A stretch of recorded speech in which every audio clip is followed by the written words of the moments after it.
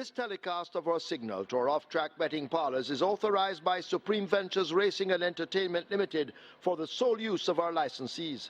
Any reception, interception, retransmission, redistribution or other use of the signal without the express written consent of Supreme Ventures Racing and Entertainment Limited is strictly prohibited and will be the subject of criminal prosecution and civil action. Any equipment or apparatus involved in such a use is subject to seizure and forfeiture under the law.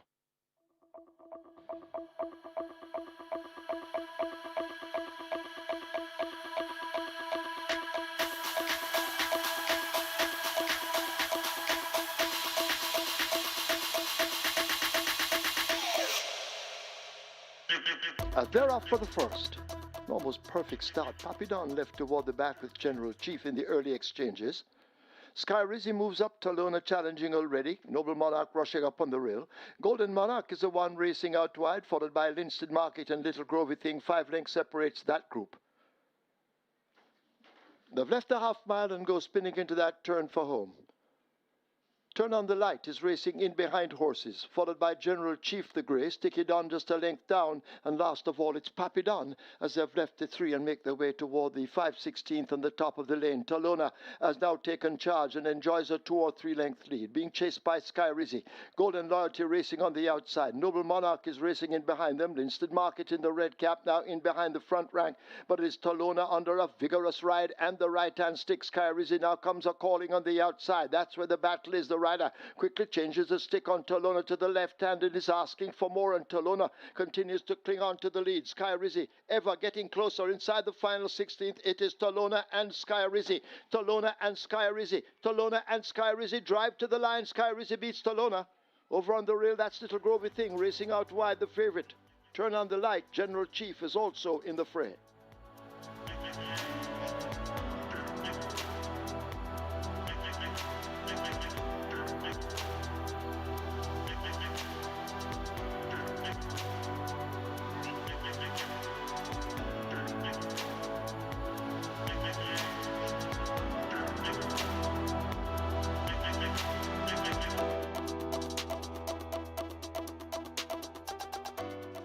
They're off and racing.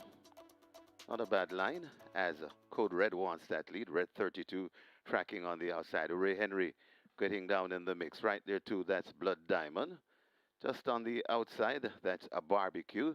Just on the inside of Barbecue, that's Passion and Beyond. And racing at the back of the field, Medal of Gold. They go toward the 4, and on that lead, it is Code Red. Now overtaken by Hooray Henry. Right there too on the inside of Hooray Henry, that's Red 32. Blood Diamond tracks them in 3rd. Backing out in 4th, that's Code Red. Just behind Code Red and coming on Barbecue. Then come on the outside and not making progress, the favorite.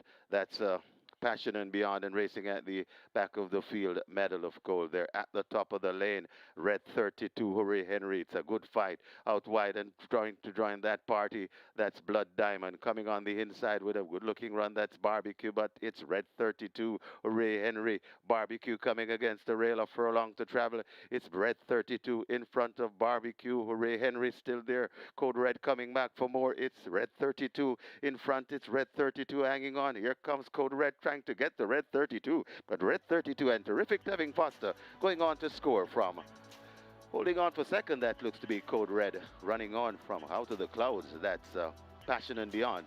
Back in 4th, that's Barbecue.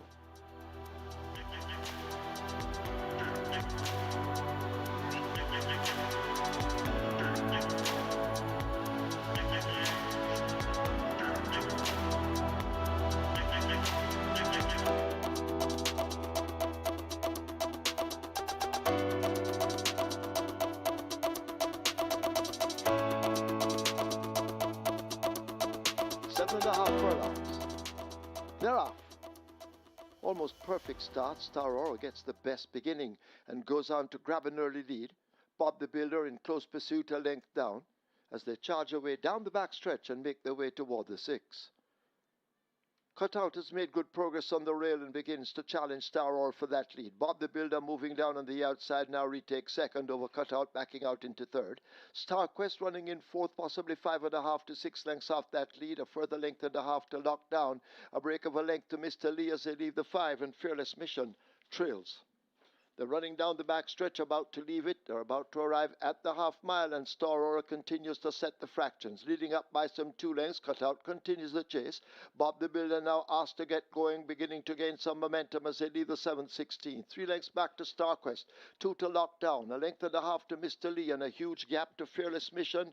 He has a mountain to climb as they run toward the final 5:16. Star Aura out in front. Cutout continues the chase. Bob the Builder will attack widest of them all as they're into the top of the lane. And still Star Aura holds on to the advantage. Bob the Builder now let loose. Star Quest is battling down against the rail. Cutout left in behind them and begins to fade. Lockdown is the one on the outside, and the blue cap now asked to charge up late. But they approach the final furlong. Star Aura being caught by Bob the Builder. Star Quest is looking for somewhere to go. Star Aura on the rail. Bob the Builder. Star Quest continues to hunt for racing room, but it's not there at the moment. Star Aura being caught by Bob the Builder. They run toward the line. Star Aura hanging on grimly. May just have done it over Bob the Builder. Then Star Quest close between Mr. Lee and Lockdown.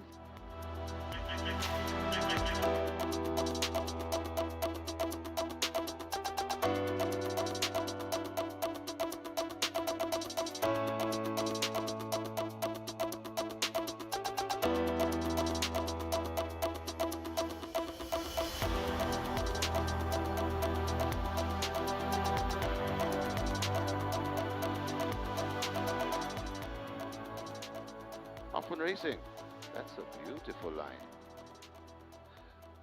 Going for that lead, that's Blind Vengeance. Skillet Arms is also in the mix right there too. That's My Eclipse, pinched back a bit. Right against the rail, that's Midnight Runner. Then about 3 or 4 lengths before we come to Shine Like the Sky and Candy Girl. They go past the 4 and head toward the 3. Blind Vengeance in front of Midnight Runner, chasing in second. Right there in a third, that's Skillet Arms. Right on the inside of Skillet Arms, that's My Eclipse, about 6 or 7 lengths before we come to Shine Like the Sky Candy Girl, running her own private race at the back of the field. They're coming at the top of the lane, and it is Midnight Runner, paced against the rail. Coming forward in the middle, that's My Eclipse. Just on the outside of those 4, trying to line up for 4 across the track, that's Skillet Arms, and just wide of Skillet Arms, that's Blind Vengeance, but it is Midnight Runner making short work of these. Midnight Runner begins to pull away. Midnight Runner and Tyrese Anderson leaving them in the dust. Midnight Runner, about 7 or 8 lengths. Running on for second, that's Shine Like the Sky, got tied for third. Either My Eclipse or Skillet Arms.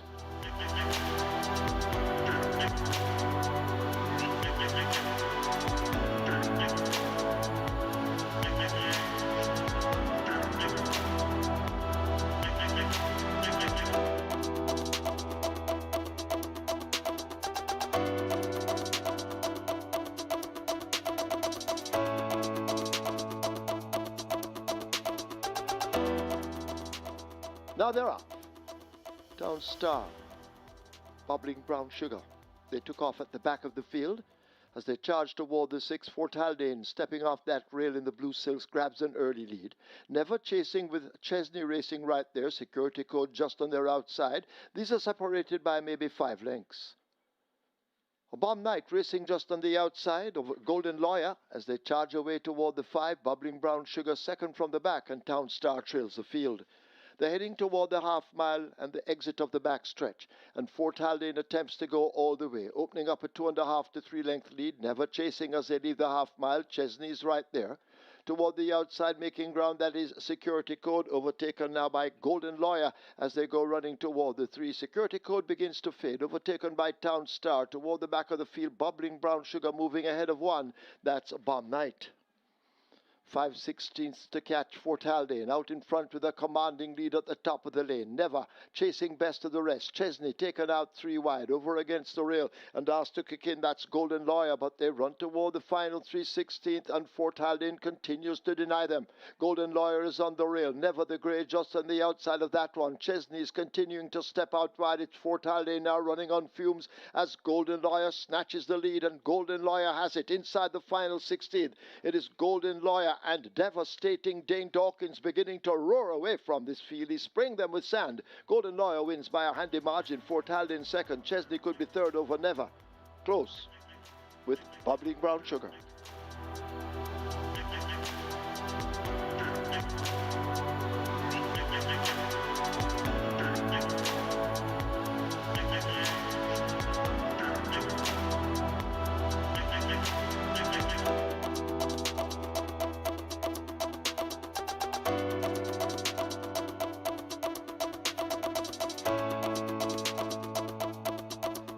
Cash out leg of the Reggae 6. Often Racing. Glittering Goodness misses it and left at the back of the field as reportable as going through that newspaper of record, going down on the outside and now going through that Moonlight Song. So Moonlight Song in front of Racing in second, that's a newspaper of record. Chanchan tracking in third as they go past the four. Then comes Humble Lady. Dixie Flyer comes next, reportable offense. Sweet Biscuit, and just racing at the back of the field. That's Glittering Goodness. Glittering Good. They go past the 3, head toward the 2, and on that lead is still in front and traveling well. That is a Moonlight Song with the lead. Shan set to light and asks to come forward right against the rail. That's a newspaper of record, and newspaper of record coming too powerfully. Newspaper of record now hit the front from racing in second. Moonlight Song. Shan left back against the rail. In third, it's newspaper of records beginning to go away from them. Coming to the half a furlong pole. Newspaper of record is in total control and beyond recall. Newspaper of record sprinting clear. The battle is clearly on for second. Reportable offense and Shanshan racing down there. Newspaper of record got tight for second between Reportable offense and Shanshan. Then comes Moonlight Song and Dixie Flyer back in fifth.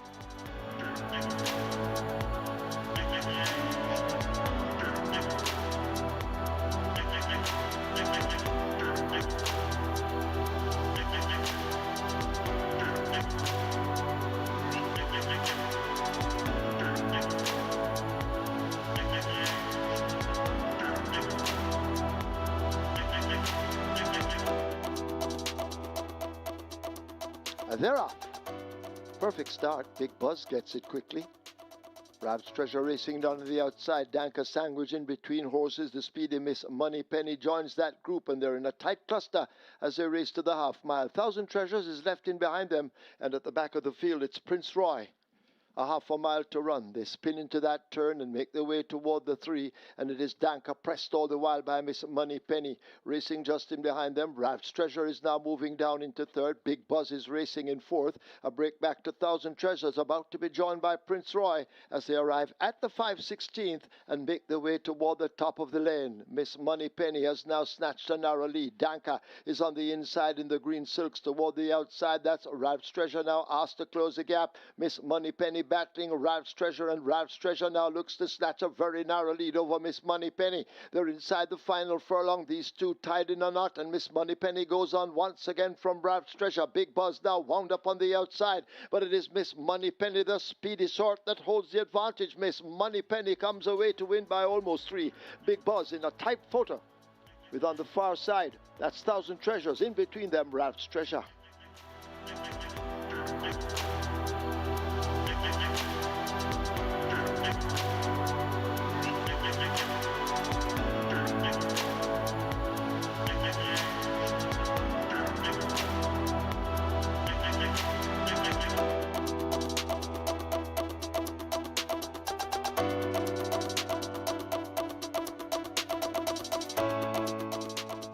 Often Racing, that's a good line.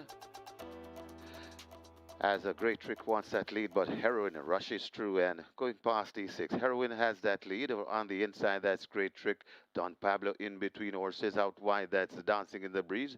Then comes Let Him Fly. Just behind them on the outside going down, that's Green Gold Rush. Then comes K-Boy. And at the back of the field, that's Silent Cat. They go past the 5, and it's Heron tearing away on that lead. About 3 lengths in front of Don Pablo, racing back there in second on the inside and improving. That's great a trick on just on the outside. That's dancing in the breeze. Then a 4-length gap before we come to K-Boy racing alongside Green Gold Rush. Then comes a Let Him Fly, and still at the back of the field, a Silent Cat. They go past T3, and it is Harrowing now, increasing the lead about 4 or 5 lengths in front of Great Trick, toiling into second. Right there against the rail, that's Don Pablo. Still there, dancing in the breeze, improving on the outside. That's K-Boy there at the top of the lane, and Harrowing telling this field, Tata coming to the furlong and a half pole with a good-looking lead. Still chasing there into second. That's Great Trick. Harrowing running off a true line, but still has a good cushion. Coming to the furlong pole, Great Trick still there fighting on. K-Boy is also there running on late. That's Green Gold Rush, but Harrowing has flown the coop, and they're clearly battling for second. Harrowing pulling away from them. It's Harrowing and Richie Shakes winning this one at ease. Green Gold Rush looks to be second. Then comes a K-Boy against the rail. Back in fourth, that's Great Trick.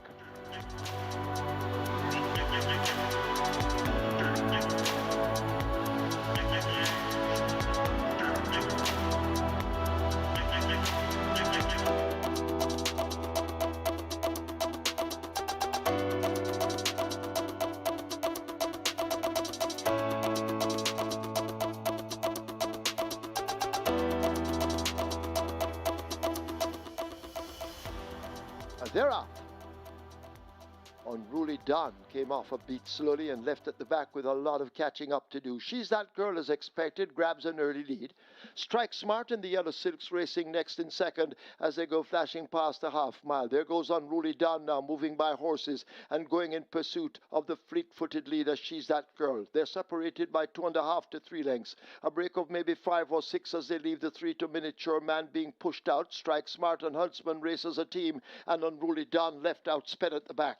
They're coming into the top of the lane. She's That Girl continues to dictate terms up front. She has all the speed as they arrive at the final 3:16. Teflon Don best of the rest, but needs to make up a lot of ground to catch the fleet-footed She's That Girl inside the final furlong. Tajay Suku and She's That Girl opening up a huge gap. A 16th to catch her. It's going to be impossible. They'll never stop. She's That Girl. She's decimated the field and wins the Trevor Slicer Simpson OD Trophy with ease. Maybe by double digits close between Teflon Don and stablemate Miniature Man. Unruly Don is fourth.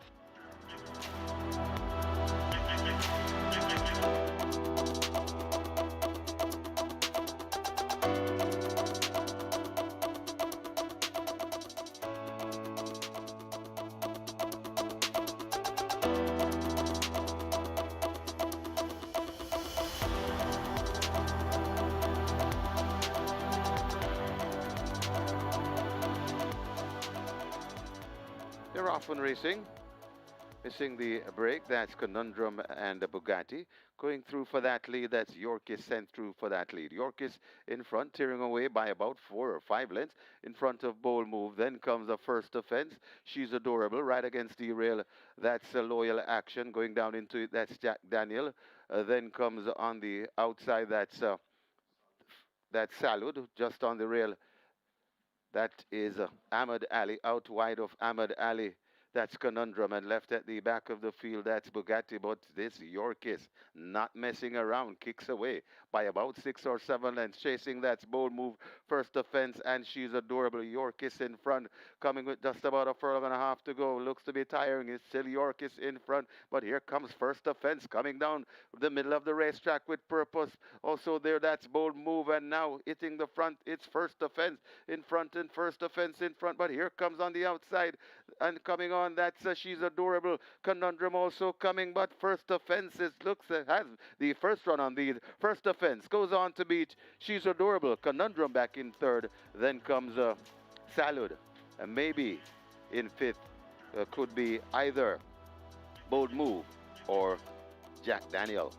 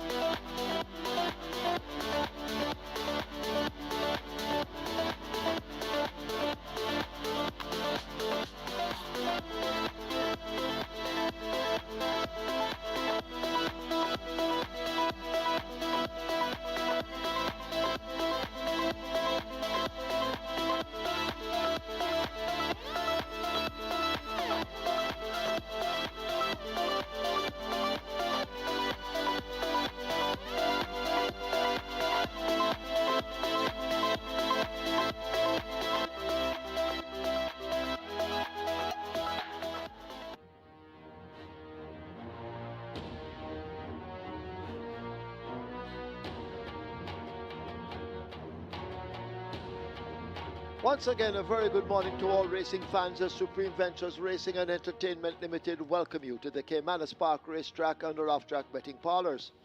Having a look at the races, race 1 offers high five wagering and Reggae 6 begins. Single winner bonus in the Reggae 6 in excess $12 million. Two big argument goes for a tag, 350,000.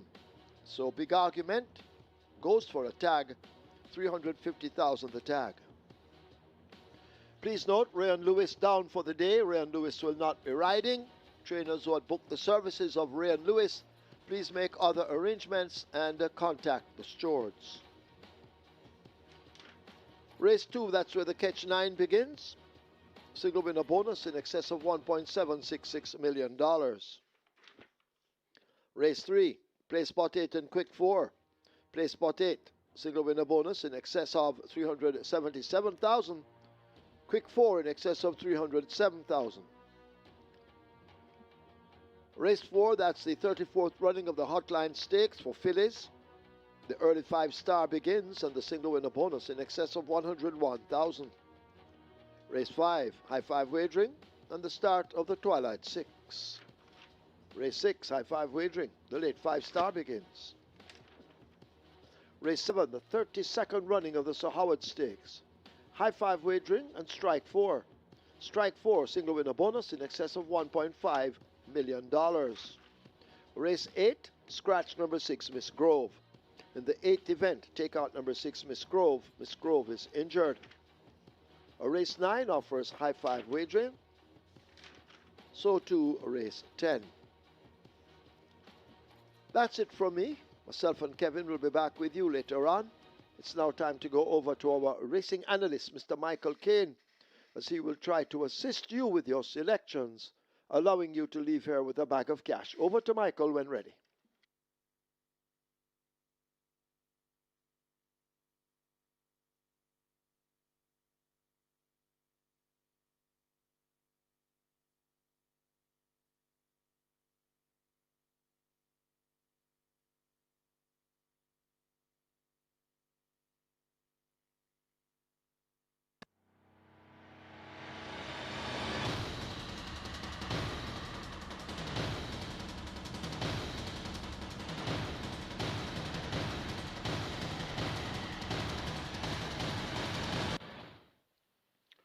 A very good day to you, all racing fans, and welcome once again to Caymanas Park, home of the Caribbean's #1 derby, where the Caribbean's finest thoroughbred and home of the Moute Mile. We have 10 races in store for you today, and these 10 races are inclusive of 2 features, the Hotline Stakes and the Sir Howard Stakes. The Hotline Stakes is going to be race number 4, the 34th round of the Hotline Stakes. Fillies, native bred 3-year-old fillies, numbers of 2. They go a distance of 1,200 meters or 6 falls. The purse is $1.2 million. The 32nd running of the Sir Howard Stakes will be race number 7, and we have a field of 10. This is for the Colts and Geldings, and they go 1,200 meters or 6 furlongs. The purse is also $1.2 million. So those are going to be our 2 features, and it's the classic season that's in the air right now. So these are 2 of the first preps. Afterwards, we're going to be having the Prince Consort Stakes for the Colts and Geldings. Then we'll be having the Thornbird Stakes for the fillies, and then thereafter, the next stepping stone is going to be onto the Portmore for the fillies and the Kingston for the Colts and Geldings. And then, of course, we should be having the Monday morning, which is going to be open to both Colts, Geldings, and fillies. Well, actually, yes,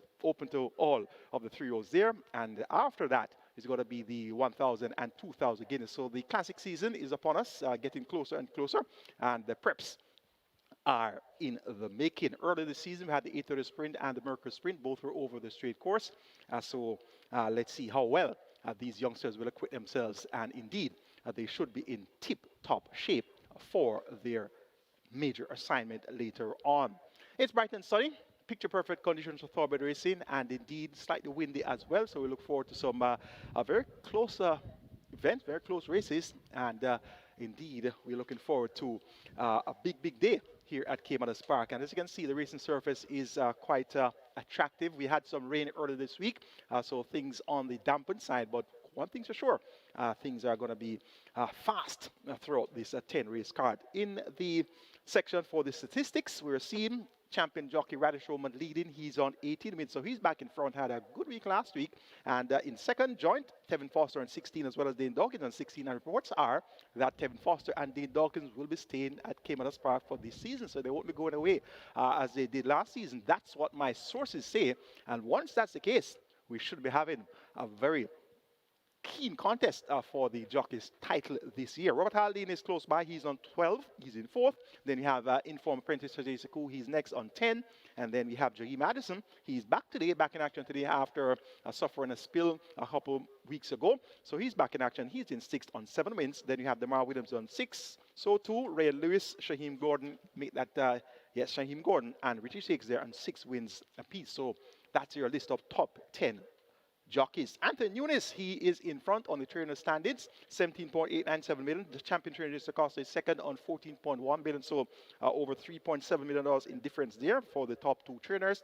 In third is Peter Don Bassard on 7.159 million. Gear Sobrat is fourth on 6.157 million. In fifth, we have Adrian Prince on 5.31 million. Then we have Patrick Lynch in sixth on 3.19 million, followed by Ryan Darby in seventh on 3 million plus. Then we have Stephen Todd in eighth on 2.6, Michael Marder ninth on 2.4, and Oral Hayden 10th on 2.3 million in purse earnings there.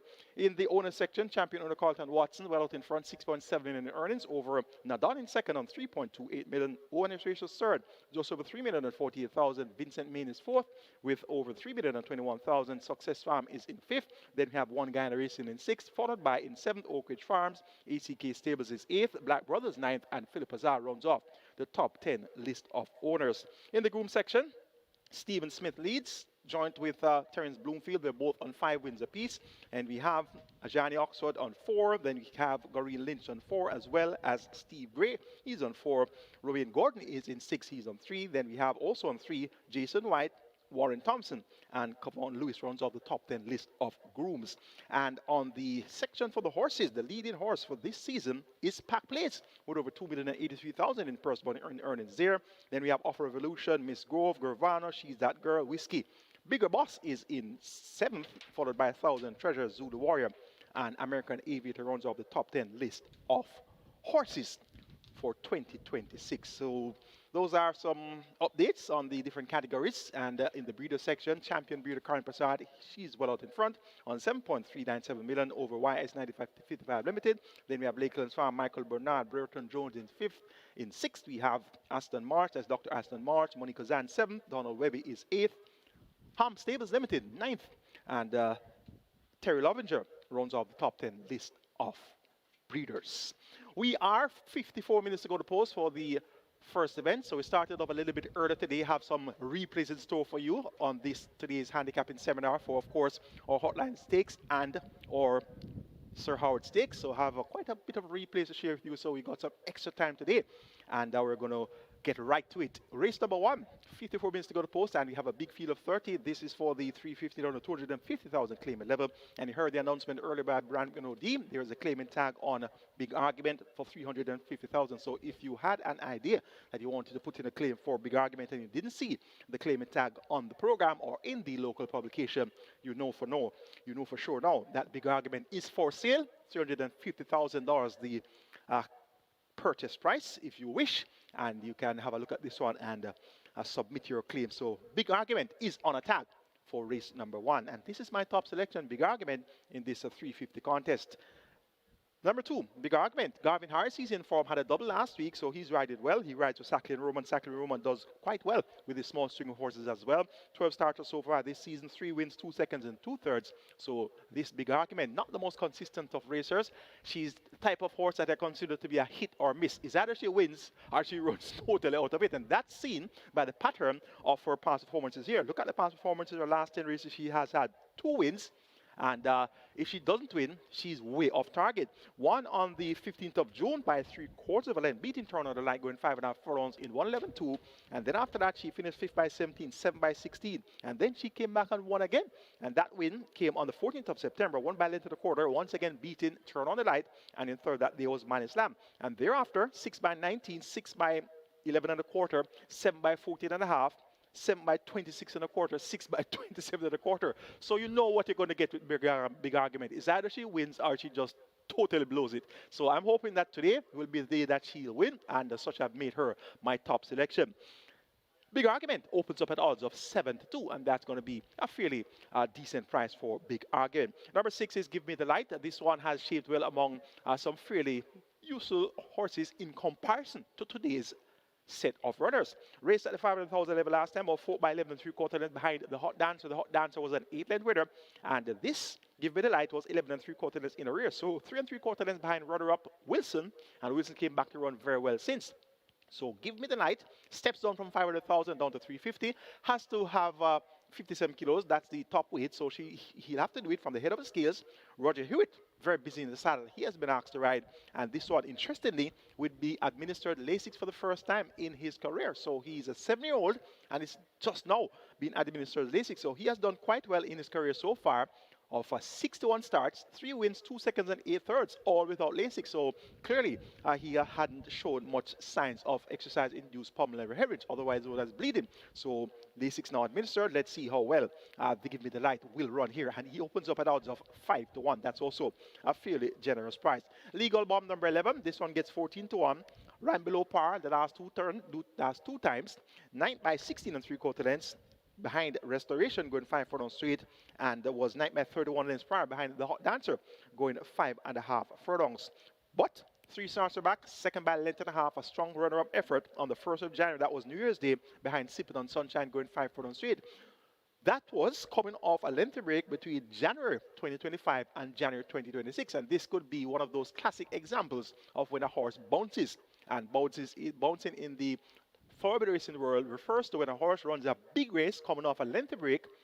The next run or two may not be as well, and clearly this one bounced the next 2 outings. So that second by length and a half by Sipping on Sunshine going 5 furlongs straight would really put him right up there with most, if not all, of these runners. So we can excuse the next 2 outings. Too poor to be true. Definitely bounce all those 2 races. So once he has gotten back his mojo, we could see Legal Bomb being bang in contention throughout. And when I say that, no pun intended, Legal Bomb, bang in contention throughout. And notable choice of rider, Tevin Foster picks at the mount, so the connections must be serious about getting Legal Bomb to explode, so to speak. Horse number 5 is Last Dance. This one needs absolutely no introduction. This one has been quite frequent at the races, and she usually brings home a check. And of course, in racing at Caymanas Park, when you finish between 1st and 6th, you bring home a check. So you don't necessarily have to finish 1st or 2nd or 3rd. Once you finish in the top 6, you take home a check. And this Last Dance has been in the top 6 on 9 of her last 10 races. So she's a consistent earner, and being a consistent earner is what a thoroughbred should do. So she can at least feed herself throughout her races. So this Last Dance want to keep on the right side for all the exotics, such as your superfectas, high fives, and indeed it can go as high as the trifecta, and even though quinellas and exactas currently at odds of 14-1. Dane Dawkins picks up the mount for the 7th consecutive occasion, so he's sticking to this one as if glued. Indeed, Last Dance should be kept on the right side for all of those exotics. An interesting looking first event. We have a favorite at 2-1, lukewarm favorite number 4, Newland Lynx, and this one has Richard Shakes riding for Barrington Bernard. Bang in form, back-to-back wins come into this, and those wins came among restricted company numbers of 2 and numbers of 3, and takes on a few claimers at the 350 level. So look for Newland Lynx to acquit himself fairly well here in the opening contest. Appears to be quite an open contest to kick off the Regular 6. Minimum guarantee pay of 3.5 million. Jackpot over 12 million. Let's now take a look at my Regular 6 ticket for the hotline, Sir Howard Card. Started off in race number 1 with the aforementioned quartet of interest of 2, 5, 6, and 11. And in addition to that, throwing in number 4, Newland Lynx as well. So it's 2 Big Argument, 4 Newland Lynx, 5 Last Dance, 6 Give Me the Light, and 11 Legal Bomb. Race number 2, make it 1, 2, and 6. Generational, Fly Blue Jet, and Smart Trick. Race number 3, make it 2, 3, and 4. Bobby Too Bad, Blue Sensation, and Hickory Slim. Race number 4, the 34th running of the Hotline Stakes. Make the numbers 1 and 4, Giving Thanks versus Tailor Made. Race number 5, the penultimate leg of the Regular 6, make it 2, 3, and 4. Shine at the Sky, Treasure Isles, and Nebuchadnezzar. And race number 6, the cash out leg of the Regular 6. Close it off with 1, 12, and 14, Arias Rain, Undisclosed Location, and Storm come. 8,100 will get you my Reggae 6 ticket. No bankers today, so I'm playing it safe. And this jackpot of 12 million plus, worth your wager. And indeed, we're going to shoot after the jackpot until we hear the announcement of the mandatory payout date. And indeed, we look forward to the mandatory payout date as well. So the Reggae 6 always going to be worth your wager. And we look forward to having a very sizable net pool after today's wagering is complete. Best of luck wagering or Reggae 6. Race number 2 is next. We'll kick off the catch time here. Minimum guaranteed pay for your catch time is 500,000, and we have a jackpot that's growing and growing and growing as well. The catch time jackpot currently just on $1.8 million. We have a field of 6. They go 1,100 meters or 5.5 furlongs, and this is for the claiming level 1 million down to 800,000. The purse here is 860,000. Number 6 is Smart Trick. This one steps in from Overnight Company. Raced at the Open allowance level last time out, clearly making up numbers there for stablemate Offer Revolution, who won quite easily. And this Smart Trick outsped throughout 4 by 4.5 mile, 4 by 7.25 pole, and did well to be 4th up to the furlong pole before weakening to finish 6th and last. So Smart Trick, now down among claimers, steps in to the $1 million claiming level. His last visit at the claiming ranks was at the $1.5 million level, which came on the 6th of December. That was Mute Mile Day. Led for 6 furlongs in a 6.5 furlong contest, which was won by Randy Bangala. So Smart Trick really played his role there. Once he can reproduce an effort similar to that, now taking on $1 million claimers, we should see Smart Trick in front from the word go, and that's going to make Smart Trick a hard horse to beat. Randis Roman, champion jockey rides for leading trainer Anthony Nunes. I suspect that we should be seeing a big day today from Randis Roman and Anthony Nunes. This combination, they have some very live runners today. And indeed, Smart Trick should be the first winner for the combination of Radish Roman and Anthony Nunes. Generational should have something to say about that. This one, of course, first off the claim on the 26th of December when winning at 12-1. Javani Pattinson rode that day for trainer Dale Murphy, won by a head beating rejected Raja and Thousand Treasure. Reports first off the claim, the waiver claim option has been engaged, so the connections have 2 chances to get the job done. Generational getting on in years, he's now 9 years old, and he has retained a lot of his ability. He's out of that prolific winning producing dam, electrifying. So this Generational is one that we keep on the right side. Should be thereabouts throughout. Number 2 is Flyable Jet, also steps down the claiming ladder. He raced at the 1.5 million level last time out. That was over 5 furlongs, so it went 5th by 5.5 lengths to Prince Aman, Emperor of the Cats, and Kwaku. Prior to that, second behind the Emperor of the Cats, and that was over 5 furlongs straight. So a big enough run should be forthcoming here from Flyable Jet. Inform apprentice, Tajay Suku picks at the mount for trainer Dennis Lee, and this Flyable Jet clearly should be forward the place throughout, and he's going to be one of the top contenders for race number 2. Ability number 3 is a former Jamaica Derby winner, and he has retained a lot of his ability, but he's asked to sprint now at 5.5 furlong. Not necessarily the best trip for this ability.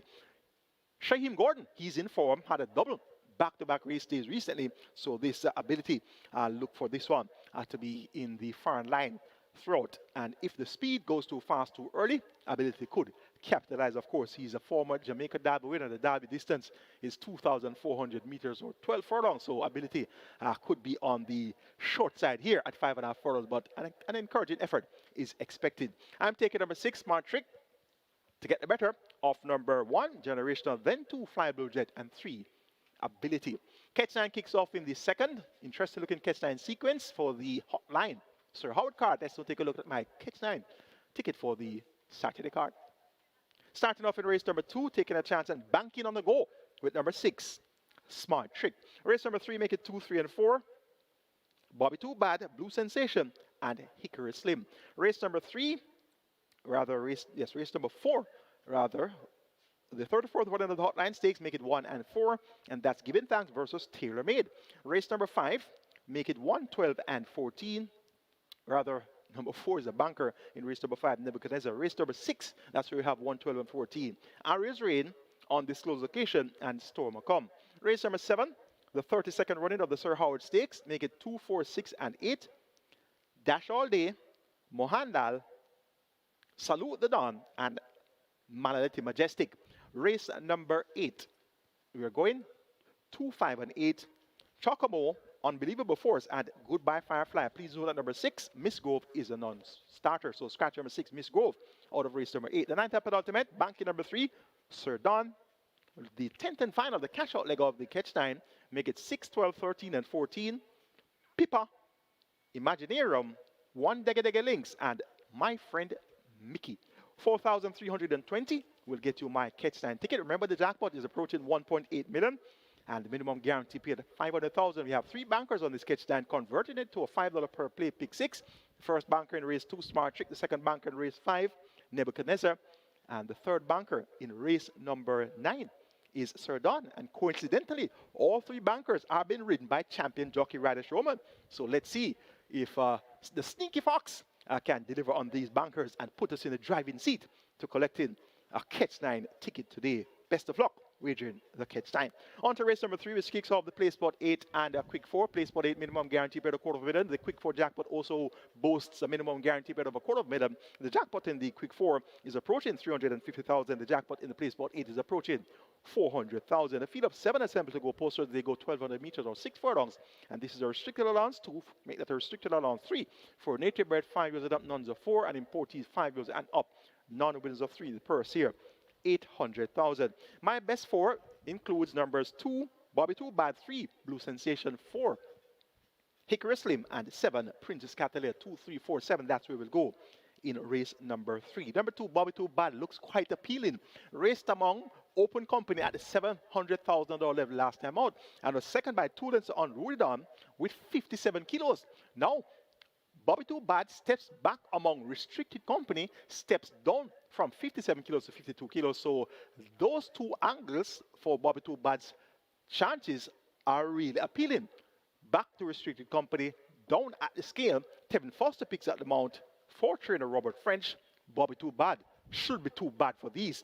And was an easy winner, 2 starter back at the under 3 level. That was on the 18th of February, beating Chief Dissident at Adara. So Bobby 2 Bad is where we're going to go here. Clearly has caught the pace of this group already. Number 4 is Hickory Slim. Now, Hickory Slim rated off last time out and was served by 6.5 lengths of Dream to Reality and Lucy on the Go. Prior to that, ran even, going 7 furlongs. Third by 4 1/4 lengths behind King Pie and Blue Sensation. Is in a rematch with Blue Sensation. Blue Sensation led at the top of the lane last time out in that 7 furlong contest. Actually led at the furlong pole by length, and usually the Blue Sensation would be running on. So she was very sharp for that 7 furlong contest last time out. The reduction in journey from 7 furlongs to 6 furlong, not necessarily the best scenario for Blue Sensation, but based on the 4th place effort last time out, she could be sharpened up to be close by where it matters most here. Omar Walker picks at the mount aboard Blue Sensation for trainer Peter Dunbassard, and owner PJKT will keep Blue Sensation on the right side as well. And Princess Catalina, number 7, came from a near hopeless position last time out, going 5 furlongs straight, third by length and a half in the end behind Blue Blood Moon and Titan Tempo. It went off at 19 to 1. Nicarda Carr picks out the mount once again. He rides to Patrick Lynch, and Princess Catalina is going to be one of the deep closers here. But she will have to rely on the pace to come to a complete halt in order for her to be at her best in deep stretch. And I suspect that that luxury may not be forthcoming here, but going to keep on the right side for those trifectas and exactas. Make the order of preference a race number 3, 2, 4, 3, and 7. Bobby 2 Bad to get the better of Hickory Slim, Blue Sensation, and Princess Catalina. On to race number 4, which is our first feature on the card. It's the 34th running of the Hotline Stakes. We have a field of 6 fillies. These are native bred 3-year-old fillies, nuns of 2, and it's a restricted allowance to event, and the purse is 1.2 million. My best 4 includes numbers 1, Giving Thanks, 2, Minnehaha, 3, Dreamcatcher, and 4, Tailor Made. 1, 2, 3, and 4. That's where we're going to go in the Hotline Stakes. We have some replays to share with you. So the Hotline Stakes, of course, one of the first prep races for the season's upcoming classics. And we're going to have, first we're going to have a look at the 21st of December. And that was a race which was won by a horse by the name of Tailor Made. This was Tailor Made's debut on the 21st of December, and she was sent off at 1 to 2 with Abigail Abel riding for Jason Acosta, and she was drawn post position 1. And in this same race, we had Giving Thanks, drawn post position 7, and Giving Thanks broke slow, swerved severely to the right, and lost a lot of lengths coming out of the starting gate. And in the end, Tailor Made was able to make all the running and got the better of this Giving Thanks. So we're going to have a look at this replay of the 21st of December, where Tailor Made made all the running, getting the better of Giving Thanks. Now he is. They're off for the Sunnyside Stakes. Giving Thanks gives it away at the start. Gulfstream Cat is now left last as they make their way toward the final half of a mile in the Sunnyside Stakes. Tailor Made has gone about her business. She's leading up by some 5 or 6 lengths. My friend Mickey is there, giving thanks, has recovered quickly and rushing down on the outside. Lexi Lou just in behind them, racing in fourth. A gap opens up to one Ianza Lynx. Gulfstream Cat making some mild progress. And last of all, it's a Delta Gamma as they come flashing past the 5/16th, and it's Abigail Abel and a Tailor Made first into the top of the lane. Tailor Made the grey out in front and are running strong under a gentle hand ride at the moment. 3/16 to catch a Tailor Made. Giving thanks now asked to come out on the outside. My friend Mickey in the pink cap left back in third. Lexi Lou in fourth, but it is a Tailor Made cantering up toward the final 16th. Giving thanks now beginning to nibble at the lead, but Tailor Made looks to have slipped the field. Tailor Made and Abigail Abel will win the Sunnyside Stakes by 2 and a bit. Giving thanks is second. One Yanza Lynx rushing up to take third. Possibly my friend Mickey is fourth over stablemate Lexi Lou.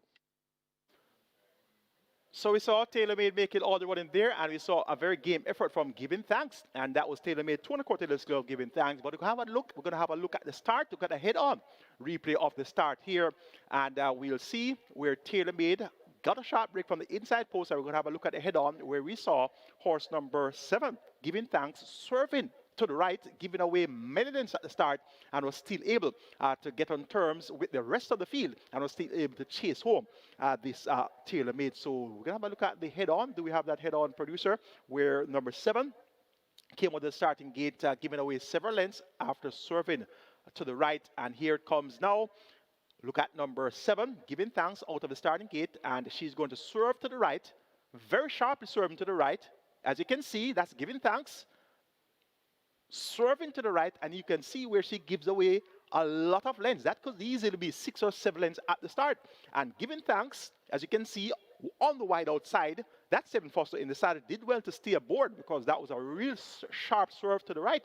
And Giving Thanks still not on the monitors yet, but she now comes over and she's coupling up quite nicely. After that serve at the start, she's catching up with the rest of the field. And look at this going to the half-mile bend. She's already in second position here, or just about to come into second position now. The 4 horse has the second position right there, and Giving Thanks couples up very nicely to go in chase of the leader, Tailor Made. So this was a brave effort by this debutant, Giving Thanks, and Giving Thanks next time around. We saw her coming away from the starting gate in good order, and she was able to win by a wide gap. And that's going to be our next replay of the 17th of January, race number 2. On the 17th of January, we're going to have a look at the replay of the 17th of January, race number 2, where Giving Thanks, after her big run, first time of asking, blew the start and all, was a game second behind Tailor Made. She came back and she won very convincingly. So let's take a look at replay of the 17th of January, and it's race number 2. We're Giving Thanks. John Post position 1 was sent up the 2-5 favorite, going 6 furlongs among maiden fillies. And now he's ready. They're off and racing. Miss Veronica misses it and is left at the back of the field. Giving Thanks, and Lexi Lou wants that lead. And Lexi Lou now goes through from Giving Thanks just against the rail, just on their outside. That's another quality. Hustled up and asked for more. That's another, well, about 3 lengths before we come to Miss Prosecutor. Another 2 to Miss Veronica racing at the back of the field. They head toward the 4, and now on another wow goes on for that lead. Watching in second, that is Lexi Lou right there too.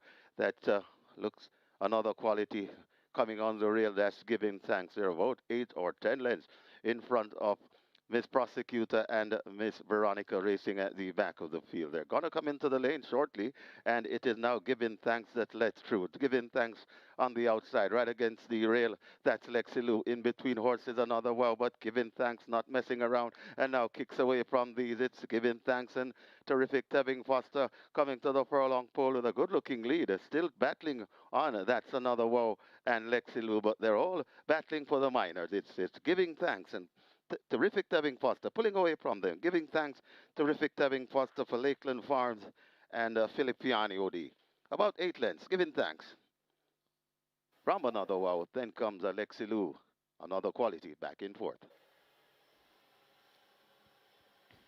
So Giving Thanks, set the record straight there, second time of asking, and that's a very impressive performance.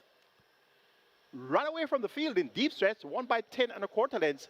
So Giving Thanks appears to be quite above average, and had she gotten a better start on debut, she would easily have taken care of Taylor Made. So it's going to be an interesting rematch between Giving Thanks and Taylor Made after that race where Taylor Made was able to make all the running and get the better of Giving Thanks. Our next replay race is going to be of the 7th of February, and this time around we're going to have a look at the 8:30 sprint, and this was for Phyllis going 5 furlong straight. And Lexi Lou was sent off at 7-5 with the Dawkins aboard for Gil Sobrati and owner Philip Bazar. And Lexi Lou is drawn post position 5 for today's Hotline Stakes. So Lexi Lou is going to be the next one that we'll have a look at her winning performance. Now they're off and racing. Lexi Lou gets a good start in the middle. Catalina also got away quickly. To the near side, that's Cole Nare and another Wow. Over on the far side, Behave, and another Quality right there too. Lexi Lou looks to be just the leader from Call Her Nare, right in the mix also there. That's another Wow. Right there too, Queen Majesty. Over on the far side, Behave. They're spread right across the track, and Lexi Lou could just be the marginal leader as they come out of the chute. Right there too. Here comes another Wow. Lexi Lou keeping on from another Wow. This is where the race lies. They're coming to the furlong pole. Lexi Lou still in front. Another Wow. Still chasing. Not getting to Lexi Lou. Lexi Lou still in front. Another Wow coming on to another Quality. It is Lexi Lou trying to fend them off. Lexi Lou, another Wow trying to. It's 5 on the day for Devastating Dane Dawkins. Lexi Lou goes on to beat another Wow. Then comes another Quality. Call Her an array. And my friend Mickey back in 5th. So that's Lexi Lou getting the job done there in the 8:30 sprint, and she showed fine speed, stopped the clock in 59.2, beating another Wow and another Quality. And of course, we saw Giving Thanks beating another Wow by some 10 and a quarter lengths. So Lexi Lou versus Giving Thanks. Giving Thanks should have the advantage there. They both beat the same horse, but Lexi Lou beat another Wow by just over 2 lengths, and Giving Thanks beat another Wow by some 10 and a quarter lengths. Our next replay race is going to be of Minnehaha's maiden win, and that was on the 18th of February. She won going 5 round in 101.2, beating the Maestro and Hooray Henry. And this was Minnehaha's second appearance. She raced on debut on the 31st of January, going 6.5 furlong, drawn post 1. She had good speed, and she was drawn post 1 again for her second appearance on the 18th of February. And that day, it was Tevin Foster that was aboard. The favorite at 3-5 was Minnehaha. They're off and racing. Hendricks misses it and racing at the back of the field as Minnehaha wants that lead. Rushing down on the outside, that's Hooray Henry. Right there too, that Sensational Destiny going down into it, the Maestro. Then comes a Wing and a Prayer. Back there in about 6th, that's Prosperity Sen, and racing at the back of the field, that's Hendricks. They head toward the 2.5 furlong point, and it's Minnehaha controlling the tempo just on the outside and coming down. That's Hooray Henry. These two joining forces there at the top of the lane. Minnehaha, Hooray Henry fighting for it just behind them and trying to come on. That's the Maestro right against the rail. Prosperity Sen. They're coming to the furlong pole, and it is Minnehaha turning them back. Coming on, that's the Maestro. Minnehaha, the Maestro getting into second, but Minnehaha is beyond recall. Minnehaha begins to pull away from these, and terrific Tevin Foster takes a peek behind, and he's about 7 lengths in front. Back in second, that's the Maestro. Got tied for third, either Prosperity Sen or Hooray Henry.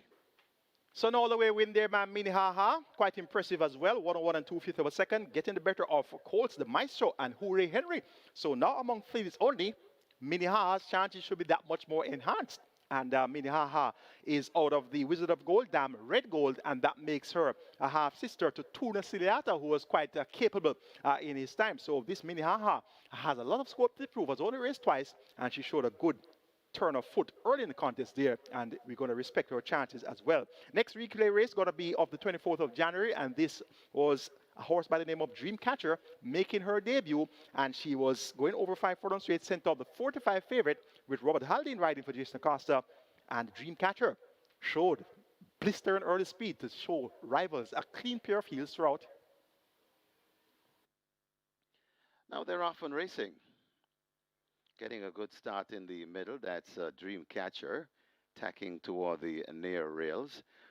In the middle, Mopai tacked across in the middle. So Dreamcatcher, Mopai, just behind them, Warguan, and also there that's Sensational Destiny. Closest to the rail, that's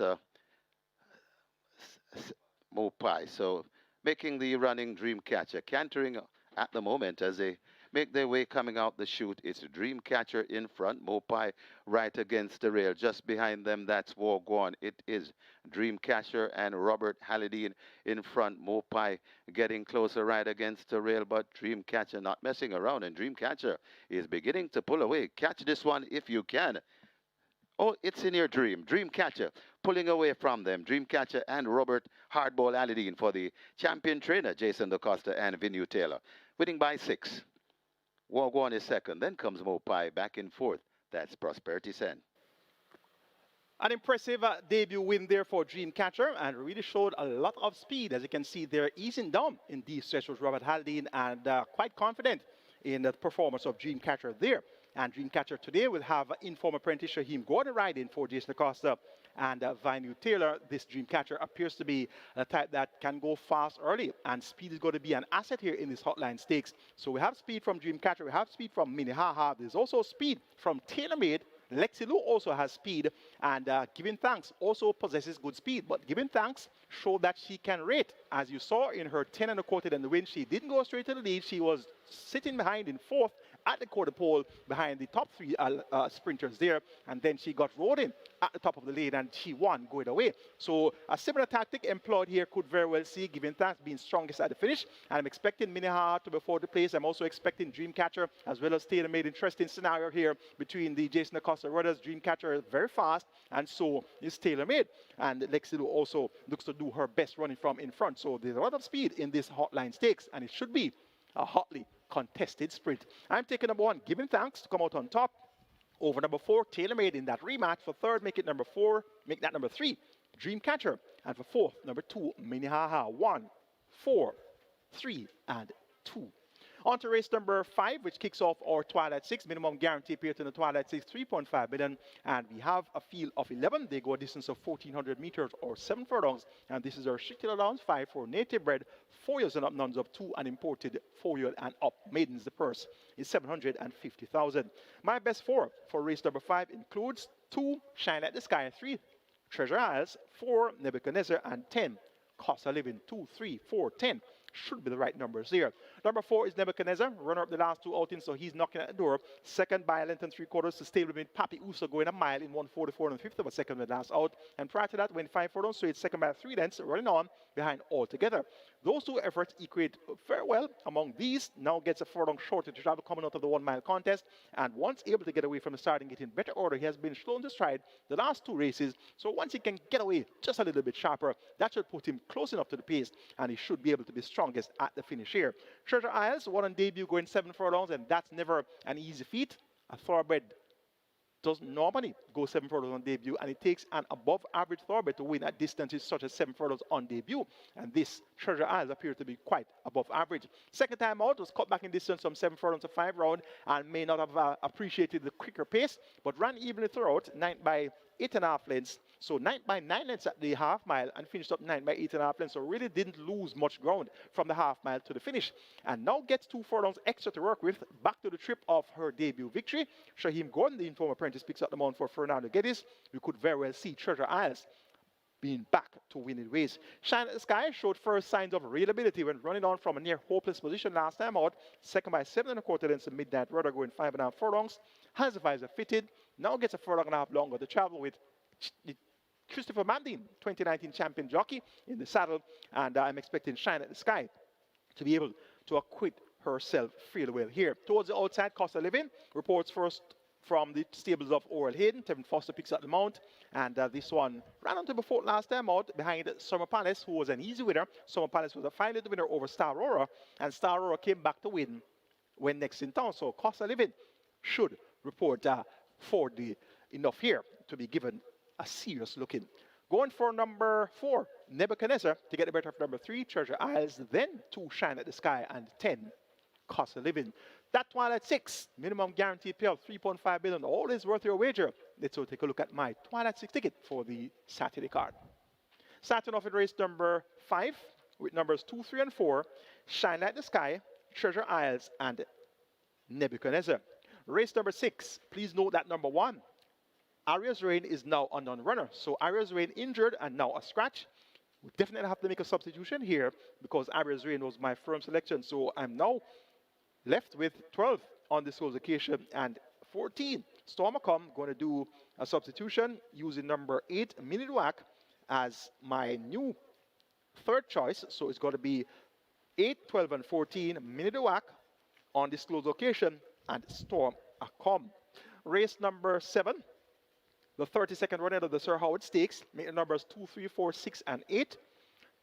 Dash All Day, Uncle Nally, Mohanlal, Salute the Dawn, and Malaleti Majestic.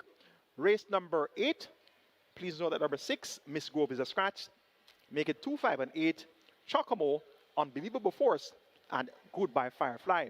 Race number 9, banking number 3, Sir Don.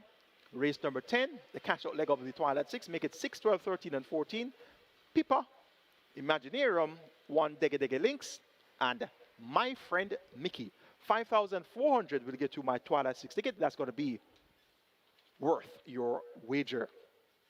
On to race number 6, which kicks off the late 5-star. Minimum guaranteed pair for a late 5-star is 300,000, and a very keen non-runner. The Antipode's favorite, Aria's Raid, is a non-starter. So injured and now a scratch. We're down to a field of 13, and they go 1,100 meters or 5.5 furlongs. This is Division 2 of the $350 250,000 claiming event.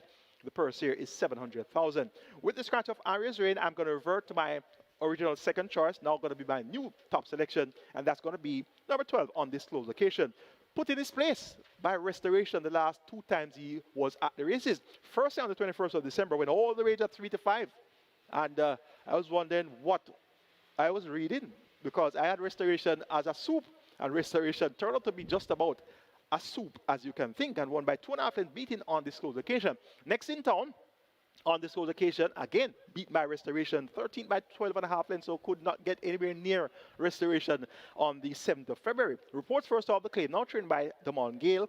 Demar Williams, the champion apprentice, picks up the mount, now comes back around the bend, and this on this close occasion led for a long way, going 5 rounds among 500,000 claimers on the 19th of October, and was run down by Tigray Express. Tigray Express, banging form, may have won maybe 8 of his last 9 races, so to be beaten into second place by Tigray Express at the 500,000 level, you really lost few, if any, marks in defeat there. So on this whole occasion, once he can bounce back to that type of form, among these, he could very well get the job done. Stormacom, John Post 14, led for a long way in a 6-furlong contest on the 31st of January. That was among 350 claimers. In the end, was second by length to Prince Marshall. Prince Marshall, of course, has the back class, and he proved to be the right choice that day. And Prince Marshall came through as my selection at 5-1. Still wondering how Prince Marshall was sent off at such high odds. Well, Stormacom came back and raced over the straight course at 500,000 next in town. So it's now back down to 350.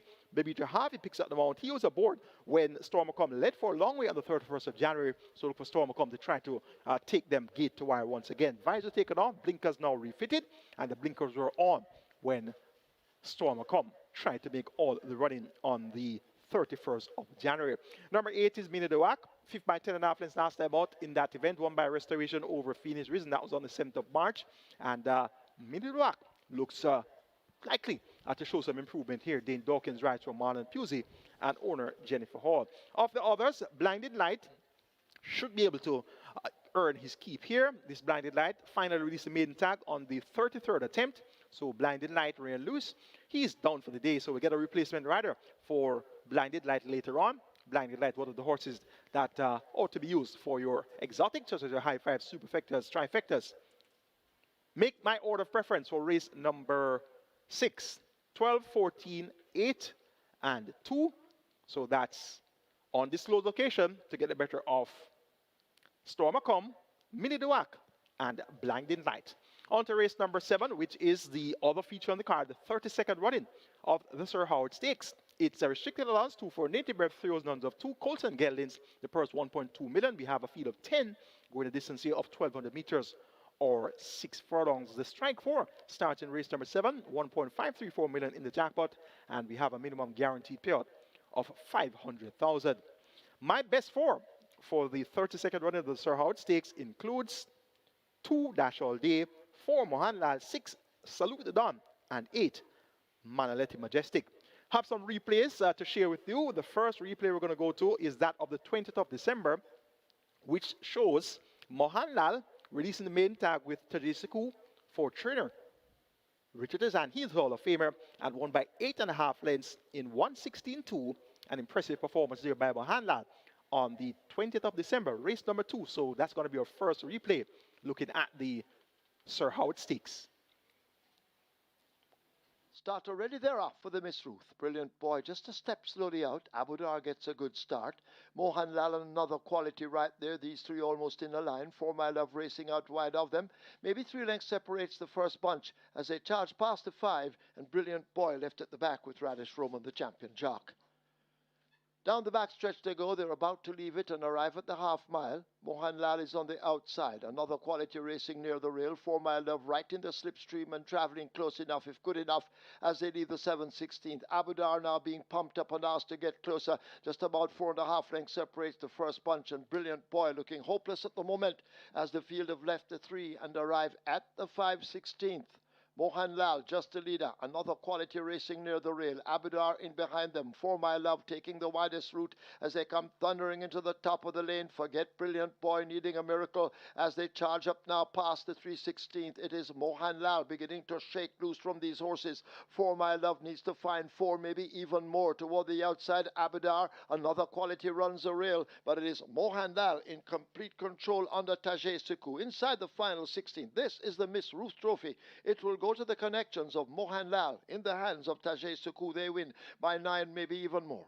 4 Mile Love is second. Brilliant boy coming from nowhere is third. Abu Dar is fourth.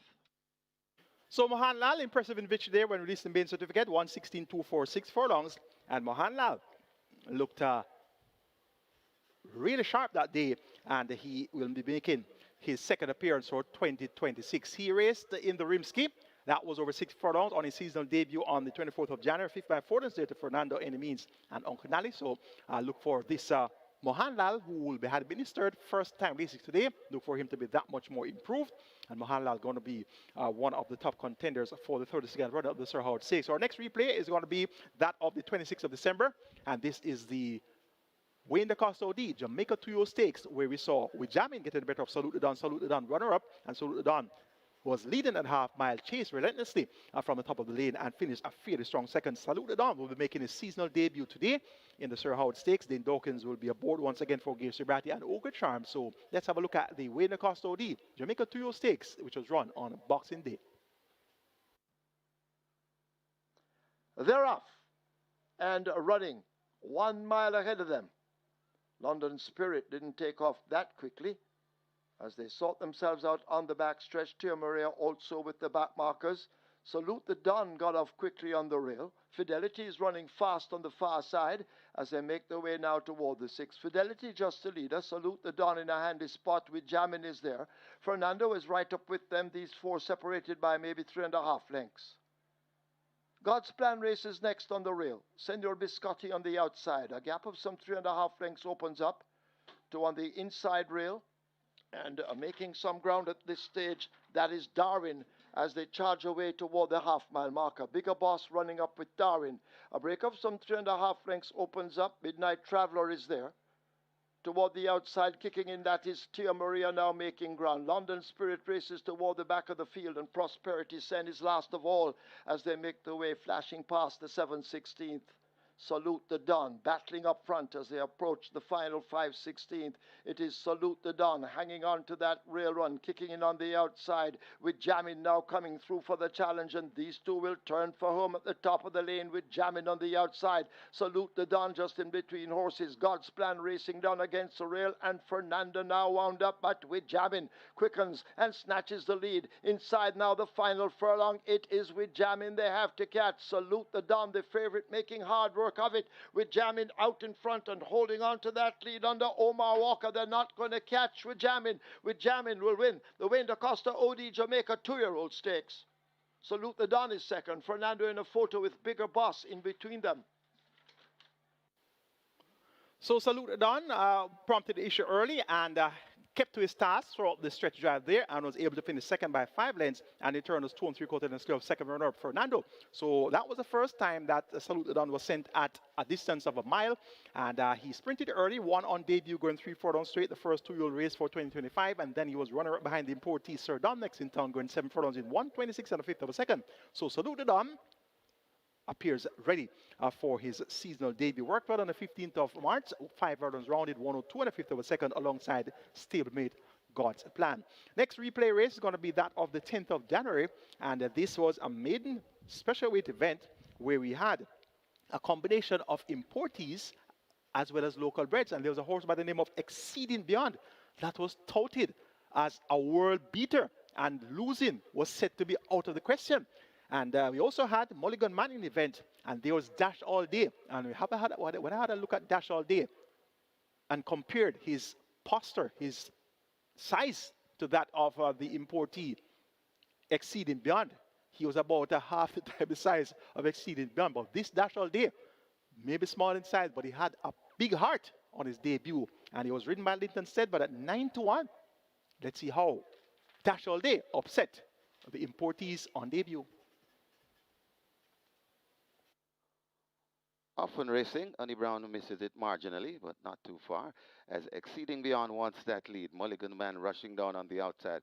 Right against the rail, that's Dash All Day. Out wide, that's Infinity Star and Blythewood as they blast past the 4, and on that lead, Exceeding Beyond, just in front of Mulligan Man, pressing home an attack, just right down behind them.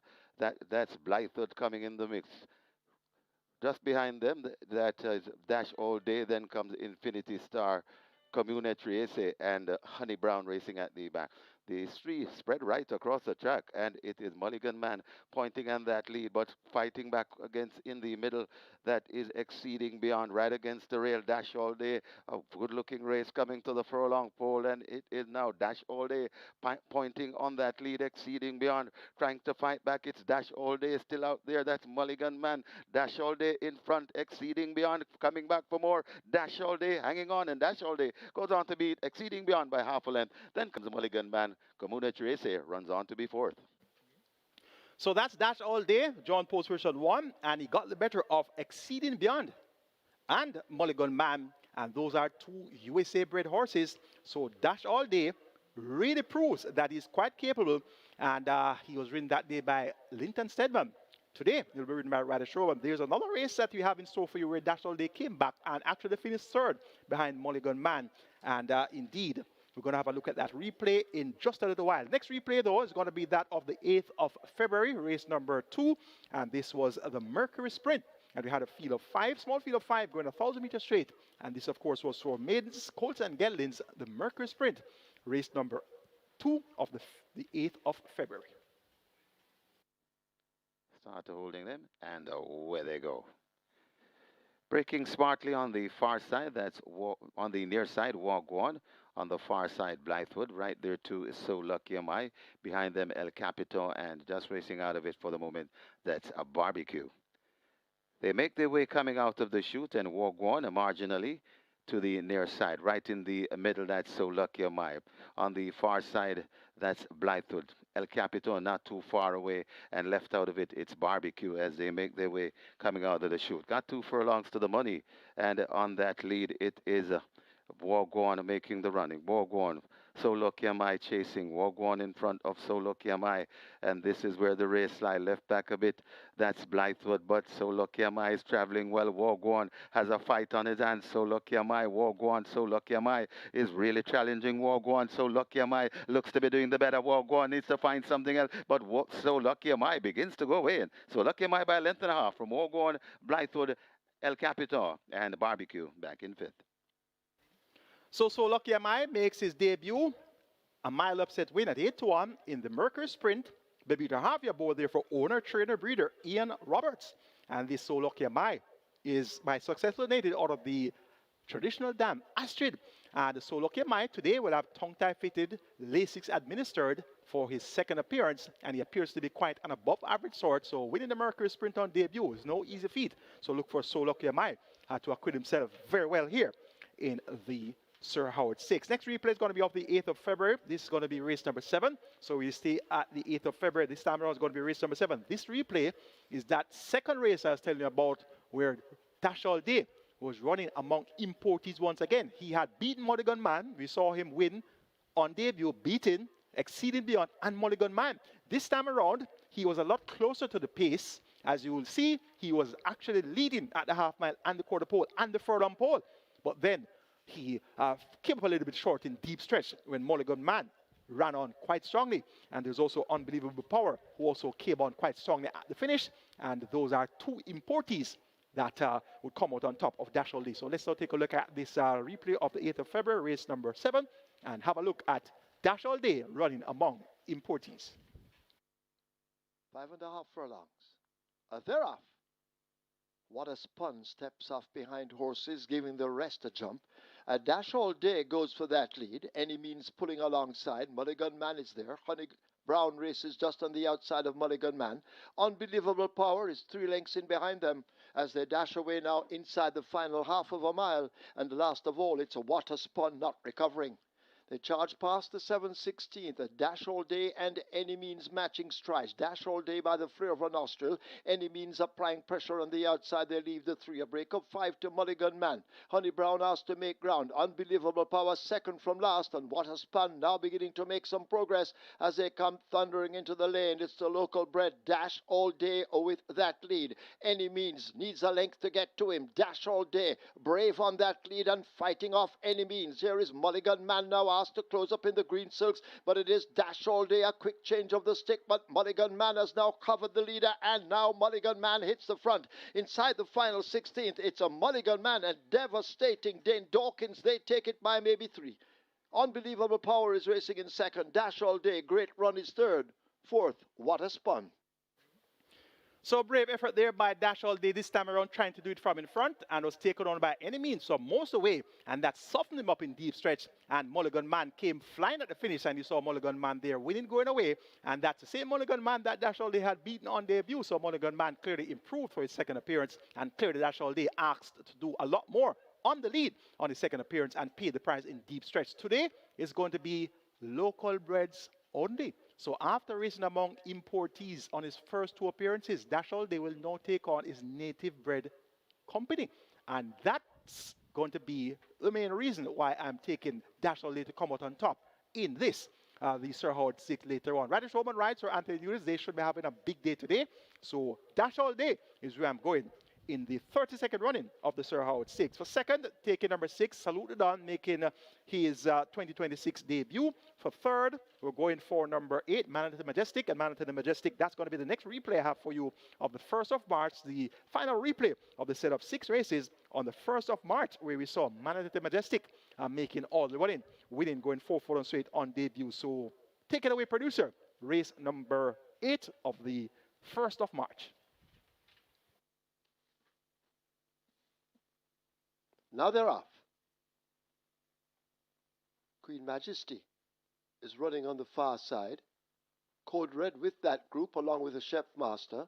Nearest to us in the white and purple, that's Manoletti Majestic, and Manoletti Majestic has the lead. Blythewood going in chase. Queen Majesty over toward the far side as they run inside the last quarter. Manoletti Majestic on that lead shaken up, and Manoletti Majestic continues to set the fractions.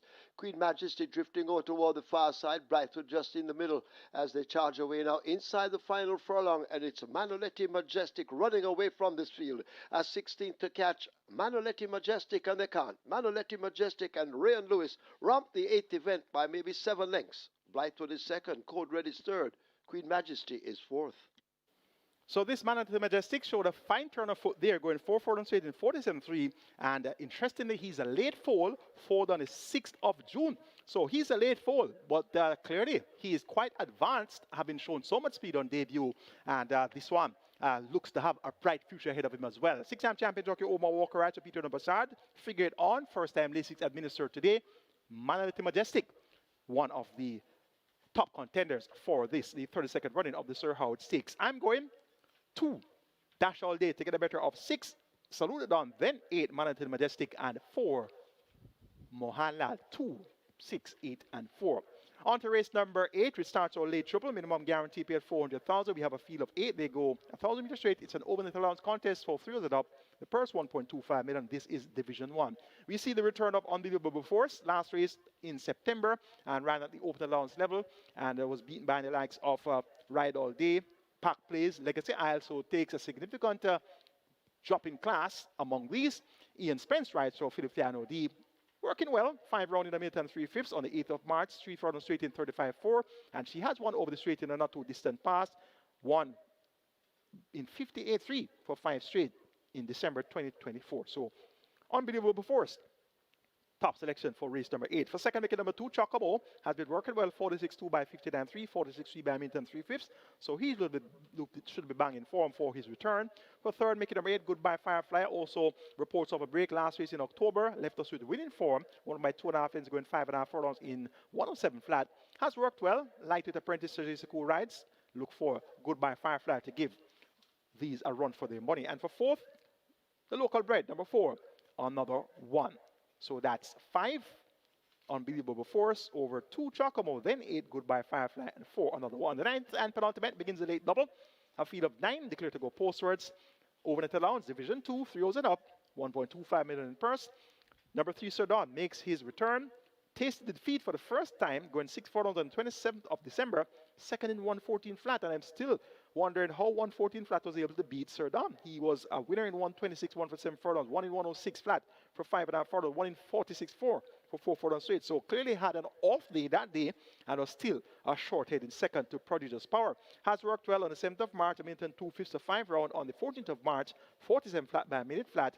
Sir Don, Radish Roman for Anthony Nunes. This combination will have a big day today. So Sir Don to show these a clean pair of fields. So second wicket number 2, Teflon Don, another Don. We actually have 3 Dons in race number 9. The other is Unruly Don. So I'm working with these Dons for my trifecta. Sir Don to get the better of Teflon Don, then Unruly Don. So from one Don to another Don to a next Don. So it should all be about the Dons in race number 9 for fourth. Make it number 9 a breath of fresh air. And the 10th and final, we bring the curtains down with a field of 14 fillies, native bred 3-year-old, maiden condition race. The purse is $1,050,000. My best 4 for the 10th and final includes 6 Pippa, 12 Imaginarium, 13 One Degge Degge Links, and 14 My Friend Mickey. 6, 12, 13, 14. Top selection is number 12, Imaginarium.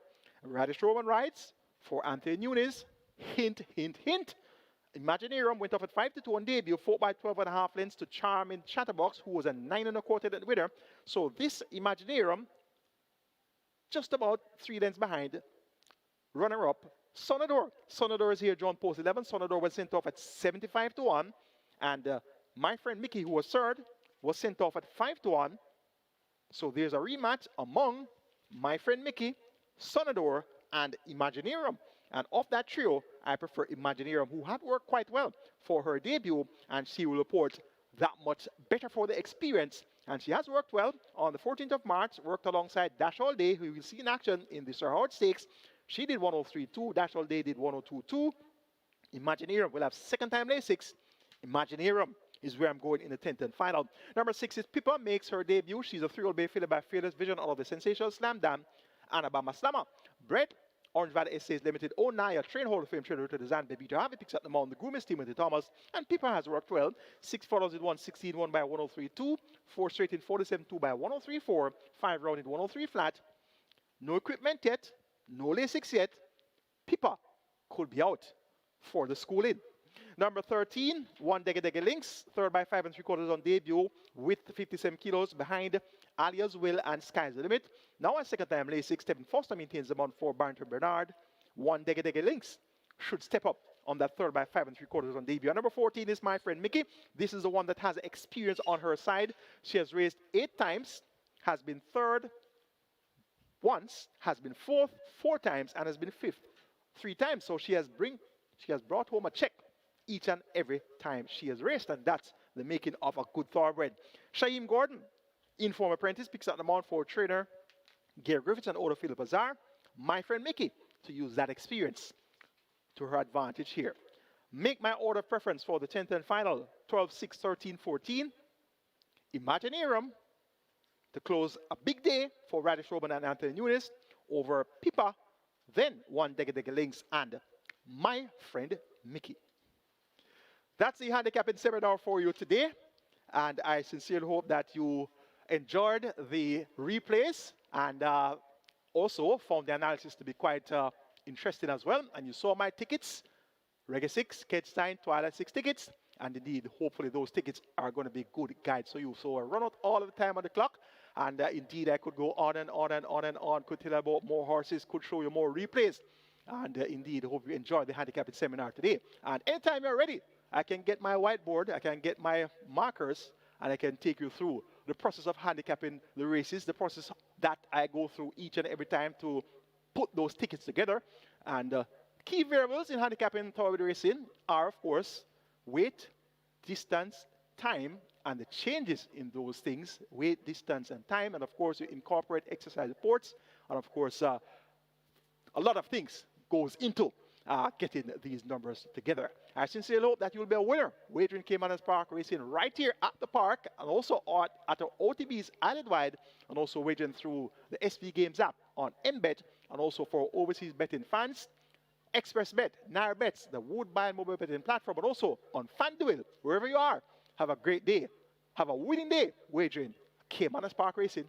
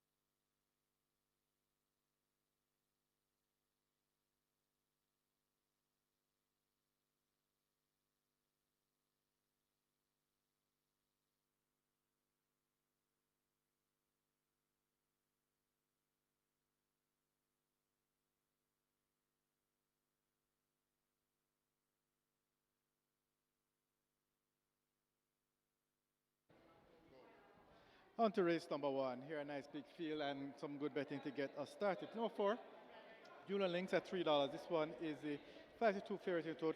A little bit of support here, currently at $3 at the fixed odds windows. 5, last dance at $6, getting some good support here as well. Number 2, big argument at 480. 72 in the total, good support at the fixed odds winners as well. However, it is number 6, Give Me the Light, who is the biggest mover and the best back runner here at the fixed odds winner. Currently at $2.25. This one opened at $4 and is by far the best back runner here for race number 1. That's number 6, Give Me the Light, currently at $2.25. Looking a little later down the program in race 2, Ability opened at $4. That's the bestseller there in race 2, $4 into $3. Ability well supported from early. In race 3, Bossy getting the early support there. Opened at $6.50 down to $4.50 at the moment. And in race number 6, Bernard the Quick opened at $4, currently at $1.70. Bernard the Quick very well back from early. $4 into $1.50. $4 into $1.70, and that's our biggest mover for the day so far. Race number 6, that's Bernard the Quick, our best back runner there. So quite a couple of interesting races coming up. And back to race number 1, as I mentioned, it's number 6, Give It a Light, our best back runner, currently at $2.25. Good luck for race number 1.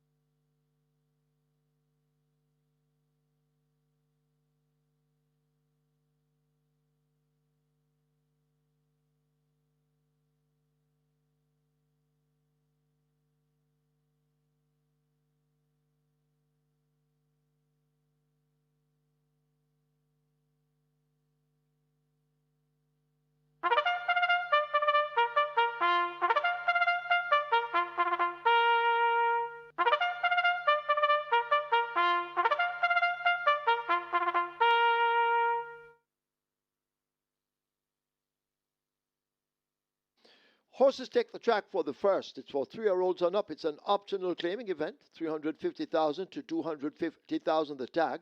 Also 6-year-olds and up, non-winners of 4. Imported 5-year-olds maidens and native bred 5-year-olds, non-winners of 2. This is Division 1. The distance 1100 meters or 5.5 furlongs. Number 1, Absolute Blue. Make the weight 52.5 or 116. 4, Newland Links. 55, 122, or rather 121. 7, Victoria's Medallion, 49 or 108. 8, Golden Syrup, 48.5 or 107. 12, Urchigal, 53 or 117. 13, Traditional Boy, 54 or 119. Wagering offered on double event, Exacta, Quinella Trifecta, Superfecta, High 5, Rolling Triple. Reggae 6 begins here. Single winner bonus in excess of $12 million. Reggae 6 on its way to $9 million. Rolling Triple, 900,000. High 5 on its way to 300,000. Get your wagers on.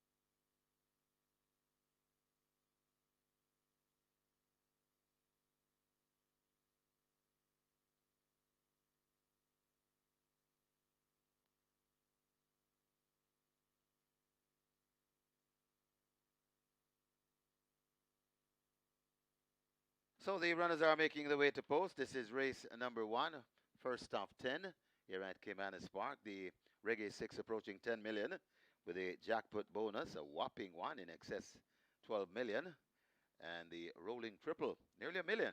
Rolling Triple, very good early triple to bet. And we also have High 5 wagering, High 5 pool has gone past 300,000 hits to 350,000. Get your wagers on as the first at Caymanas, a very good betting contest. The Reggae 6 approaching 10 million. The Rolling Triple approaching a million. High 5 approaching 350,000. And over at Samilcast, just going to mention Samilcast Gulfstream Park. There's a carryover in the GP6, which normally generates a lot of interest. GP6 has a carryover in excess 128,000. So not even a fraction of the action we have on Samilcast this afternoon, but just mentioning Gulfstream Park GP6 as a carryover 128,000. Get your bets on here in the first at Caymanas Park, and best of luck as you make your wagers.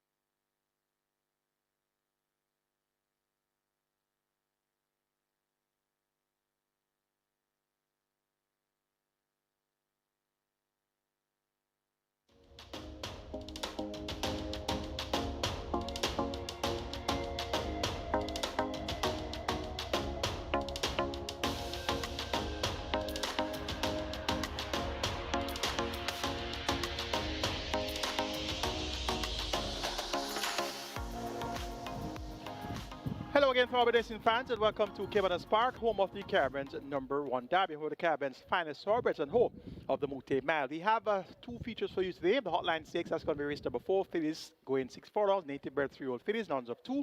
And the Sir Howard Stakes, that's going to be race number 7, native bred colts and geldings going 1,200 meters or 6 furlongs, the purse $1.2 million. So two of the early preps for the season classics are upon us today.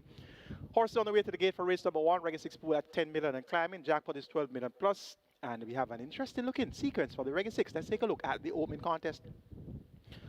Top selection goes to number 2, Big Argument. Garvin Harris riding for Sacklin Roman. This one gets 7-2.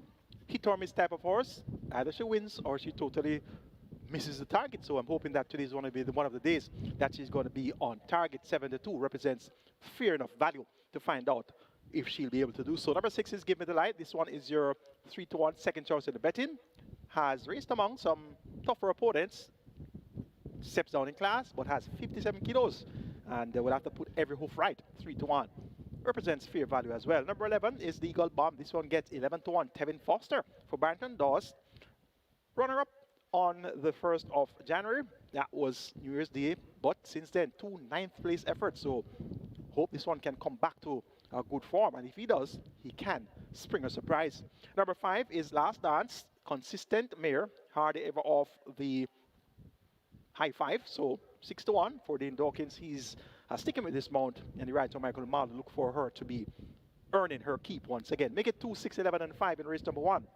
Big Argument over Give Me the Light, Legal Bomb, and Last Dance. Front of the gate being closed. Early triple approaches $1 million. Reggae 6, 10 million and climbing. Best of luck.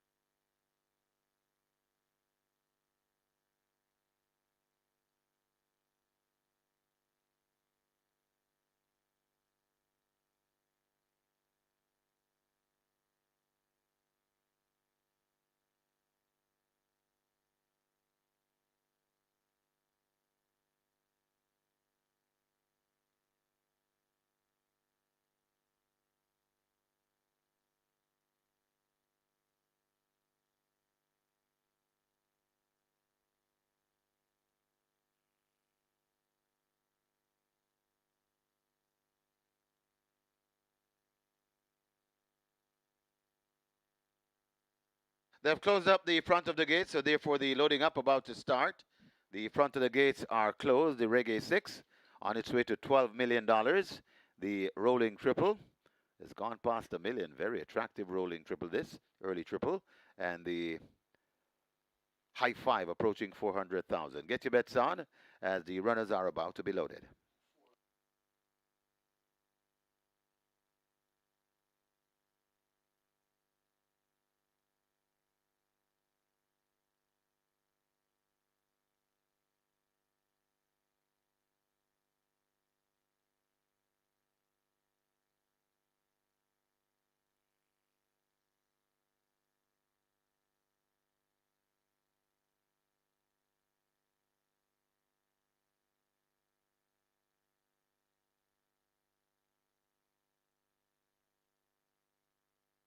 Horses now loading. First one in Sticky Don, followed by Last Dance at 5. If you haven't wagered, you need to hurry now. Reggae 6 at 11 million and climbing. Rolling triple arriving at $1 million. So 2 have loaded. 11 more remain out.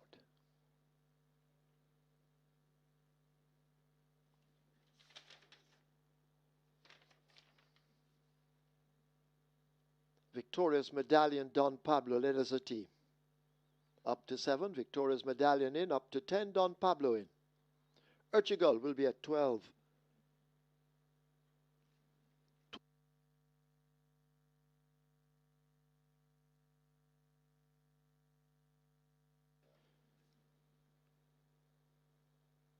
Big Argument coming into 2. 6, Give Me the Light, the 2-1 favorite as Traditional Boy loads at 13.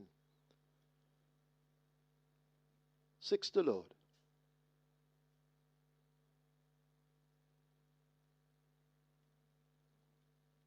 Rider off Legal Bomb, who will load at 11.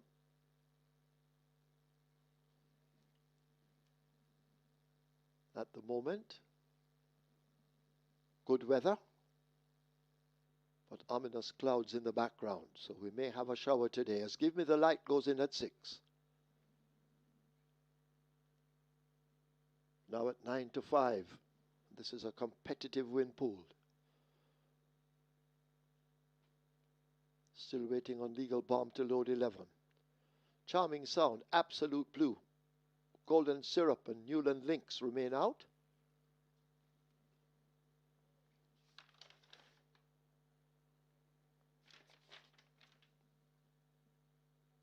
So still Legal Bomb holding things up.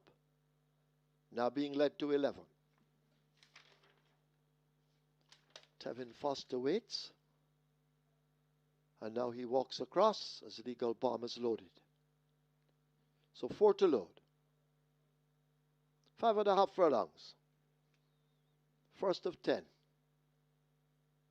Hurry, get your wagers on. Newland Lynx coming into 4.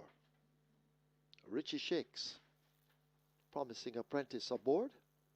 Golden Syrup coming into 8. Natalie Berger, one of the ladies. They're in. Charming Sound being led to 9. Absolute Blue on the walk to 1. Charming Sound is in. So waiting on Absolute Blue.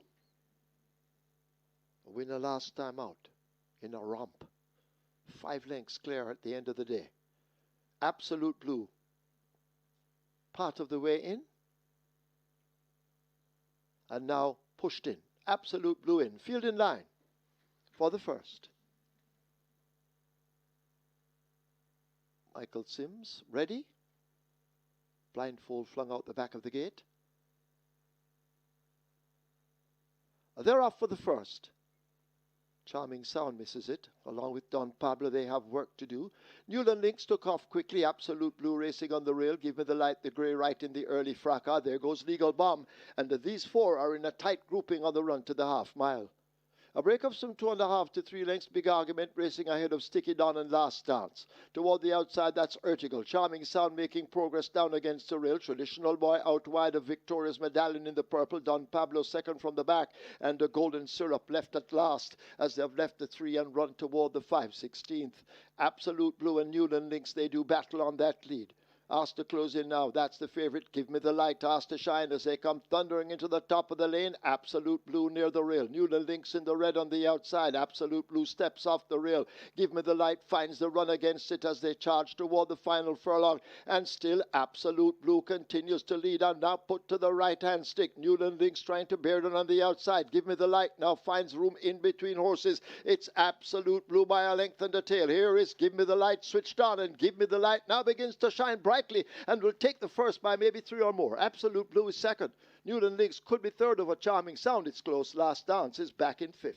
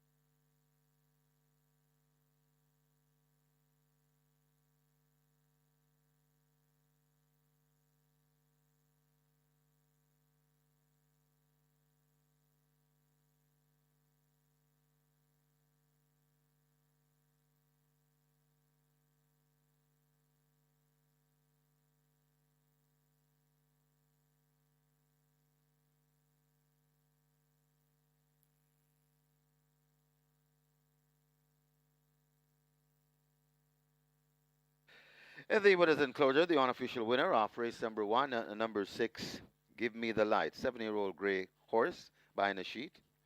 Skipping Sue by He's the Real Thing, bred Robert Lee. Owned and trained Junior Panton, the winning rider, Roger Hewitt. The winning groom, Kemar Davis. Second, number 1, Absolute Blue. Third, number 4, Newland Lynx. Fourth, number 9, Charming Sound.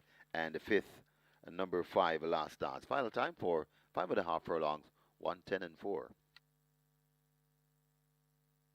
We have claims. We have claims in the first. Number 1, Absolute Blue. 1 submitted. Lawrence Fremantle for Byron Anderson. Lawrence Fremantle claims Absolute Blue for owner Byron Anderson. 6 claims submitted for number 2, Big Argument. Fitzgerald Richards for Omar Williams. Fitzgerald Richards claims Big Argument for Omar Williams. 8, Golden Syrup. 2 claims submitted. Stephen Todd for Akeem Mahadia. Stephen Todd claims Golden Syrup for Akeem Mahadia.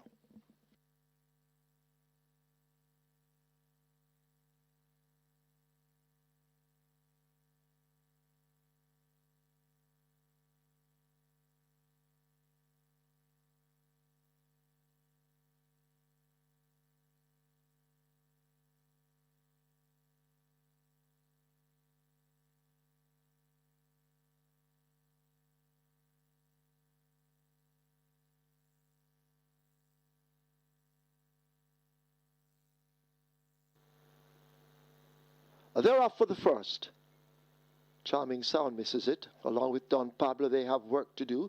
Newland Lynx took off quickly. Absolute Blue racing on the rail. Give Me the Light, the grey right in the early fracas. There goes Legal Bomb. And these 4 are in a tight grouping on the run to the half mile. A break of some 2.5 to 3 lengths. Big Argument racing ahead of Sticky Don and Last Dance. Toward the outside, that's Urtigal. Charming Sound making progress down against the rail. Traditional Boy out wide, a victorious medallion in the purple. Don Pablo second from the back. And the Golden Syrup left at last as they've left the 3 and run toward the 5/16th. Absolute Blue and Newland Lynx, they do battle on that lead. Asked to close in now. That's the favorite. Give Me the Light. Asked to shine as they come thundering into the top of the lane. Absolute Blue near the rail. Newland Lynx in the red on the outside. Absolute Blue steps off the rail. Give Me the Light finds the run against it as they charge toward the final furlong. And still Absolute Blue continues to lead and now put to the right-hand stick. Newland Lynx trying to bear down on the outside. Give Me the Light now finds room in between horses. It's Absolute Blue by a length and a tail. Here is Give Me the Light switched on, and Give Me the Light now begins to shine bright and will take the first by maybe 3 or more. Absolute Blue is second. Newland Lynx could be third over Charming Sound. It's close. Last Dance is back in fifth.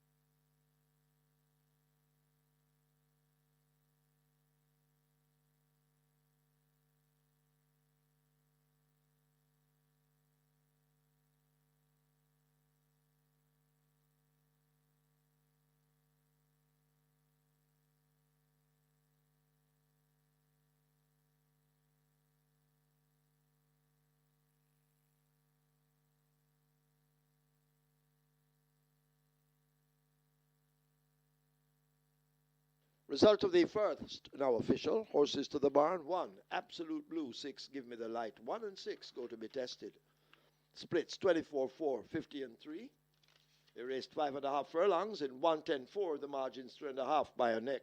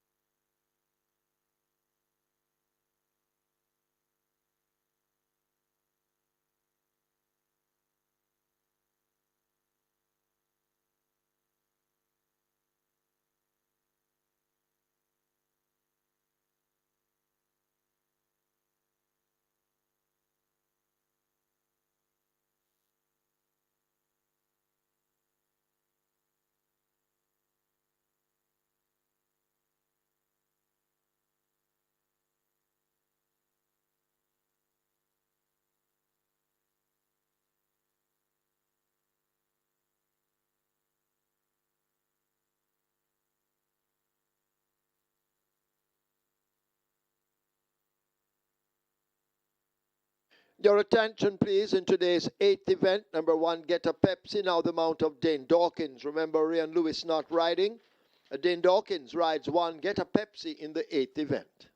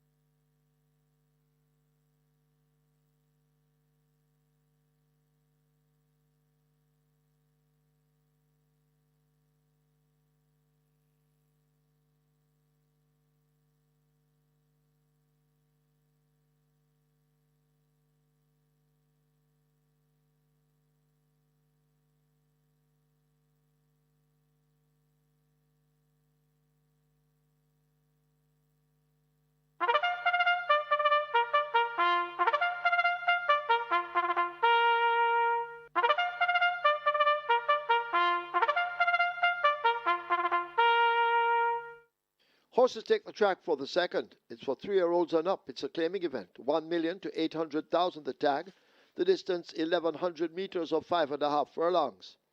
Number 3, Ability, make the weight 51.5 or 114 pounds. 4, Miniola, 54 or 119. Wagering offered on double event exacta trifecta rolling triple catch 9 begins here. Single winner bonus in excess of 1.7 million. Rolling triple on its way to 400,000, catch 9 heading to 800,000. Runners will make their way to post. Get your wagers on.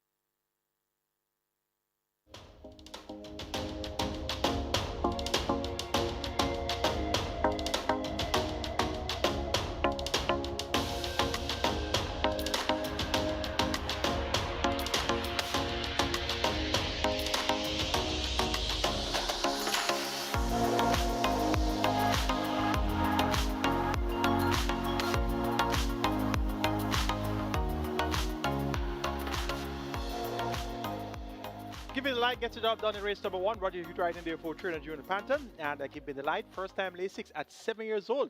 And wins going away. Strong performance here by Give Me the Light.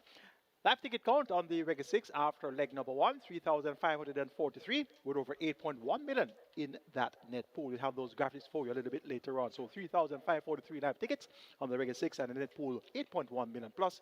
And there's 12 million in the jackpot. On to race 2, kicking off the catch 9. Minimum guarantee paid $500,000. Just under 1.8 million is in the jackpot. A field of 6 goes 1,100 meters. It's for the 1 million out to 800,000 claimers. The purse is 860,000. Top choice goes to number 6, Smart Trick. Radish Roman rides for Anthony Nunes and owner Andrew Donalds. Raced among open allowance on the last outing. Prior to that, raced at overnight on 3 occasions. And his lone effort at $1,500,000 on the 6th of December was second by 2 lengths behind Randy Bangala. So steps down to $1 million claiming. And the distance of 5.5 furlongs should be right up his street. Look sharp and ready. Top selection goes to number 6, Smart Trick. Number 1 is Generational. Reports first of the claim.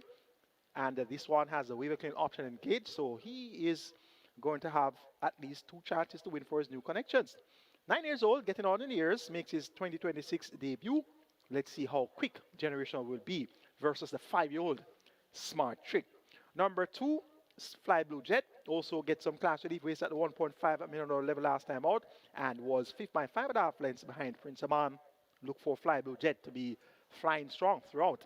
5-2 the price here. And number 3 Ability, former Derby winner, 4-1 the price. Not the best suited to 5.5 furlongs, but Tricky has strong enough pace to chase with the likes of Generational, Fly Blue Jet, and Smart Trick out in front. So Ability could prove to be the strongest in deep stretch if the pace cracks. Informed Shaheem Gordon picks up the mount for trainer Fitzgerald Richards, more popularly known as Treddy. Going for the speed of number 6 Smart Trick to get the better of the other speed, number 1 Generational, then another speed, number 2 Fly Blue Jet.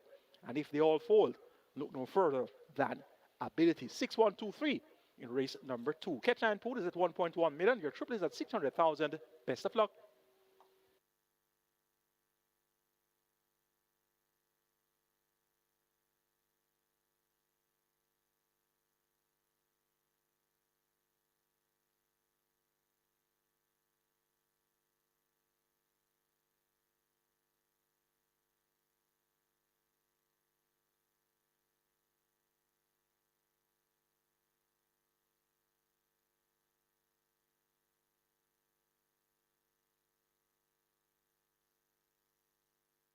So the runners are arriving at the post. Race number 2. This is where the catch 9 begins. And whopping, wow, what a whopping jackpot bonus we have.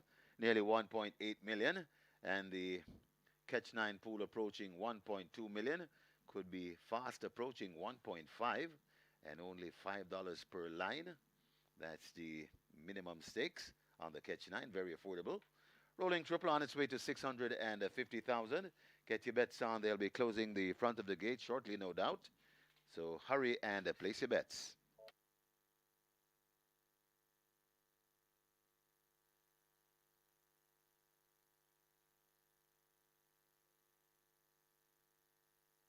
Your attention, please. Trainer Anthony Smith asked to go now to the storage room. Anthony Smith, you are wanted in the storage room.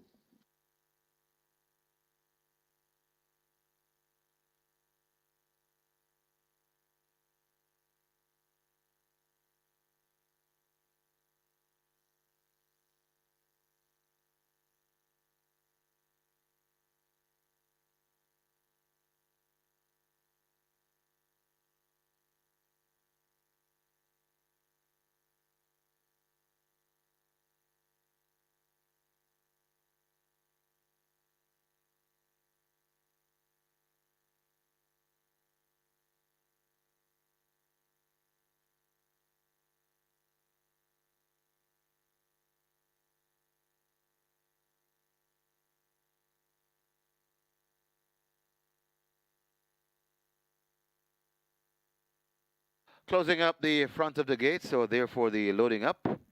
Very near. Closing the front of the gates, the favorite.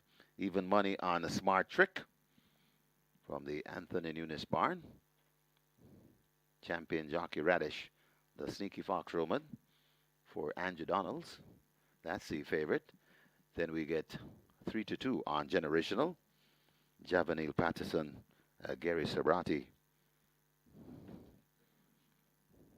Generational goes in. Horses loading. Loading for the second. Got a nice catch 9 pool. Fly Blue Jet joins at 2. Miniola heads to gate 4. Miniola goes in. Rider comes down from Ability. That's the hot apprentice, Shaheem Gordon. And they try with Ability to gate 3. Ability goes in quietly. Shaheem Gordon climbs on the gate. Manny Slam goes in at 5. We have a line as Smart Trick already in. 5.5 furlong the trip. Best of luck with all your wager. Start to Dwayne Timmel. They're off and racing. Marginally missing it. That's Ability. As Generational wants that lead, rushing down on the outside. That's Smart Trick as they go past the 5. So Smart Trick on that lead, about 2 lengths in front of Generational. Just on the outside of Generational, that's Fly Blue Jet. Then comes Ability. Just behind Ability, Manny Slam and Miniola racing at the back of the field. They head toward the 4, and Smart Trick is in front, comfortably too, about 2 or 3 lengths in front of on the outside coming down. That's Fly Blue Jet right there too. That's Generational circling horses and coming around. That's Ability still left back there in 5th.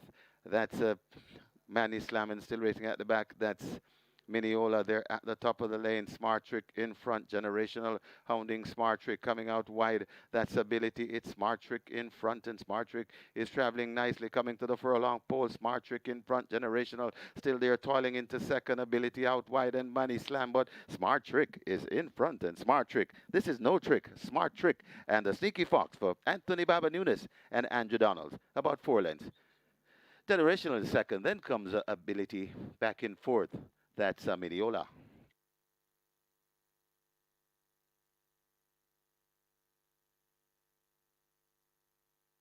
We have claims. We have claims in the second. Number 2, Fly Blue Jet, 2 submitted. Carlton Cunningham for O&S Racers. Carlton Cunningham claims Fly Blue Jet for O&S Racers. 2 claims submitted. For number 3, Ability, Oral Hayden for himself. Oral Hayden claims number 3, Ability for himself. 6, Smart Trick, 4 submitted. Byron Davis for Donald Plummer. Byron Davis claims Smart Trick for Donald Plummer.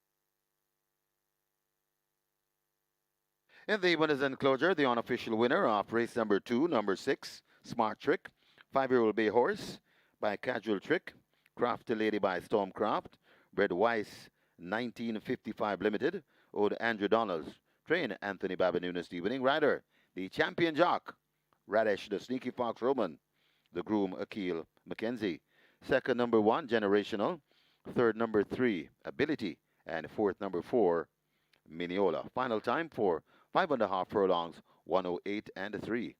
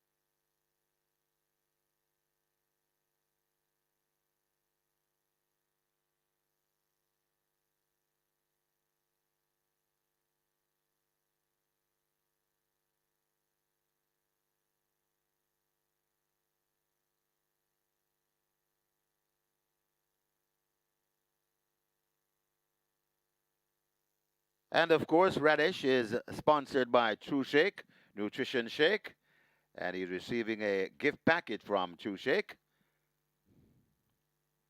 Congratulations, Radish Roman, the champion jock, the Sneaky Fox. That's what we call him. Started doing Timel. They're off and racing. Marginally missing it, that's Ability, as Generational wants that lead. Rushing down on the outside, that's Smart Trick as they go past the 5. So Smart Trick on that lead, about 2 lengths in front of Generational. Just on the outside of Generational, that's Fly Blue Jet. Then comes Ability. Just behind Ability, Man Islam and Mineola racing at the back of the field. They head toward the 4, and Smart Trick is in front, comfortably too, about 2 or 3 lengths in front of on the outside coming down. That's Fly Blue Jet right there too. That's Generational circling horses and coming around. That's Ability still left back there in 5th. That's Man Islam and still racing at the back. That's Mineola there at the top of the lane. Smart Trick in front. Generational hounding Smart Trick coming out wide. That's Ability. It's Smart Trick in front, and Smart Trick is traveling nicely coming to the furlong pole. Smart Trick in front. Generational still there toiling into second. Ability out wide and Money Slam, but Smart Trick is in front, and Smart Trick. This is no trick. Smart Trick and the Sneaky Fox for Anthony Baba Nunes and Andrew Donald. About 4 lengths. Generational in second. Then comes Ability back in fourth. That's Mineola.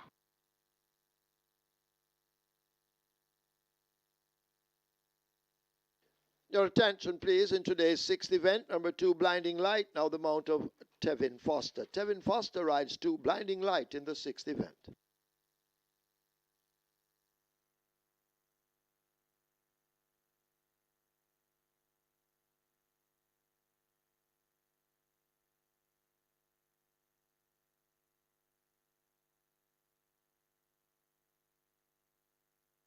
Radish Roman, please go now to the Strode's room. Radish Roman wanted in the Strode's room. Result of the second now official. Horses to the testing barn. 3 ability, 6 smart trick. 3 and 6 go to be tested.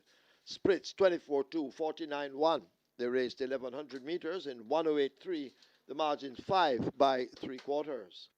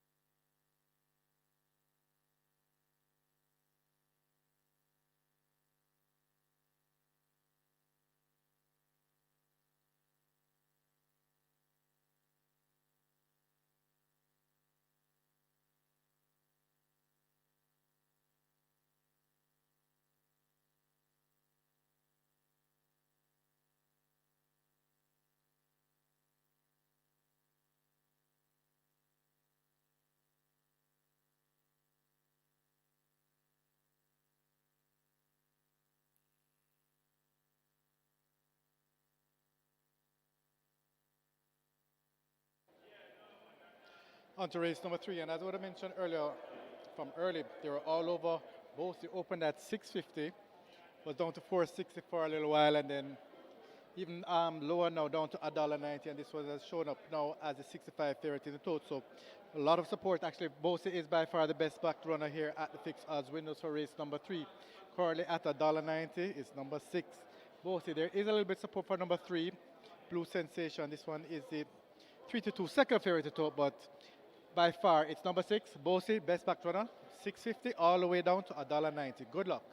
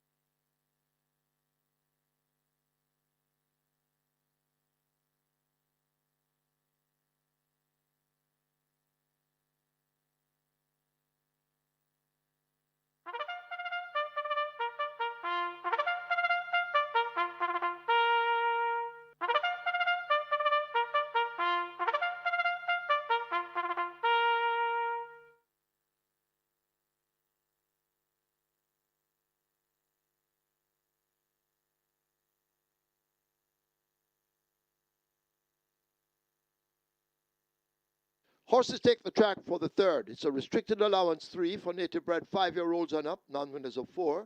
And imported 5-year-olds and up, non-winners of 3, the distance 1,200 meters or 6 furlongs. Number 2, Bobby Too Bad, 54 kilos or 119 pounds. 6, Bosie, 54.5 or 120. 7, Princess Catalea, 54 or 119. Wagering offered on double event, exacta, trifecta, rolling triple, play spot 8 and quick 4 both begin here. Play spot 8 has a single winner bonus in excess of 377,000. Quick 4 in excess of 307,000.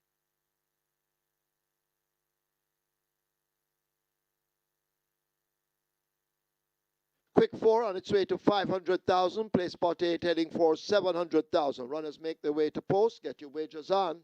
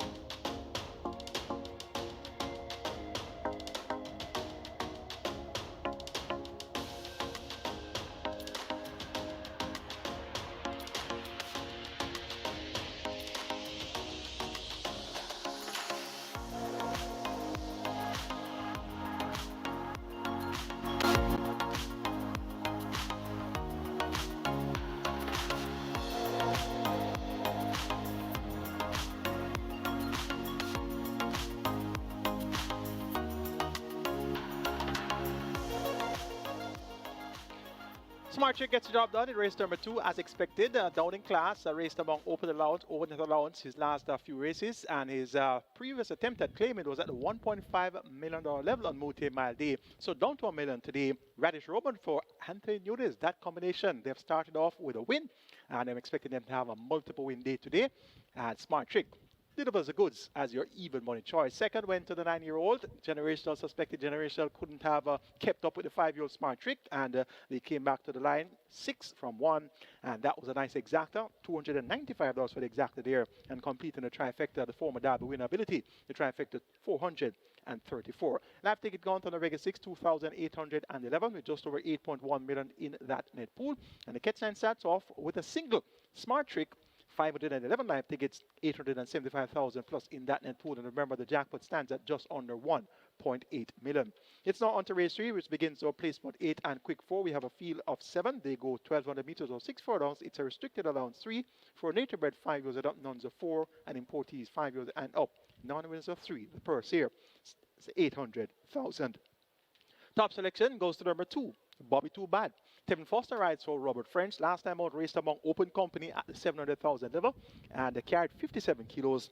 Second by 2 lengths behind Unruly Dawn, going 6.5 furlongs with 122.3. Comes back among restricted company, comes down the scale from 57 to 52, and 4 to 1 looks really attractive to me. Bobby Too Bad to show these the way home. Number 4, Hikaru Slim gets 7 to 1. Robert Haldane riding for Donovan Phillips. Reared at the off last time, out third by 6.5 lengths over the straight. Behind Dream to Reality, that was over 5 furlongs straight in 59 flat. And 2 short back among nuns of 4. Third by 4 1/4 to King Pie and Blue Sensation going 7 furlongs. 6 furlongs should be right up his street and from a better dispatch from the starting gate. Looking forward to this Hikaru Slim to be banked in contention to the very end. Number 3 is Blue Sensation. Last time out, ran a brave race going 7 furlongs. Sharp that day. Usually would have seen Blue Sensation somewhere behind the leaders. Last time out, third by a length and a half mile, actually led at the quarter pole first mile and came to the quarter pole first by a length before being run down by King Pie, finishing second by half a length. Now, that run is very attractive to the naked eye, but looking at this Blue Sensation cutting back from 7 furlongs to 6 furlongs, she was never really all that a sprinter type of horse. So she is looking good based on that last run, but let's see how well she'll be able to carry that speed coming 6 furlongs, which is a shorter trip for her. Usually, I should have been lagging behind and running on, and last time out she was very early at a middle distance of 7 furlongs. Now cutting back to 6 furlongs, let's see how close a Blue Sensation will be to the pace. If she's close enough to the pace, she can definitely get the job done, but 4 to 5 looks to be way too short a price for Blue Sensation. Number 7, Princess Catalea, a deep closer of some sort, will be well behind the car. The car picks up the mount for trainer Patrick Lynch, and this Princess Catalea will rely on the pace to come to a near complete halt, and that might not be a luxury that she'll be afforded here. Going 2, 4, 3, and 7 in race number 3.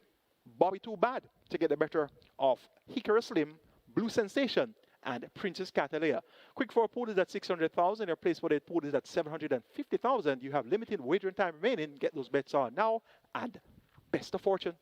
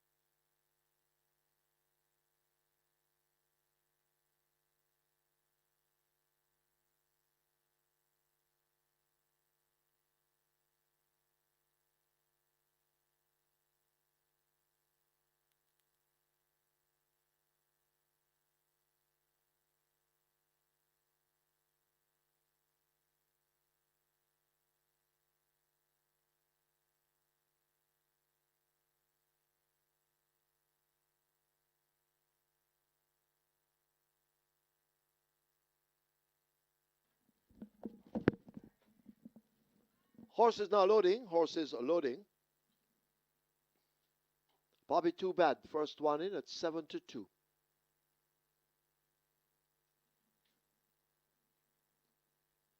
Quick 4 on its way to 700,000. Play spot 8, 800,000.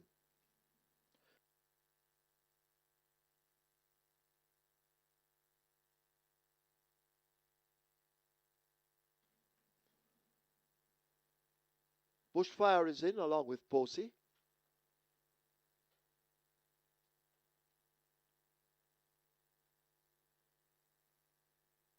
The rest milling around as they're bringing Princess Catalea towards 7. And she's at 9 to 2, Nikado Carr.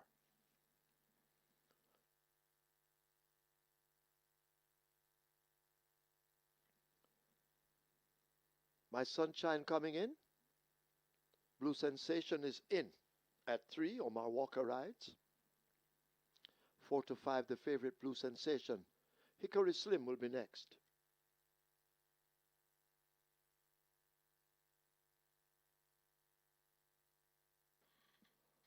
1 to load, Hickory Slim. Hickory Slim is in. 6 furlongs, field in line. Michael Sims is ready. And they're off. Almost perfect start. My Sunshine comes away running for that lead. Hickory Slim in the pink moving down on the outside to challenge early. Blue Sensation just in between runners. Bobby Too Bad right against the rail. These 4 covered by maybe 2.5 lengths. Bossy races a length in behind the pack. A break back 2 in the green Princess Catalea, and a pumped along Bushfire is last and trying to make progress. A half a mile to run. They go spinning into that turn. My Sunshine and Hickory Slim tied together in a knot. These two now lead the 7/16th. In behind them, Blue Sensation and Bobby Too Bad. Blue Sensation hidden from view. A break back to Princess Catalia. Bushfire under the pump and asked to get going. And left at the back now, Bosie, as they're arriving at the 5/16th, about to come thundering into the lane. The battle continues. My Sunshine and Hickory Slim in the pink on the outside. My Sunshine darts down to the rail. Hickory Slim needs to find more than a length. Bobby Too Bad trying to close over on the rail and toward the outside. That's Blue Sensation. But My Sunshine continues to lead them a merry chase inside the final furlong. It is My Sunshine and Paul Francis by 4 lengths. Hickory Slim is chasing. Blue Sensation on the outside hanging tough for third. But it's all My Sunshine. My Sunshine will win by maybe 4. Could be more. Hickory Slim is second. Blue Sensation is third. Princess Catalia is fourth.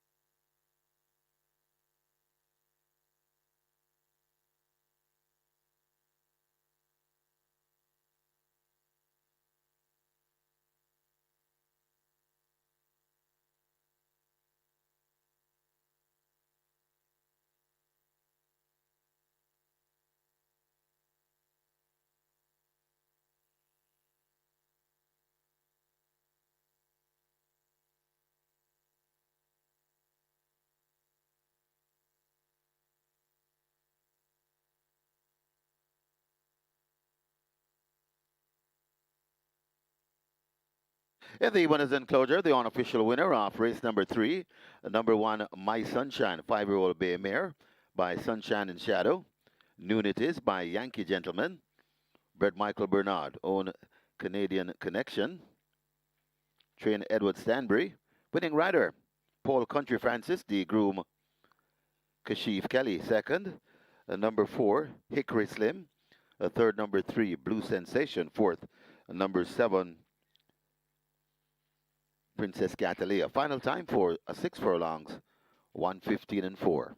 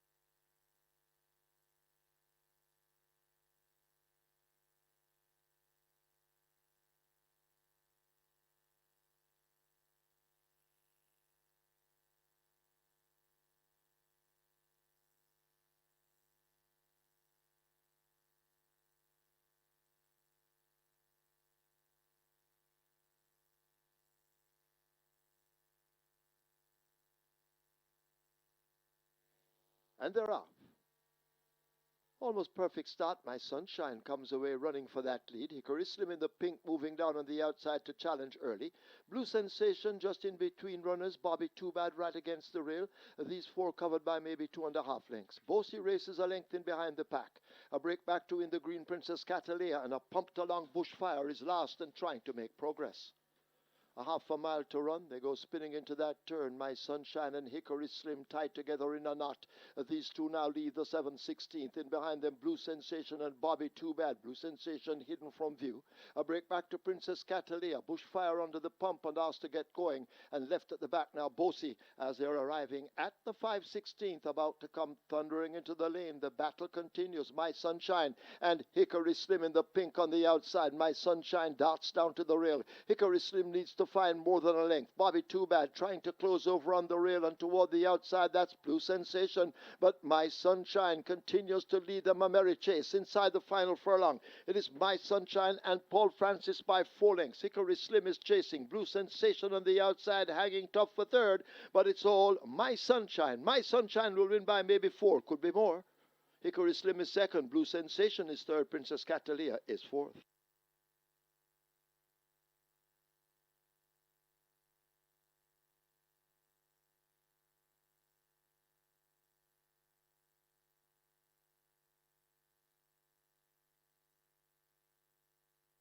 May I have your attention, please? May I have your attention, please? We have some sad news to announce affecting the racing fraternity. Jockey Ian Sergiu passed away on March the 8th. The management and staff of Supreme Ventures Racing and Entertainment Limited wishes to express their sincerest condolences to the family and friend of jockey Ian Sergiu. As announcement will be made for the funeral arrangements at a later date. Once again, condolence to the family of jockey Ian Sergiu, who passed away on the 8th of March. Result of the third now official. Horses to the testing barn. 1, My Sunshine. 7, Princess Catalea. 1 and 7 both go to be tested. The splits were 24-4 by 49-3. They completed 6 furlongs in 1:15.4. The margins 3 3/4 by a neck.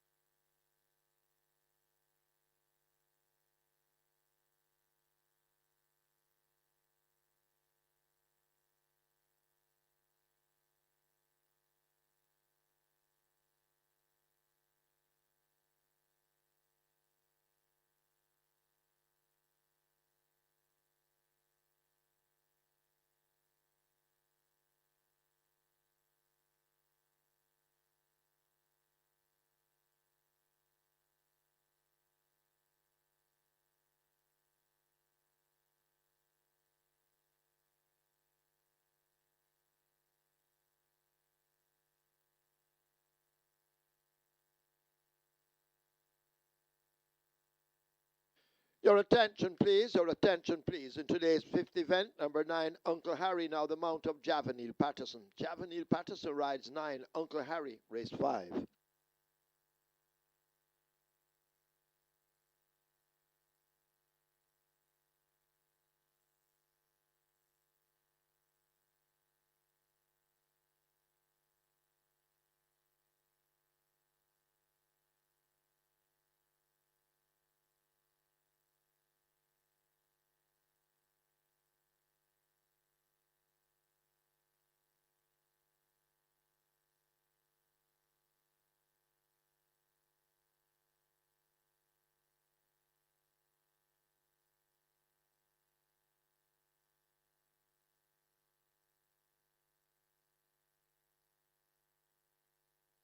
On to race number 4, and all I'm hearing is terms like it win already or it's just racing the clock. Number 1, giving thanks. Over at $1.80 down to $1.50 now.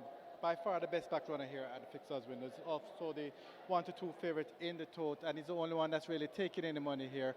Number 1, giving thanks, is by far the best back runner as the one, and the one the punters at the Fixers win, as I think, has practically won this race already. Of course, there's tons of value to be found if you're going to try and beat this one. Everything else is $3 and up at the windows here, but if you're not looking to beat him, you can try and find the horse to run second and try something to place. But good luck for race number 4, because it's all number 1 giving thanks here at the Fixers windows. Good luck.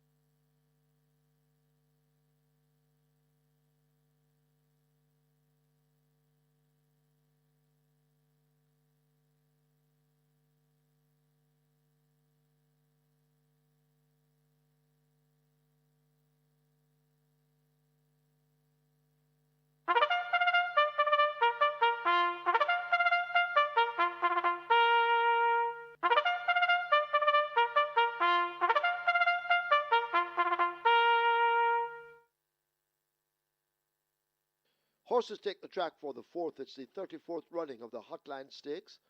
It's a restricted allowance 2 for native bred 3-year-olds, non-winners of 2, fillies only, the distance 1200 meters or 6 furlongs. Number 3, Dreamcatcher, make the weight 54 or 119. Wagering on double event, exacta, trifecta, rolling triple. The early 5-star begins here with a single winner bonus in excess of $101,000. Early 5-star on its way to 600,000, rolling triple 400,000. Hurry, place your wagers.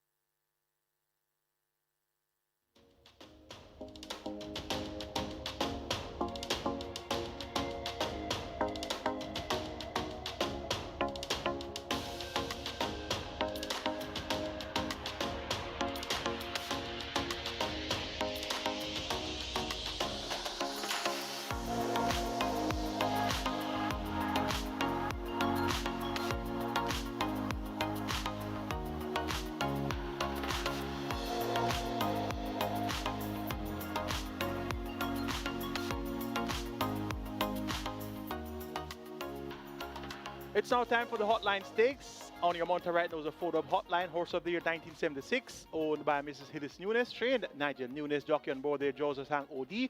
And Hotline was a champion 2-year-old of 1975, a winner of the Jamaica 1000 Guineas in 1976, won the Jamaica Oaks in 1976, and won the Benson and Hedges Gold Cup in 1976 as well. We honor the flying filly, Hotline, with the Hotline Stakes. Race number 3 was won by 9-1 chance. My Sunshine showed good speed. Paul Francis from the 1 draw, riding there for trainer Edward Stanbury and owner Canadian Connection, making all the running in upset fashion was My Sunshine, getting the better of Hickory Slim, Blue Sensation, and Princess Catalea. That ticket count on the Reggae 6 now down to 457 with 8.1 million plus in the net pool there, and we have the Ketchline net ticket count now down to 54 with over 875,000 in that net pool. It's now time for the 34th running of the Hotline Stakes, a field of 6 fillies, native bred 3-year-old fillies, nuns of 2, and they go a distance of 1,200 meters or 6 furlongs. The purse, 1.2 million. Top selection goes to number 1, Giving Thanks. Impressive in victory, second time of asking, 10 on the quarter and clear of Another Wow and Lexilu. Lexilu, subsequent to that, came back to win the 8:30 sprint, and this Giving Thanks has looked improved at exercise when 5 round in 101.2 on the 15th of March. Tevin Foster maintains the mount for Philip Fiano D and owner breeder Lakelands Farm Limited. Giving Thanks from another sharp effort, should be able to get the job done. Was second on debut to TaylorMade after serving badly at the start and give game change to TaylorMade all the way through to the wire. So Giving Thanks looks sharp and ready. 4-5. She's your favorite in the betting. Number 4, TaylorMade gets 2-1. Impressive in victory on debut, though having the advantage based on the bad start that Giving Thanks had.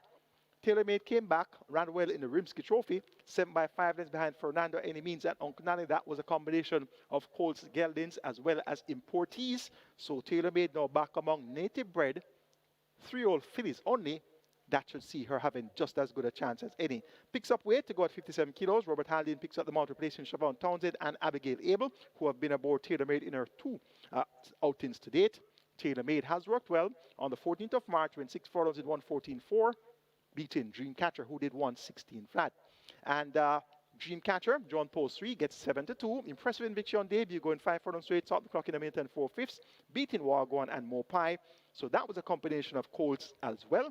So Dreamcatcher now among fillies only has Shaheem Gordon in, former apprentice, riding for Jason Acosta. Second time Lasix, Dreamcatcher will report improved of that debut victory, and she's blessed with good early speed, and that speed should see her in the firing line early. Number 2 is Minnehaha, also blessed with good early speed. Showed that speed second time of asking, going 5 round, making all the running, won by 6 lengths, beating the Maestro and Hooray Henry.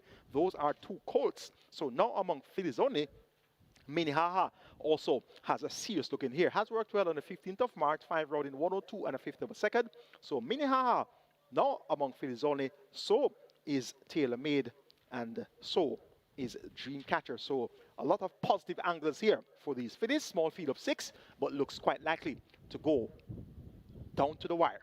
I'm going 1, 4, 3, and 2 as my order of preference, giving thanks to get the better of Tailor Made, Dreamcatcher, and Minnehaha. Early 5-star pool is at 850,000. The triple is at 550,000. You have limited wager and time remaining. Get those bets on now, and best of luck.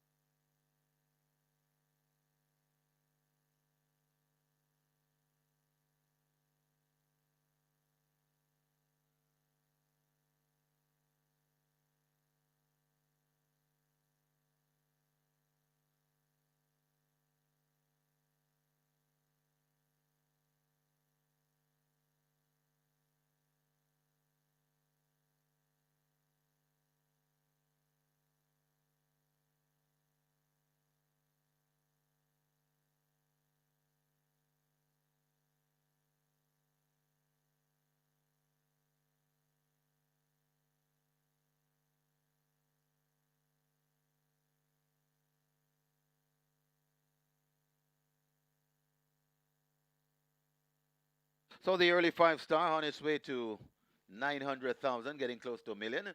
And the rolling triple approaching 600,000.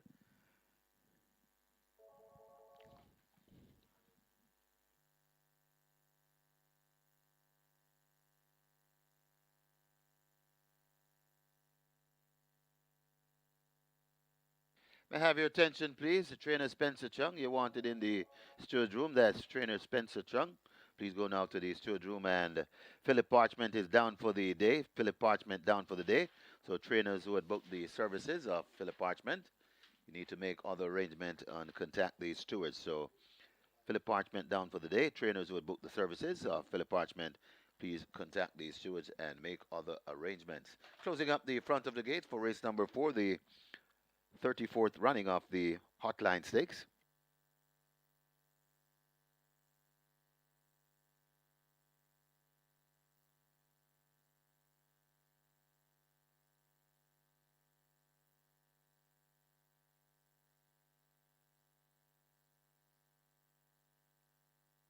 Got a late scratch to announce. Race number 8, race 8, scratch number 8. Goodbye, Fly, Fly. Goodbye, Fly, Fly is not eligible, so late scratch. Horse number 8 in race number 8, Goodbye, Firefly. That one is scratch, not eligible.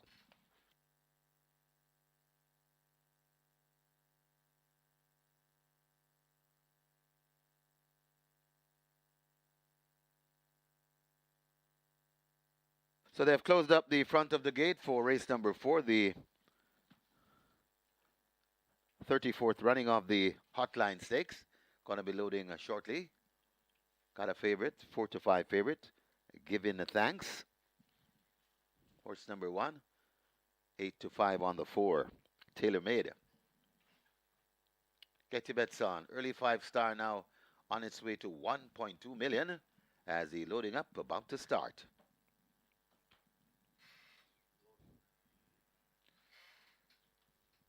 Horses loading. Loading for the 4th. Minnehaha, the first one to load. A Dream Catcher loads at 3. Midnight Traveler, gate 6.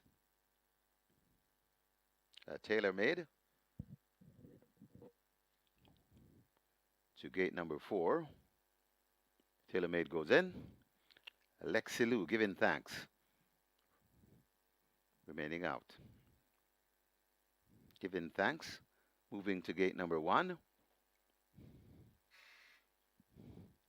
Giving Thanks goes in. Lexilu completes the line. Santa Michael Sims is ready. 6 furlongs the trip. And we're ready for a start.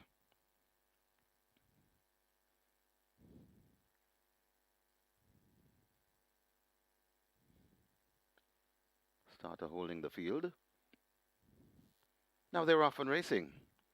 Giving Thanks marginally misses it and racing at the back of the field as Tailor-Made goes on to that lead. It's Tailor-Made in front of racing in second. That's Dreamcatcher. Dreamcatcher and Tailor-Made going past the 5.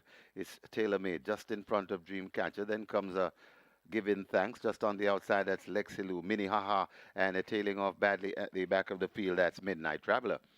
They go past the 4, and on that lead, it is a Tailor-Made, just a leader from Dreamcatcher racing in second. Watching them from third, that's Giving Thanks. Racing in fourth, Lexilu. Then comes on the inside, that's Minnehaha, and still way out of it, and hopelessly, that's Midnight Traveler. They're coming at the top of the lane, and it is on that lead, a Tailor-Made in front, stretching that lead to about 2 or 3 lengths in front of Dreamcatcher racing back in second. Tailor-Made in front, still not coming on. That is Giving Thanks. It's still on that lead, a Tailor-Made coming with just about a half a furlong to travel. Tailor-Made in front, and I think Tailor-Made has made all the running this afternoon. Tailor-Made in the Hotline Stakes. Tailor-Made and Robert Hardball Halidine winning for Jason DaCosta. Winning from a Dreamcatcher. Then comes Giving Thanks back in fourth, Minnehaha.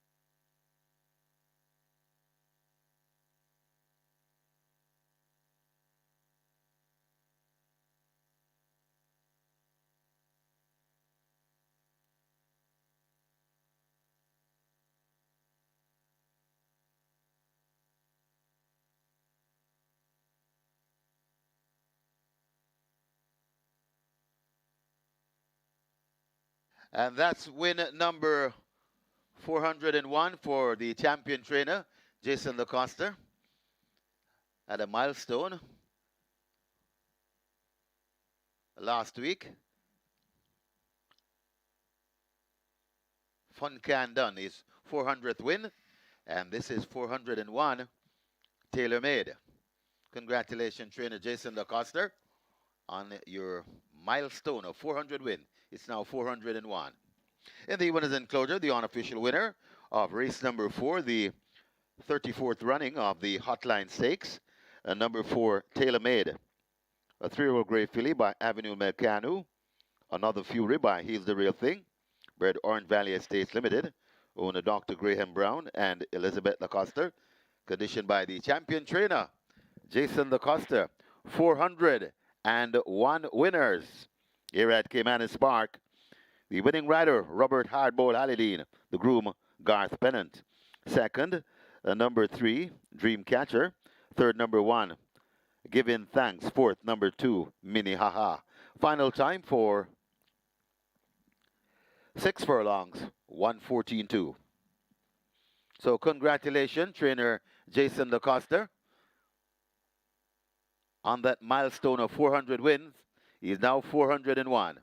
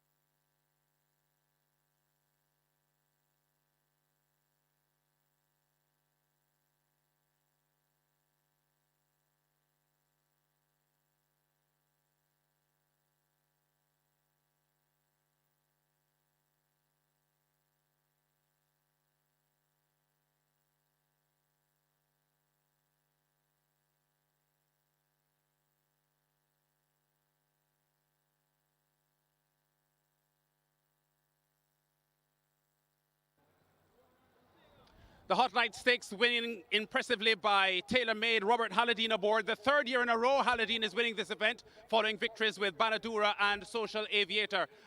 Hardball, usually when you're winning big ones, you have to work really, really hard in tight finishes. This one wasn't too bad, was it?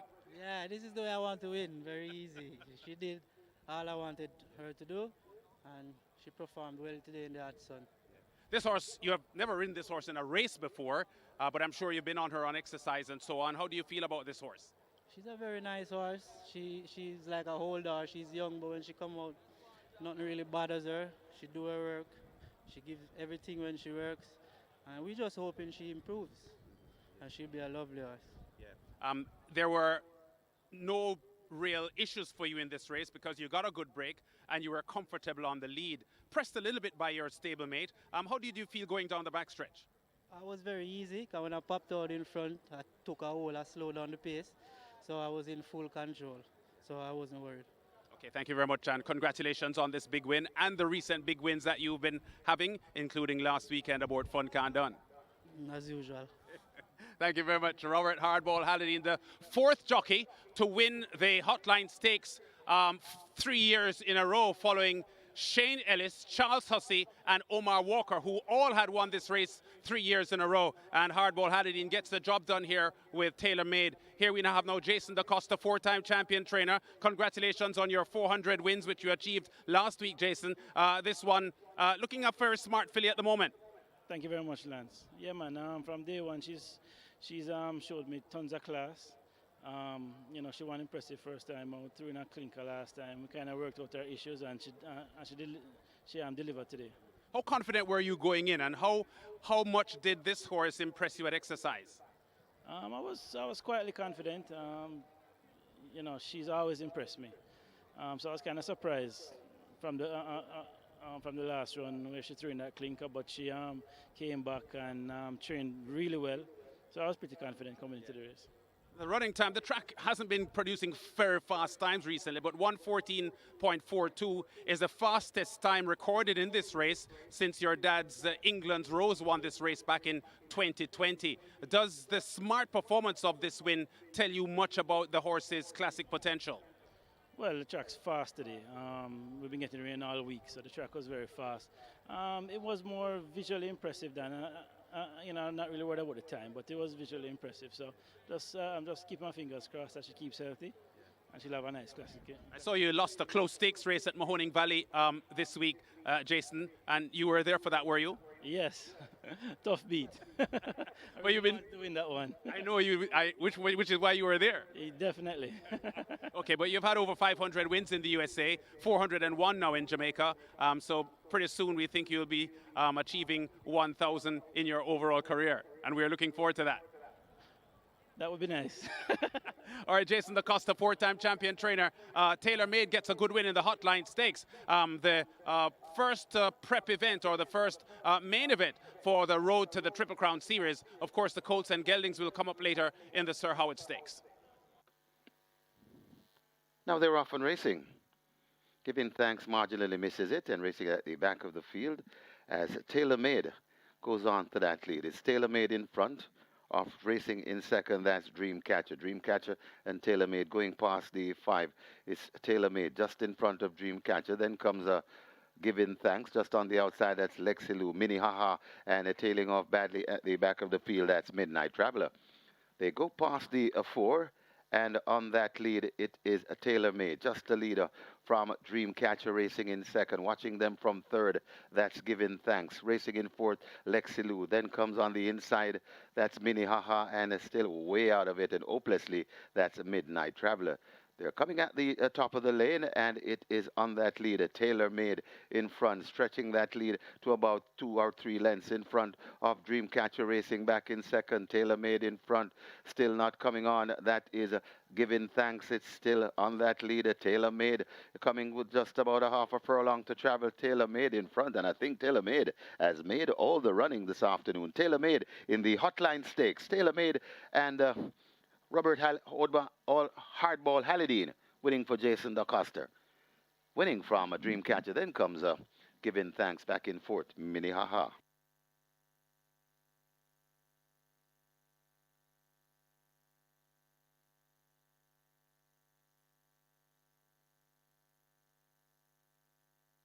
Your attention, please. News coming in from the stewards. Given out earlier, number 8, Goodbye Firefly. Given out as a late non-starter, not eligible. Goodbye Firefly will run. So race 8, number 8, Goodbye Firefly will run. Goodbye Firefly is indeed eligible. Once again, race 8, number 8, Goodbye Firefly will now run.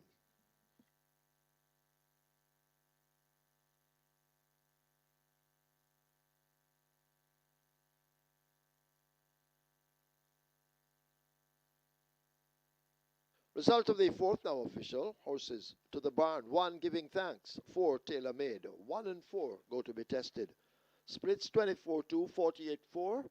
6 furlongs raced in 1:14.2. The margins 4 1/4 by 5 1/4.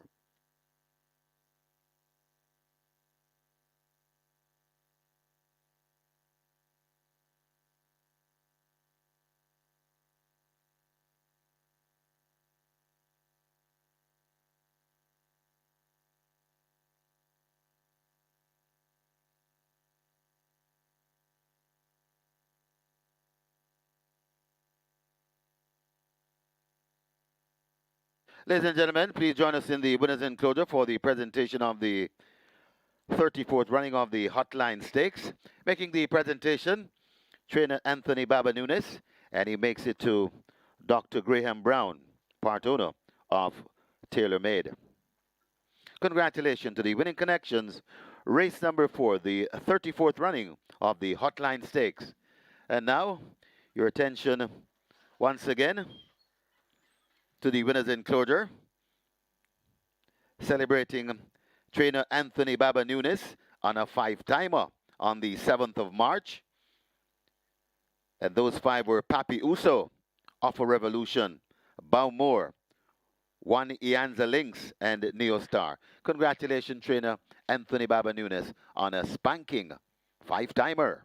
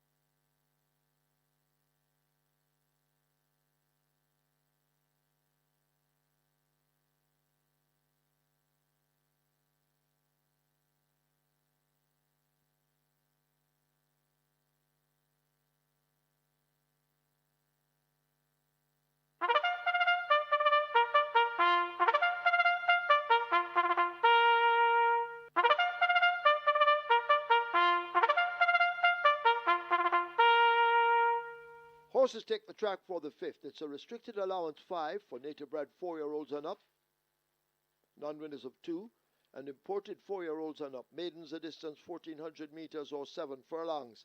Number 1, Jody's Fund on the way to the start, 52.5 or 116. 3, Treasure Isles, 51 or 112.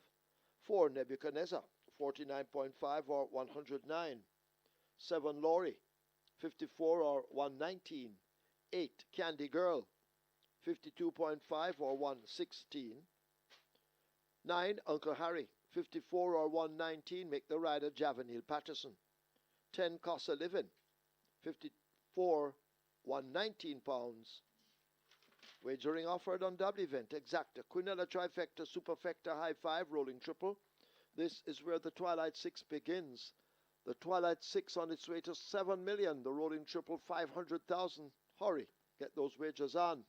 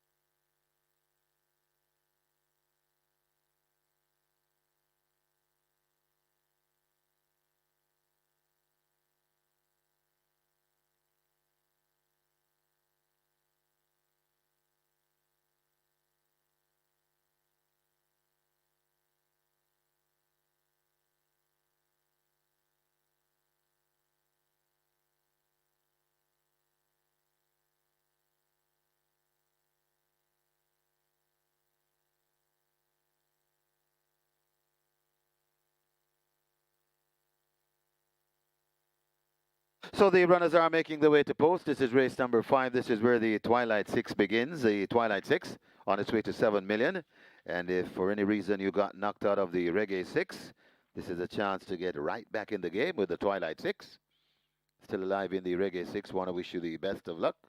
And why not take down the Twilight 6 as well? The 2-pick 6s. Twilight 6 approaching 7 million. The rolling triple on its way to 450,000. High 5 wagering offered. That's approaching 250,000. Get your bets on.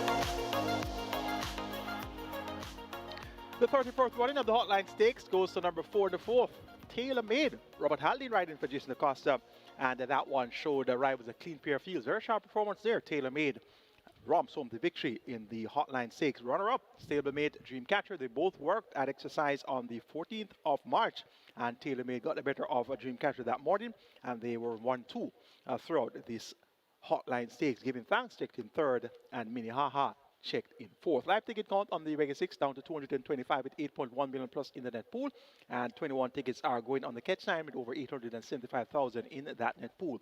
It's now time to shift your focus to the Twilight 6. Minimum guaranteed pay of 3.5 million. Already 7 million wagered. We have a field of 11 declared to go posters. They go 1,400 meters or 7 furlongs. A restricted allowance 5 for native bred 4 years and up, nuns of 2, and imported 4 years and up maidens. Let's take a look. Top selection goes to number 4. Nebuchadnezzar. Radish Rover looks for his second win on the card, and so does Anthony Babanunes. This one owned by Distinguished Thoroughbreds. Nebuchadnezzar runner up his last 2 attempts at nuns of 2. Second going a mile behind stablemate Papi Uso on the 7th of March, and second going 5 furlongs straight behind altogether in 59-2. Nebuchadnezzar knocking at the door. The door could very well open today. A lot of fillies present here. Jody's Fun, the filly. Shine Like the Sky, a filly as well. Treasure Isles, the filly. Then you have Laurie as well as Candy Girl. and cost of living. So a lot more fillies than colts in this lineup. And Nebuchadnezzar looks the type that should be able to capitalize here. Number 3 is Treasure Eyes, one on debut, going 7 furlongs in 132.1. Slow time, but winning at 7 furlongs on debut, never an easy assignment. Prince Zeno on second, reportable offense was third. And this Treasure Eyes came back going 5 round at nuns of 2, ran even throughout. Now gets 2 furlongs to work with. Shaheem Gordon, the former apprentice, picks up the mount for trainer Fernando Geddes. Look for Treasure Isles to bounce back to competitive ways. Now back at 7 furlongs. Shine at the Sky made rapid headway coming from a long way behind, going 5.5 furlongs on the 15th of March behind Midnight Runner. Gets a furlong and a half longer to travel. Visor now fitted by trainer Alfred Brown. Christopher Mandine maintains the mount. Shine at the Sky could continue on improving ways. And number 10 is Cost of Living. This one reports from the barn of Howard Hayden for the first time. Tevin Foster picks up the mount. 4th going 5.5 furlongs and last. 3 starts back. 4th going 5.5 furlongs coming on from off the pace. Look for a nice off the pace run from this Cost of Living at 7-2. Make it 4-3-2-10. My order of preference are race 5. Nebuchadnezzar over Treasure Isles, Shine Like the Sky, and Cost of Living.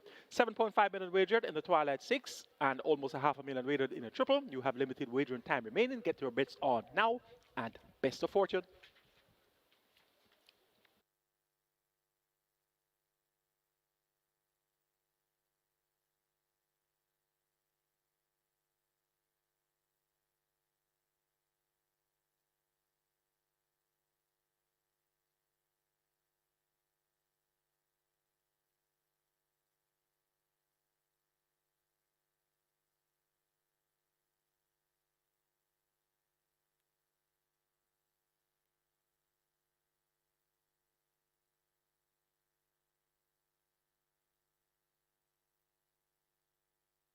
Twilight 6 approaching $8 million. The Twilight 6 getting close to $8 million as the front of the gates are being closed.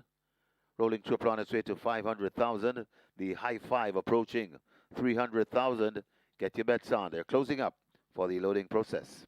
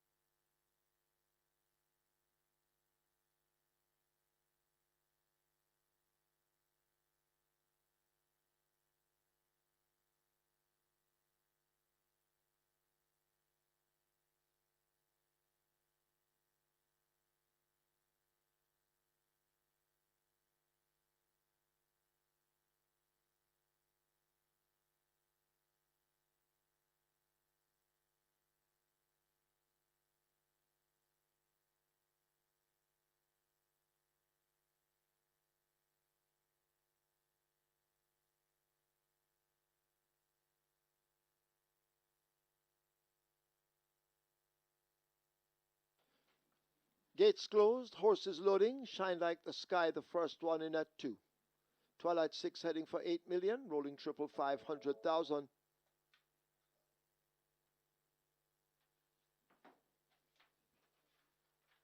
So horses loading, Treasure Isles in at 3.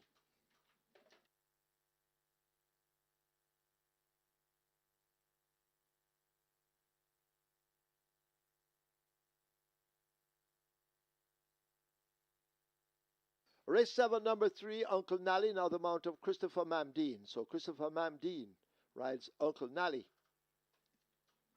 That's number 3 in race 7. So loading up continues. Last Possession is in. Secret Sensation joins. Candy Girl is in. Here comes Uncle Harry walking into 9 with Chavanil Patterson.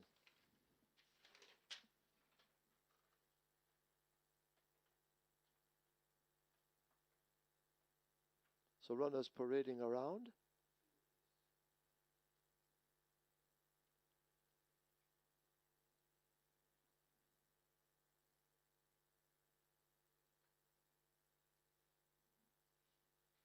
You have a 7-5 favorite in number 4, Nebuchadnezzar. Radish Roman looking for a double. Candy Girl coming into 8.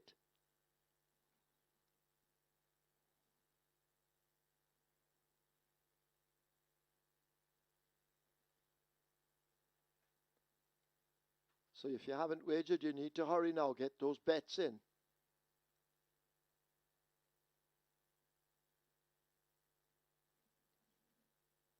He's sensational. In at 11.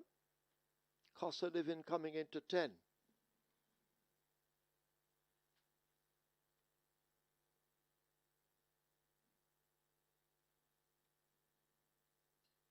Nebuchadnezzar. They try with it 4. Nebuchadnezzar is in. 2 to load. Jody's Fund. And Laurie in at 7. So Laurie is in. Jody's Fund is in. 7 furlongs. Field in 9.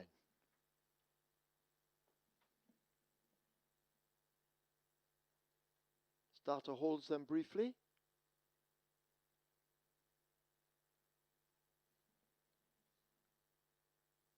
They're off. Almost perfect start. He's sensational out wide, gets a good one. Jody's Fund is coupling up quickly near the rail. Last Possession is also moving fast with Nebuchadnezzar, and Last Possession hits the front at the 6. Nebuchadnezzar a length in behind, his nose being tickled by the tail of the leader. Jody's Fund in the orange racing down against the rail. Treasure Isles racing further back, 5 or 6 off that lead. Toward the outside, he's sensational. Laurie is racing there too. Costa living in the blue cap in front of, as they charge down the back stretch. That's sky, Shine Like the Sky as they now leave the half-mile marker. Last Possession out in front. Nebuchadnezzar needs to find 2 to get to the leader.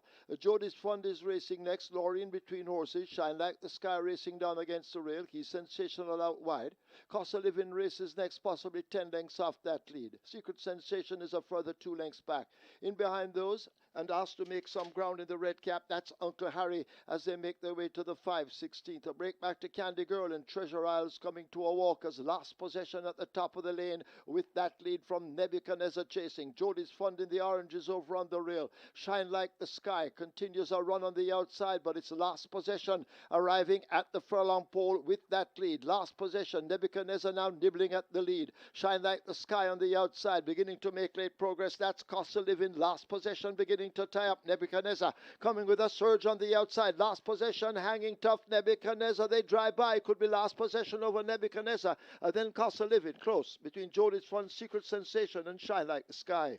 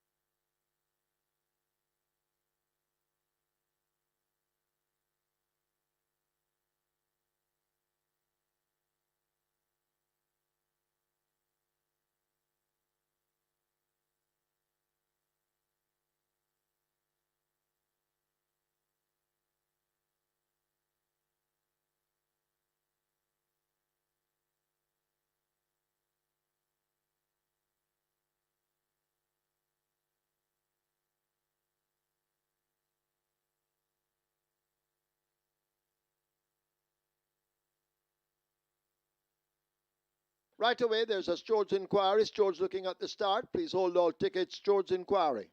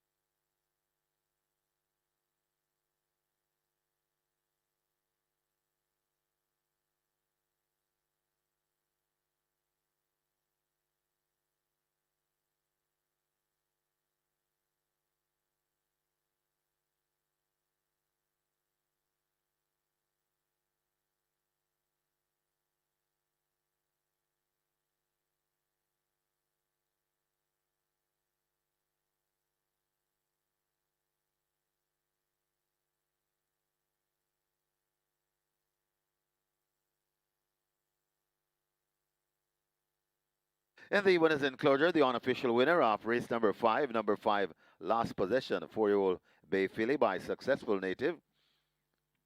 Tashara by He's the Real Thing. Bred Michael Gale, own M&M Racing Stable. Train Anthony Dixon, the winning rider. Tajay Suku, the groom Conrad Miller second. Number 4, Nebuchadnezzar. Third, number 10, Costa Living fourth. Number 2, Shine Like the Sky. And fifth, number 6, Secret Sensation. Final time for 7 furlongs, 1:31 and 3.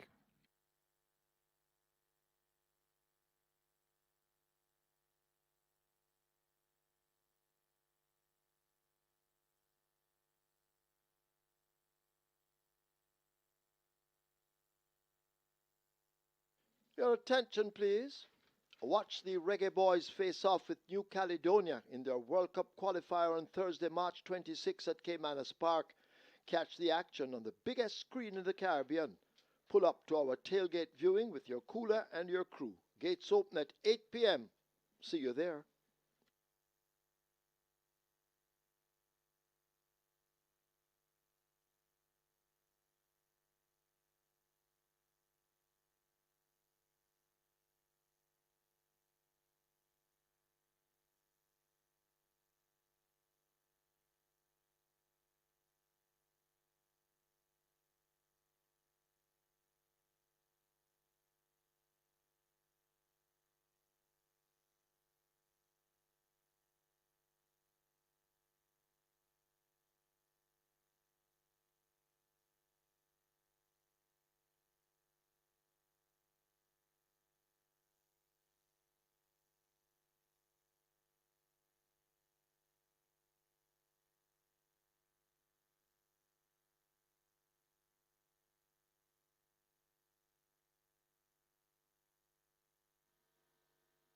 They're off.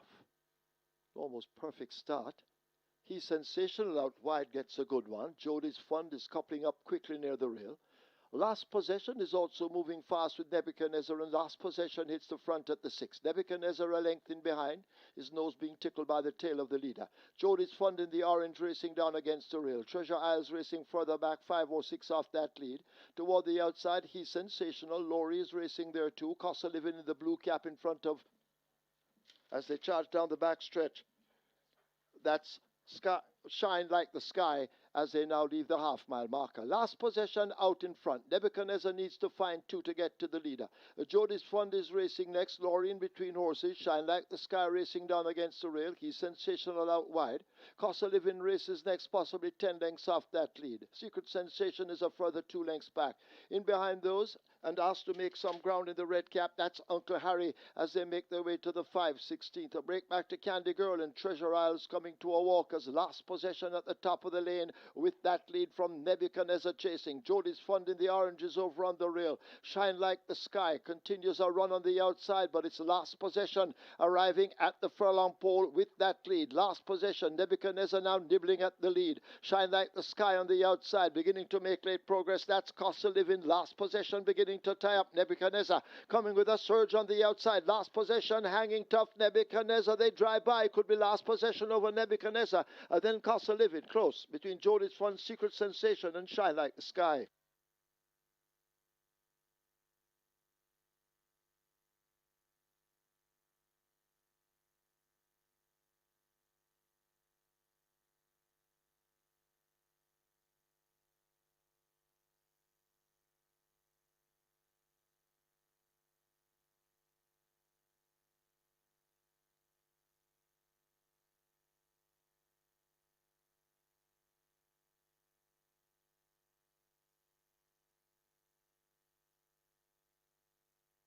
And after this George inquiry, there will be no change to the order of finish.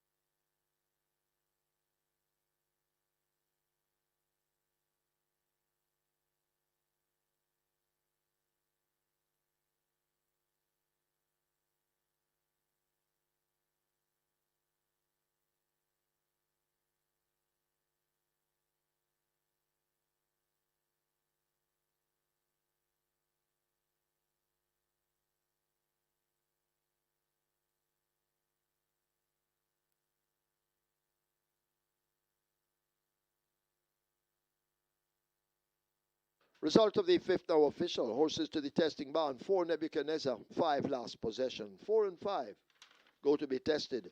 Splits 25-1, 50 and 2 on 17-1.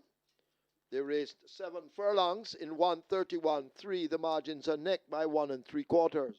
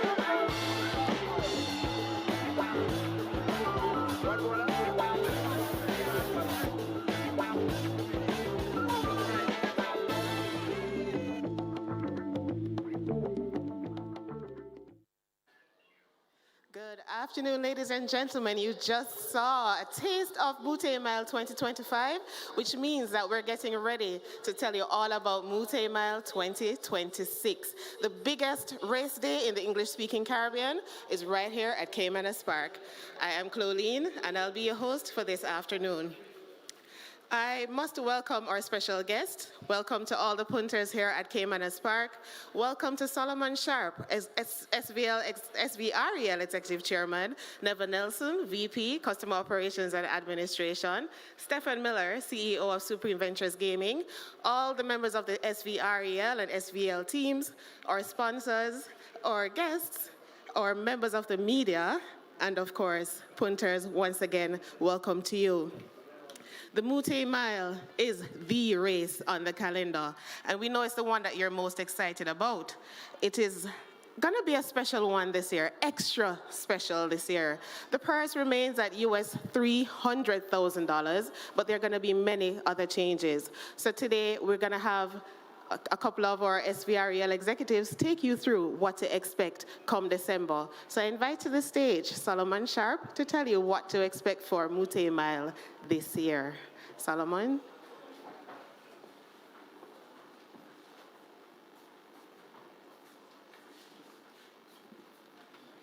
Thank you, Cloleen. Good afternoon, ladies and gentlemen. It's again my distinct pleasure to be here. I'm already dressed in my garb. So first of all, let me announce the theme. The theme for this year is Dancehall Glam. And I think, dancehall is a big part of our culture, not just here locally. And you've seen what we have done internationally. Our horse racing has also gone international. So we figured that, in everything that we do here, we don't just want to celebrate horse racing, the sport, but the horse racing is another big part of our culture. And so 2026 will be Dancehall Glam. Let me also add that, we continue to be committed to racing, and we are committed to all facets. We're going to make another announcement next week, but just last week we made an announcement of the commitment to the grooms. When I drive on the backstretch, I listen to the cries. We can't all fix everything, but there's a lot to be done, but we have also done a lot already. So recently committed $1 million to help the grooms with their licensing. And instead of giving it as a handout, they kind of said to us, boy, boss, we don't want the handout. We've been doing this from 2019. We've been assisting them quietly. And they said they don't want a handout anymore. So we decided that, they're going to go out there and perform for it. So with all the races from last weekend to the end of the month, each groom will receive a prize. And then that is automatically paid to the Jamaica Racing Commission to offset their licensing fees. That's one of the things that I said is very important to them. As we look at the Mute Mile, we have been asked, what next? We have done, I think, very well with the Mute Mile. The Saturdays has done incredibly well, I should say. So what we're going to do now, we're going to add Friday. And I'm here to announce that on Friday, we'll have the Shiza Manita Sprint. There was a race run earlier in the year for Shiza Manita, but with the restructuring, with the Diamond Mile being reintroduced, there wasn't a slot for Shiza Manita, that race. So we're now going to add the Shiza Manita Sprint. We think she's befitting of it. She did everything there was, and her last run was a blistering sprint. But that race on Friday is confined to Jamaican breds only.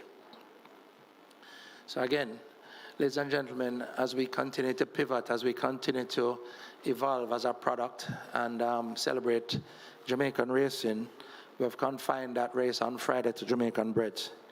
In addition to that, why have you left out the small man? The small man don't get a touch on Mute Mile Day.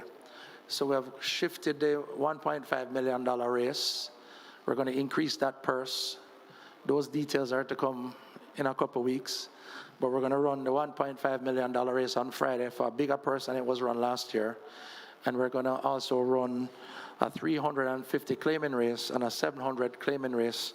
So on Friday, we're going to have a version of the Claiming Crown, and the minimum purse for that $350,000 race will be $1.5 million. So we'll have a $350,000 race for 1.5, a $700,000 race for 1.5, and then we'll tell you what the purse money for the 1.5 will be later on. So we also have a new point system.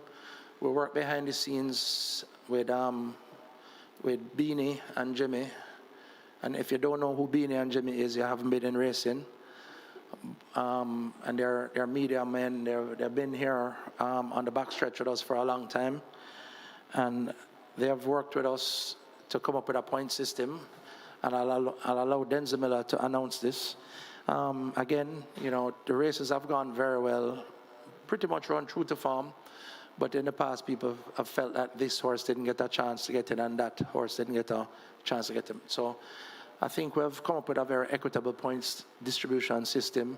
So for all the performers throughout the year, if you can't perform as much for one reason or other and you win one of the winning year in races, then you're good. But we're also going to celebrate the consistent horses who would have run their races and picked up points along the way. So that's all for me to say today. I'm going to bring up Denzel Miller now. And just remember, red, gold, and green, part of our culture. Be as glam as you want to be. I've set the tone today. Thank you very much for tuning in. Thank you, Chairman. A very exciting Caymanas Park. Good afternoon to everyone. And of course, the Mute Mile has continued and will continue to change the landscape of thoroughbred racing here in Jamaica. Just a little bit of history. The first year was won by Colin Carjon's Excessive Force under the lights at Caymanas Park, while in 2023, Crichton Walters and Smith's Rough Entry with Julian Leperoux in the saddle. 2024, Fun Can't Done. Mr. Carlton Watson, of course, the owner, Robert Halladine, in a very bustling finish.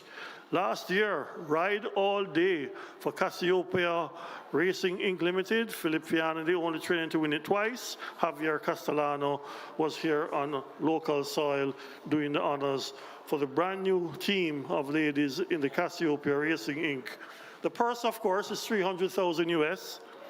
And of course, as Chairman alluded to earlier, we went back to the drawing board and we formed a committee headed by Ms. Ariel Beckles.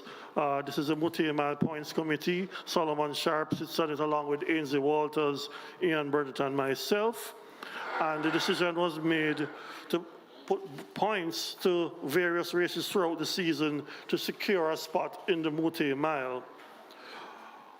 All the win and year in races have points allocated. First, 100, second, 50, third, 30, and fourth, 20. A full list of the points allocation will be available on our website, along with the conditions of the Mute Mile later on this afternoon. And of course, all these points will be retroactive to January 1. So everyone who have raced and have been successful in the classes that we so designate will get points. This year also, as a part of the adjustment, we've increased the positions from 8 to 10 for horses domiciled in Jamaica prior to January 1, and 6 slots will be there for horses shipped to the island after January 1. One, of course, will remain as an option to a New York bred horse.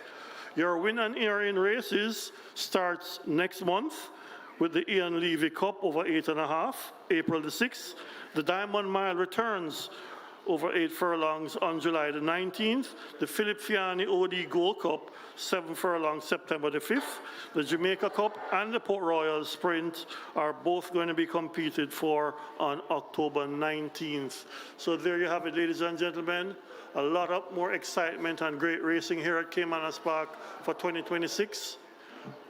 Back to Cloleen.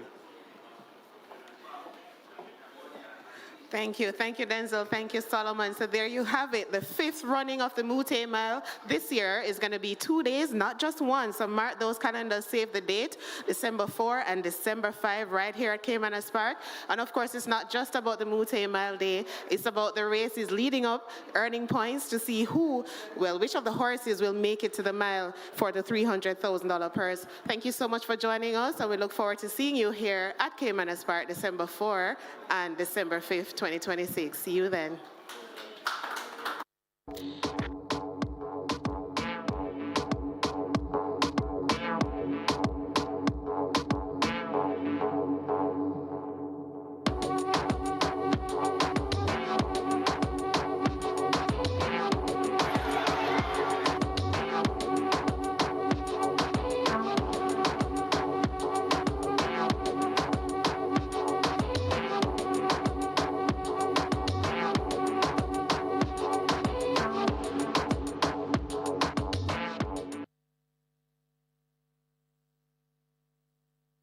Your attention, please. Byron Davis asked to go to the testing barn. Trainer Byron Davis wanted in the testing barn.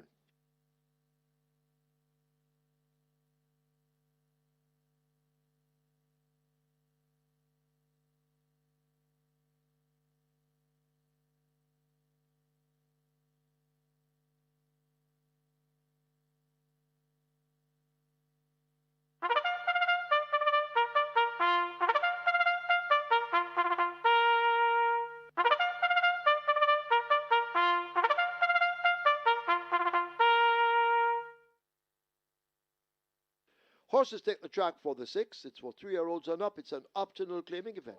350,000 to 250,000 the tag. Also 6-year-olds and up, non-winners of 4. Imported 5-year-olds, maidens, and native bred 5-year-olds, non-winners of 2. This is Division 2. The distance 1,100 meters or 5.5 furlongs. Scratch 1, Arias Rain injured. 2, Blinding Light, make the rider Tevin Foster. 4, Principal Tiffany, 52 or 115. 6, King Air, 54 or 119. 7, Big Pop, 52 or 115. 9, Bernard the Quick, 55 or 121. 12, Undisclosed Location, 52.5 or 116. 14, Stormer Come, 55 or 121. Wagering on double event exacta. Quinella trifecta, superfecta, high 5, rolling triple. Late 5 star begins here. Rolling triple on its way to 300,000. Late 5 star heading for 700,000. Hurry, get your wagers on.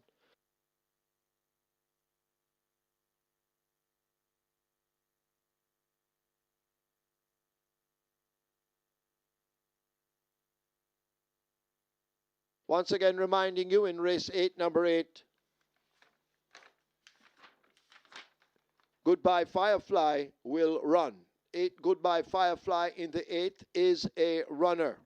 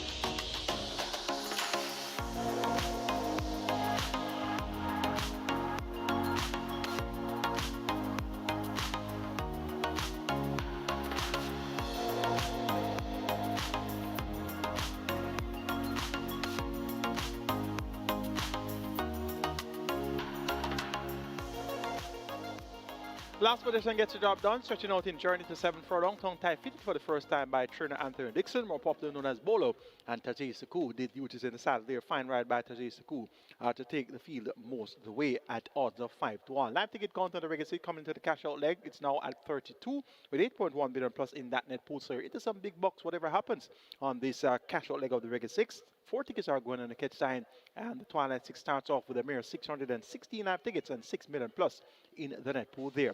Race number 6, scratch number 1, Arias Rain. We're down to a field of 13. They go 1,100 meters or 5.5 furlongs. Let's take a look. Top selection goes to horse number 12 on this closed location. Demar Williams, the champion apprentice, ride to trainer Damon Gale. This one reports first off the claim. Looks well and comes around the bend. After running over the straight on the last 2 appearances. Showed good speed when leading for a long way on the 19th of October, going 5 furlongs round. Look for on this close occasion to before the place there. 3-1. The lukewarm favorite. Number 14, Stormacom also possesses speed. Tried to make all the running on the 31st of January when going 6 furlongs, second by length in the end behind Prince Marshall. The beater Harvey picks up the mount for Byron Davis and owner K&R Syndicate. Look for Stormacom to be mixing it up early with the likes of on this close location. Number 8, Minute Wax should get a nice pace drafting trip.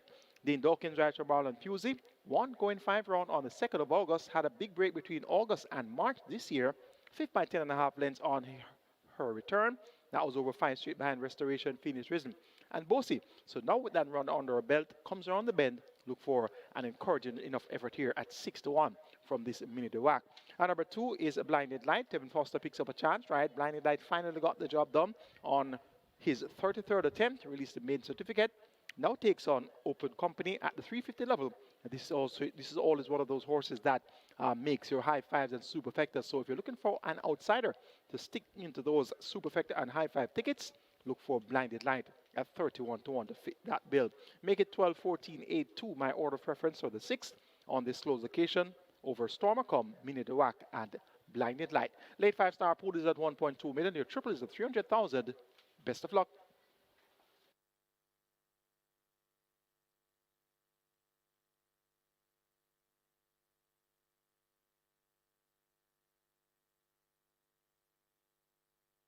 Your attention, please. Please note, Tajay Suku now claims only 2 kilos. Tajay Suku now claims only 2 kilos.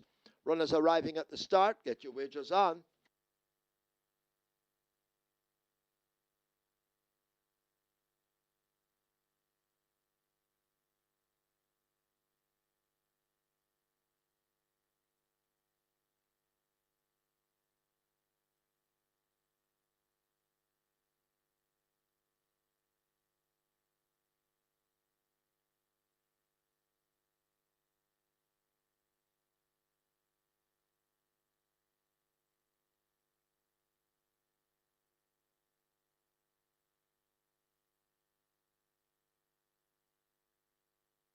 So the runners are arriving at the start. Race number 6. This is the cash out leg of the Reggae 6 and where the late 5-star begins.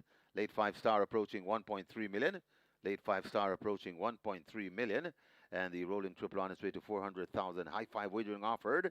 High 5 pool approaching 250,000. Get your bets on here in the 6th as the runners are arriving at the post. They'll be closing the front of the gate shortly.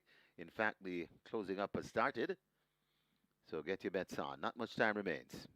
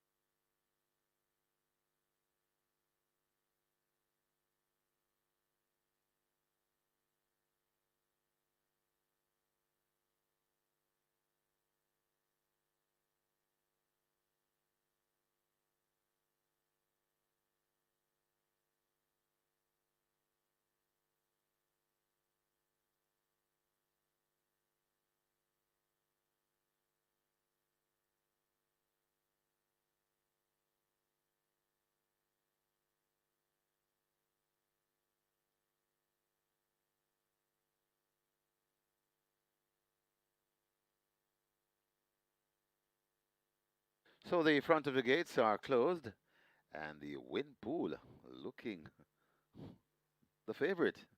3-1. A lot of value in the win pool here. 3-1 undisclosed location. 3-1 Storm come. Can you imagine? Those are shearing favoritism.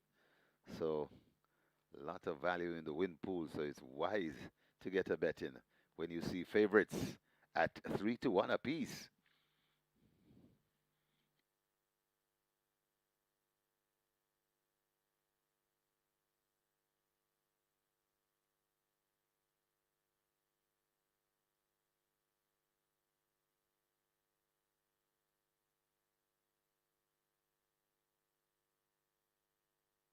So the loading up about to start. The first one to load, Where Your Honor, in gate number 3. King Air moving into 6. Bernard the Quick into 9. Horses loading.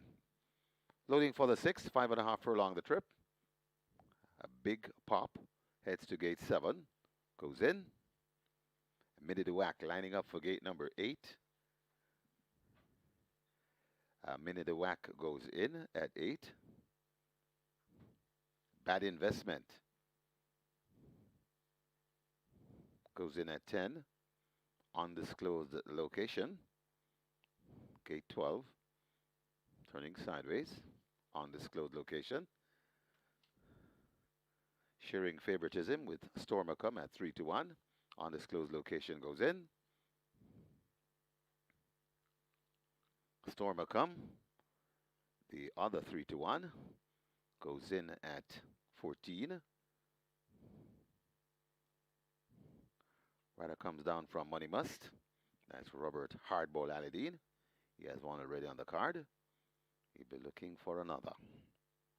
Tapping in. Approaching gate 11. A blinding light heads to gate 2. A blinding light goes in. Tapping in. Goes in as well.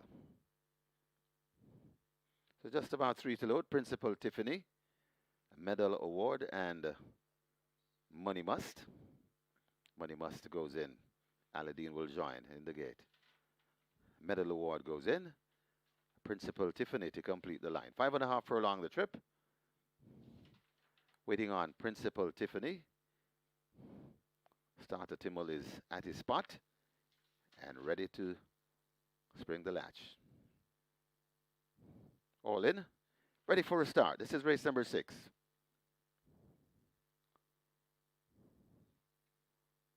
Starter holding the field. And now they're off and racing.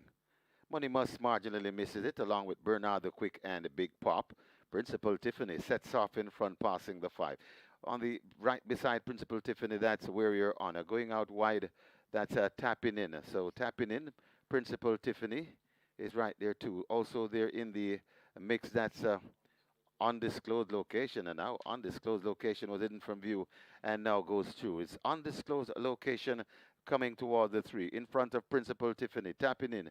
Then comes a Stormer Come, just behind Stormer Come, that's Blinding Light. Coming out wide, that's Minnie the Wack. They're coming at the top of the lane. Undisclosed location. Principal Tiffany begins to re-engage. Undisclosed location in front of Principal Tiffany. Tapping in, trying to get to them. Also coming on, that's Blinding Light. Undisclosed location. Principal Tiffany is gritty and goes once again for that lead. Principal Tiffany in front. Undisclosed location. As no answers coming to the half a furlong pole. And Principal Tiffany is beginning to sprint away from them. Principal Tiffany is sprinting clear. Principal Tiffany and the hot apprentice Shaheem Gordon. Principal Tiffany beats Bad Investment. Got tied for third. Either Bernard the Quick or Tapping In back in fifth.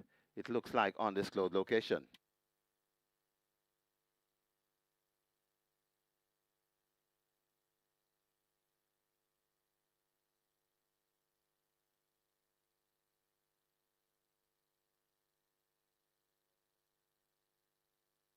We have claims, we have claims. Number 12, undisclosed location. 2 submitted, Gresford Smith for New Blue Limited. Gresford Smith claims undisclosed location for New Blue Limited. 14, Stormer Come. 3 submitted, 1 void. Raymond Townsend for himself. Raymond Townsend claims Stormer Come for himself. Right away, we have a steward's inquiry. They're looking at an incident leaving the 800-meter point. Please hold all tickets. Steward's inquiry. Steward's inquiry. Hold all tickets, please.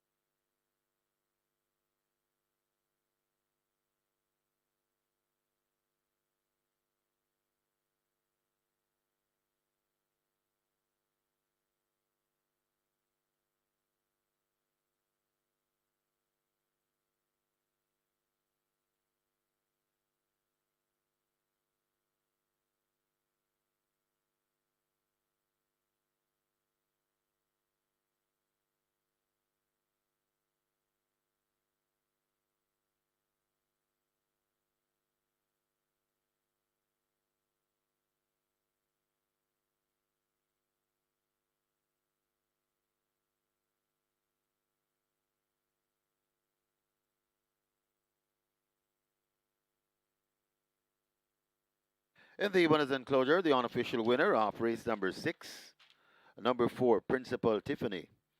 7-year-old bay mare by Silent Valor, or Dreams by Omen Instincts, bred Lakeland Farms Limited, owned and trained David Powell.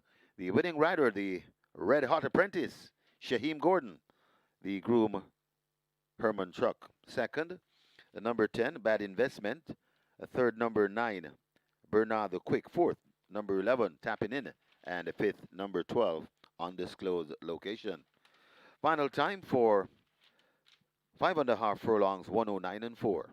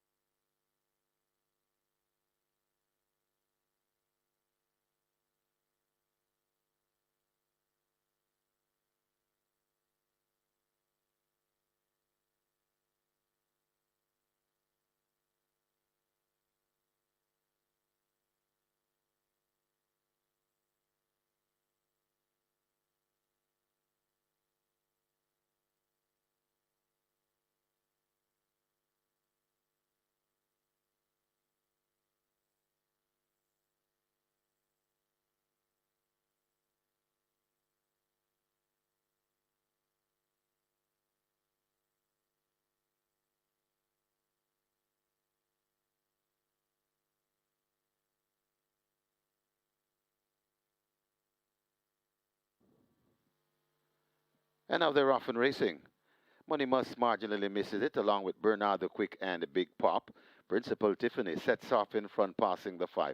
On the right beside Principal Tiffany, that's Where You're Honor. Going out wide, that's Tapping In. So tapping in, Principal Tiffany is right there too. Also there in the mix, that's undisclosed location, and now undisclosed location was hidden from view and now goes through. It's undisclosed location coming toward the 3 in front of Principal Tiffany, tapping in. Then comes a Stormer Come. Just behind Stormer Come, that's Blinding Light. Coming out wide, that's Minnie the Wack. They're coming at the top of the lane. Undisclosed location. Principal Tiffany begins to re-engage. Undisclosed location in front of Principal Tiffany. Tapping in, trying to get to them. Also coming on, that's Blinding Light. Undisclosed location. Principal Tiffany is gritty and goes once again for that lead. Principal Tiffany in front. Undisclosed location. As no answers coming to the half a furlong pole. And Principal Tiffany is beginning to sprint away from them. Principal Tiffany is sprinting clear. Principal Tiffany and the hot apprentice Shaheem Gordon. Principal Tiffany beats Bad Investment. Got tied for 3rd. Either Bernard the Quick or Tapping In back in 5th. It looks like undisclosed location.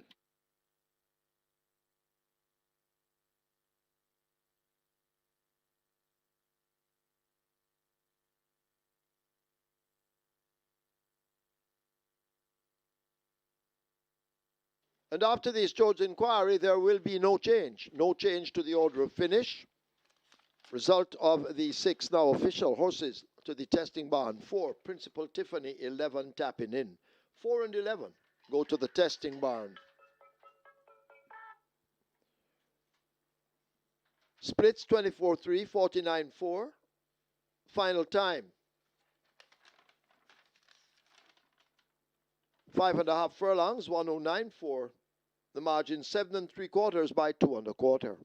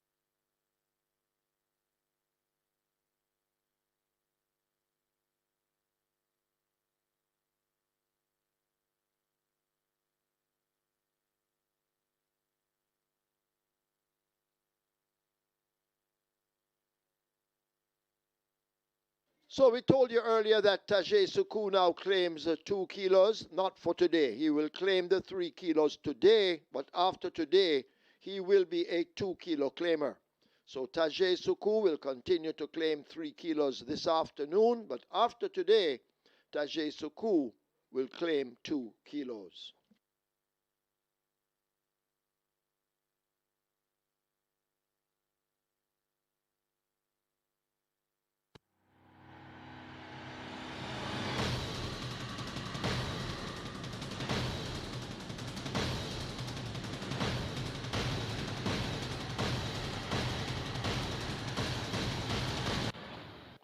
Principal Tiffany upsets the apple cart on the cash out leg of the Reggae 6. Congratulations to our Reggae 6 winners, $945,176 for effort. That's a good day in the office any day. And the jackpot now 14.479 million. We'll wait to hear the next mandatory payout date in the Reggae 6. Shaheem Gordon, informal apprentice, role there for owner trainer David Powell. Principal Tiffany won by a wide margin. Let's take a look at the closing stages of our Reggae 6 events. As they charge toward the final furlong, and still Absolute Blue continues to lead on, now put to the right hand stick. Newland Links trying to bear it on the outside. Give Me the Light now finds room in between horses. It's Absolute Blue by a length and a tail. Here is Give Me the Light switched on, and Give Me the Light now begins to shine brightly and will take the first by maybe 3 or more. Absolute Blue is second. Newland Links could be third of a Charming Sound. It's close. Last Dance is back in fifth. It's Smart Trick in front, and Smart Trick is traveling nicely, coming to the furlong pole. Smart Trick in front, Generational still there, toiling into second. Ability out wide and Money Slam, but Smart Trick is in front, and Smart Trick, this is No Trick, Smart Trick, and a Sneaky Fox for Anthony Baba Nunes and Andrew Donald, about 4 lengths. Generational is second, then comes Ability back in fourth. That's Miniola. But My Sunshine continues to lead them a merry chase inside the final furlong. It is My Sunshine and Paul Francis by 4 lengths. Hickory Slim is chasing. Blue Sensation on the outside, hanging tough for third. But it's all My Sunshine. My Sunshine will win by maybe 4, could be more. Hickory Slim is second. Blue Sensation is third. Princess Catalia is fourth. It's still on that leader, Tailor Made, coming with just about a half a furlong to travel. Tailor Made in front, and I think Tailor Made has made all the running this afternoon. Tailor Made in the Hotline Stakes. Tailor Made and Robert Hardball Halidine winning for Jason DaCosta. Winning from a Dreamcatcher. Then comes Giving Thanks back in fourth, Minnehaha. But it's last possession arriving at the furlong pole with that lead. Last possession, Nebuchadnezzar now nibbling at the lead. Shine Like the Sky on the outside, beginning to make late progress. That's Cost of Living. Last possession beginning to tie up. Nebuchadnezzar coming with a surge on the outside. Last possession hanging tough. Nebuchadnezzar, they drive by. Could be last possession over Nebuchadnezzar. Then Cost of Living close between Jodie's Front, Secret Sensation and Shine Like the Sky. Principal Tiffany in front, undisclosed location, as no answers coming to the half a furlong pole, and Principal Tiffany is beginning to sprint away from them. Principal Tiffany is sprinting clear. Principal Tiffany and the hot apprentice Shaheem Gordon. Principal Tiffany beats Bad Investment, got tied for third, either Bernard the Quick or Tapping In, back in fifth. It looks like undisclosed location.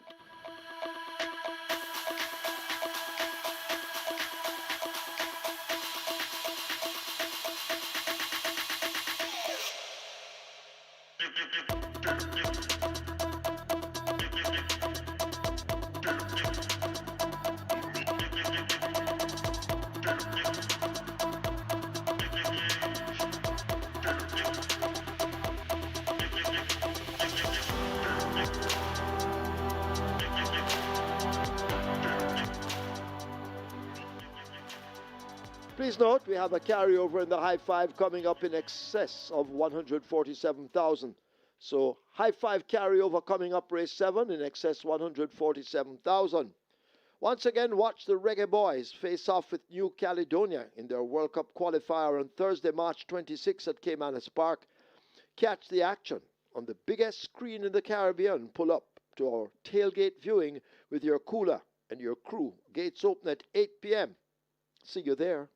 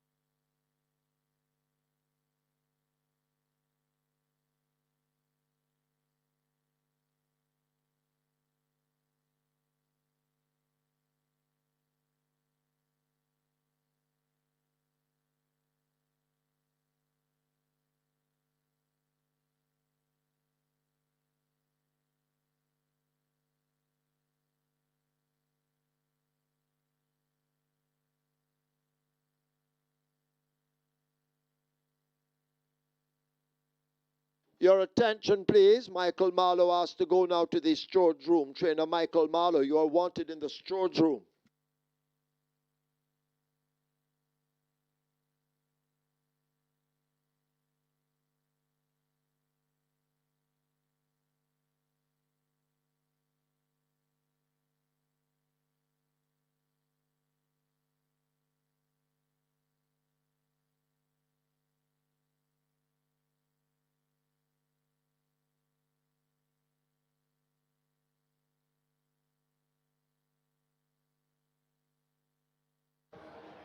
On to race number 7, and the 65 favorite to the tote, that's number 6.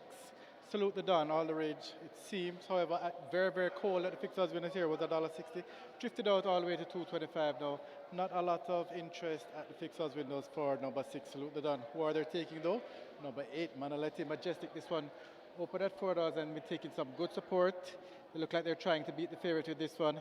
Manaleti Majestic currently at $3.50 is the best back runner at the fixed odds windows. As I mentioned, number 6, Salute the Dawn, is very weak in terms of the support at the fixed odds winner, despite being the 65 favorite to the tote. So the second favorite to the tote at 5-2, Manaleti Majestic. That's the best back runner here at the fixed odds windows, currently at $3.50. Good luck for race number 7.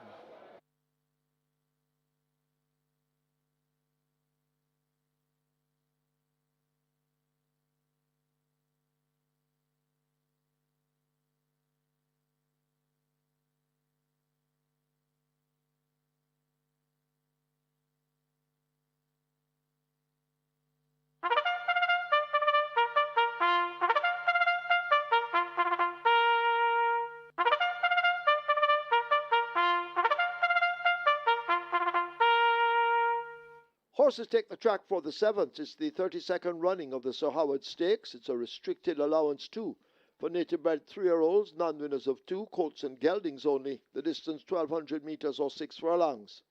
Number 3, Uncle Nally, make the rider Chris Mamdeen. 4, Mohan Lal, 55 or 121. 7, Darwin, 54 or 119.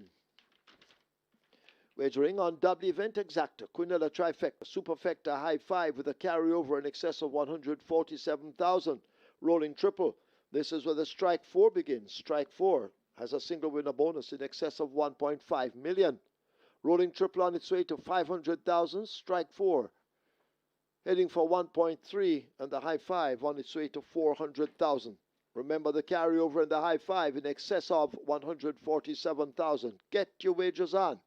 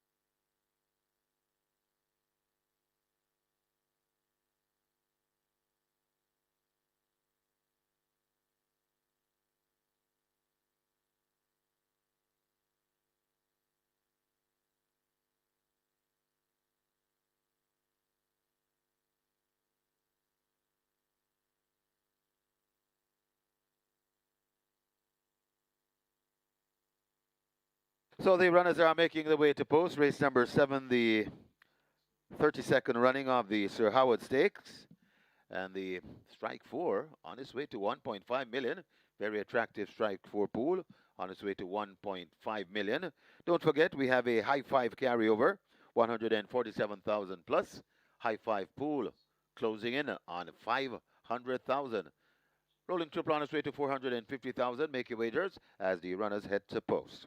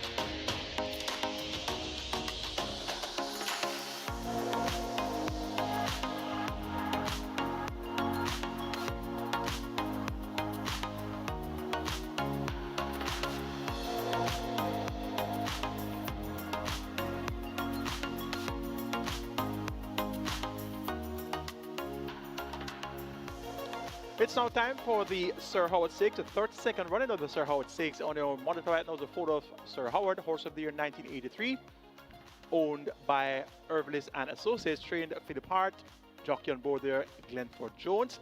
And Sir Howard won the Caribbean Classic in 1983, won the Heineken Trophy in 1983, won the Shell Silver Plate also in 1983, won the Red Stripe Super Stakes in 1983, won the Governor's Cup also in 1983, and won the Rotman's Citation in 1984.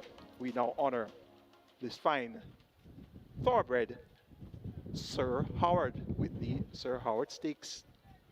Congrats once again to our Regular 6 winners, 945,000 plus in dividends there. The jackpot now over 14.47 million. And indeed, the Regular 6 is going to be hot commodity for the next few weeks leading into the mandatory payout day. Let's take a look at the Sir Howard Stakes. We have a field of 10 Colts and Geldings all the way to the starting gate. Purse 1.2 million. Top selection goes to number 2, Dash All Day. Raced among importees for his first 2 outings, won on debut, beating the highly thought of Exceeding Beyond and Mulligan Manor's third. Start the clock in 101.3 for 5 round at 9-1 with Linton Stedman and 55.5 kilos. Stepped up to rounds of 2 next in town.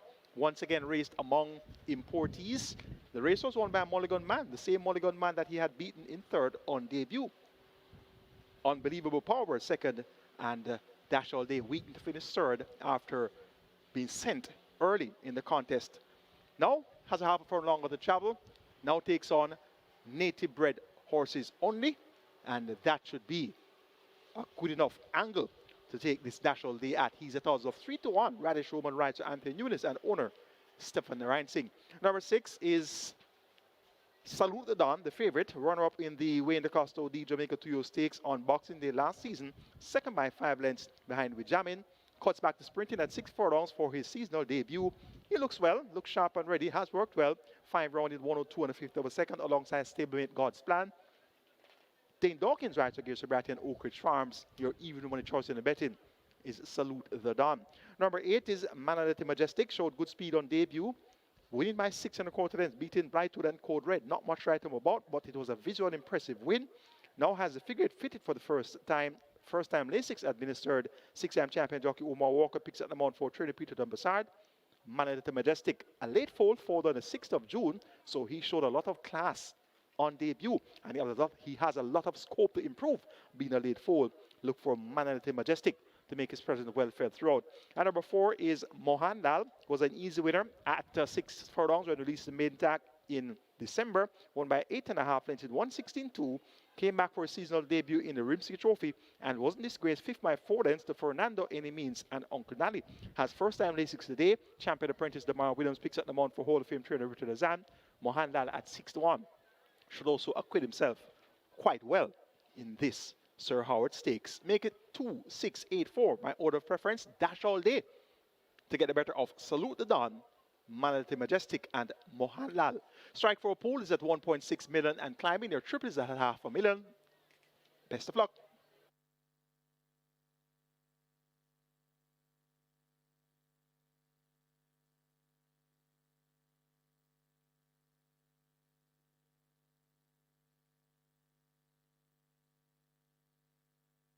So the runners have arrived at the post. Runners have arrived at the post. Race number 7, the 32nd running of the Sir Howard Stakes.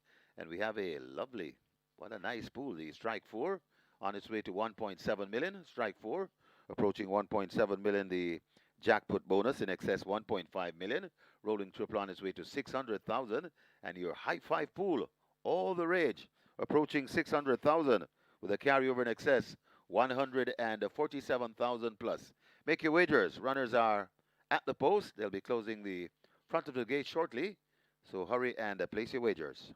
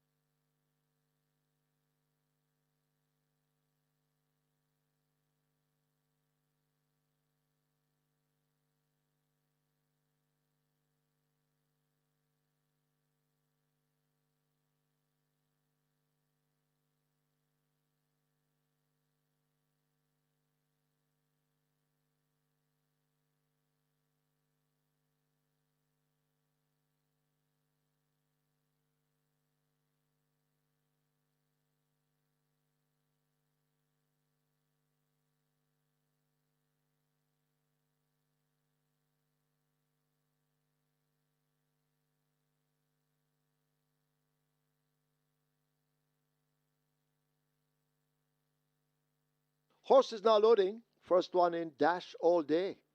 Uncle Nally follows.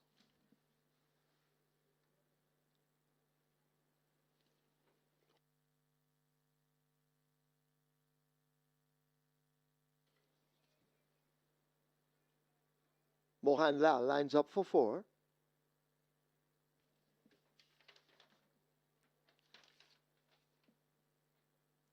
So Lucky Am I next at 5.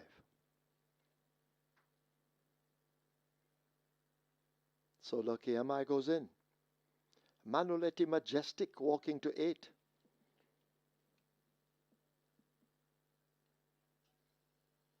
So Manoletti Majestic a bit reluctant, but being pulled into 8.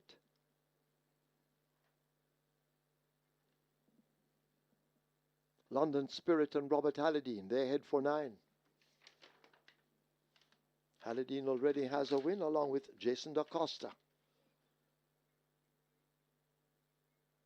God's Plan. Approaching 10. God's Plan up to 10. God's Plan finally goes in. Darwin will load at 7. When ready,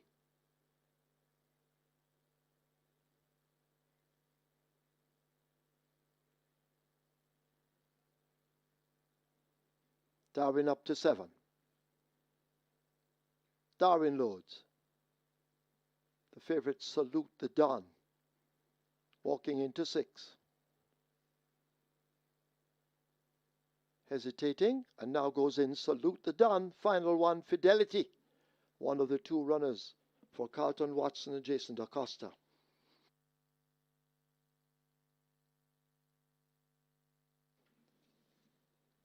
Fidelity not yet in. This is the 32nd running of the Sir Howard Stakes. 6 furlongs. We're waiting on Fidelity. Terrific Tevin Foster aboard. Now they've taken the 2 horse out. That's Dash All Day with Radish Roman. So they'll try to get Fidelity in as Radish Roman remains in the gate.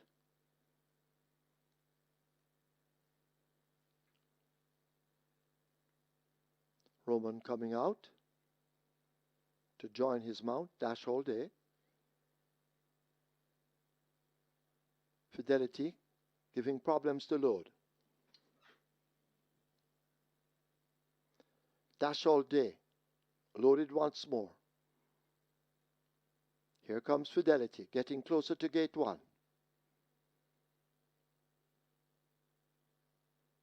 Fidelity is in. Field in line for the 32nd running of the Sir Howard Stakes that's sent off right away. London Spirit misses it. Salute the Don in the yellow cap grabs that lead. So Lucky Am I racing next, overtaken now by Manoletti Majestic on the go as they've left the 6 and run toward the half mile. Salute the Dawn on that lead from Manoletti Majestic. A length separates them. So Lucky Am I races up next toward the outside Uncle Nally. God's Plan racing out wide. Darwin tucked in between them. Fidelity backing out of it. Mohan Lal just a half a length down and beginning to make some gains. A break back to Dash All Day. And London Spirit trails the field as they have left the 3 and run now toward the final 5/16. Salute the Don in charge on that lead. Will come into the lane with it. Salute the Don in the yellow cap continues to control the speed up front. Being chased by there toward the outside. So Lucky Am I. Manoletti Majestic racing in behind them. Uncle Nally is on the rail in between horses. That's God's Plan. Kicking in out wide Mohan Lal, but it's Salute the Don in charge with a furlong to run. Salute the Don out in front and showing no signs of stopping. Salute the Don and devastating Dane Dawkins in a runaway for the 32nd running of the Sir Howard Stakes. They win by maybe double digits. So Lucky Am I is next, close between Dash All Day, Mohan Lal. Uncle Nally is back in 5th.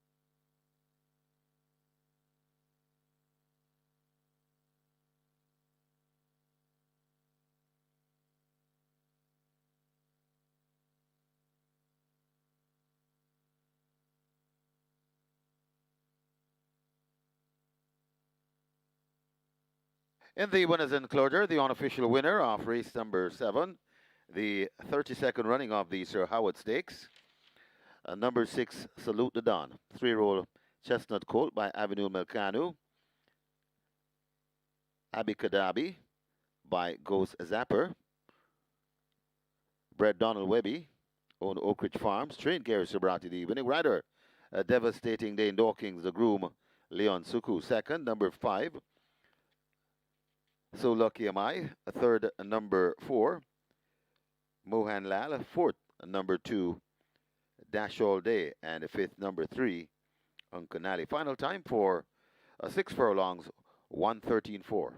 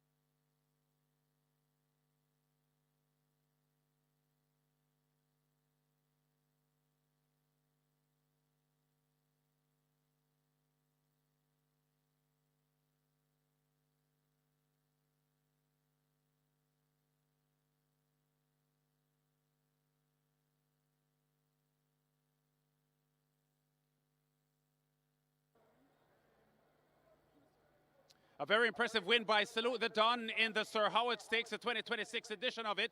Dane Dawkins gets his first win in the event. He was second aboard Big Guy in the Sky back in 2023. But this was pretty easy. You were coasting. I don't think you started riding the horse onto the furlong pole. Yeah, I was relaxing the whole way. So when he reached in the furlong pole, I said, run on, let me see what you have. And he responded.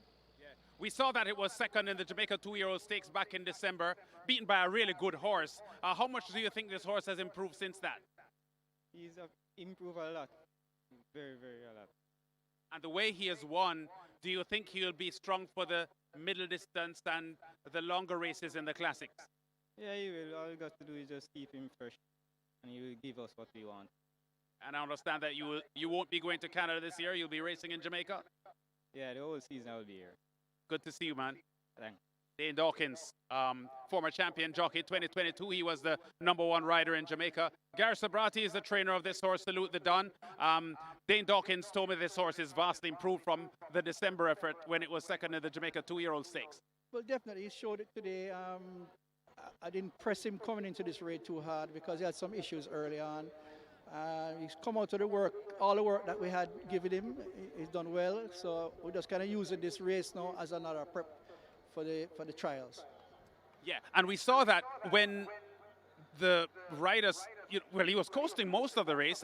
He didn't start riding till they were approaching the furlong pole. Did it win as easily as you expected it to? Well, 1:13 in the track is not fast today, so I'm really impressed with the time. So it shows that it's genuine. Well, this is the fastest Sir Howard Stakes run since Nipster won back in 2020. So you remember that well, don't you? Yeah, man. Anthony Thomas was aboard then? Yes, definitely. So you're looking forward to, is this horse likely to run the Prince Consort and the other lead-up events to the Guinness? Definitely, definitely. And don't forget the Kingston. All right, Gary Sobrati. Gary Sobrati, top trainer, gets a good win here with Salute the Don. Very, very impressive winner here at even money. This horse coasted the entire race, shaken up towards the furlong pole by Dane Dawkins, and ran out a very, very impressive winner in 1:13.90 for 6 furlongs. Field in line for the 32nd running of the Sir Howard Stakes that's sent off right away. London Spirit misses it. Salute the Don in the yellow cap grabs that lead. So Lucky Am I racing next, overtaken now by Emanueletti Majestic on the go as they've left the 6 and run toward the half mile. Salute the Dawn on that lead from Manoletti Majestic. A length separates them. So Lucky Am I races up next toward the outside Uncle Nally. God's Plan racing out wide, Darwin tucked in between them. Fidelity backing out of it. Mohan Lal just a half a length down and beginning to make some gains. A break back to Dash All Day, and London Spirit trails the field as they've left the 3 and run now toward the final 5/16.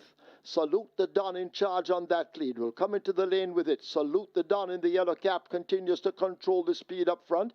Being chased by there toward the outside. So Lucky Am I. Manoletti Majestic racing in behind them. Uncle Nally is on the rail in between horses. That's God's Plan. Kicking it out wide. Mohan Lal, but it's Salute the Don in charge with a furlong to run. Salute the Don out in front and showing no signs of stopping. Salute the Don and devastating Dane Dawkins in a runaway for the 32nd running of the Sir Howard Stakes. They win by maybe double digits. So Lucky Am I is next, close between Dash All Day, Mohan Lal. Uncle Nally is back in 5th.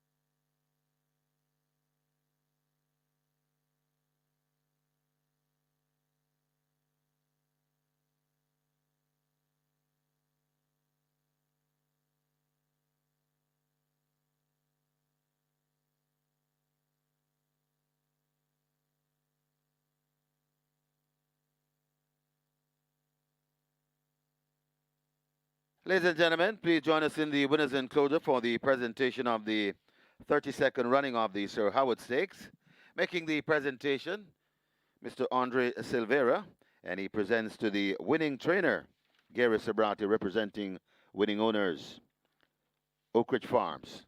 Congratulations to the winning connections, race number 7, the 32nd running of the Sir Howard Stakes.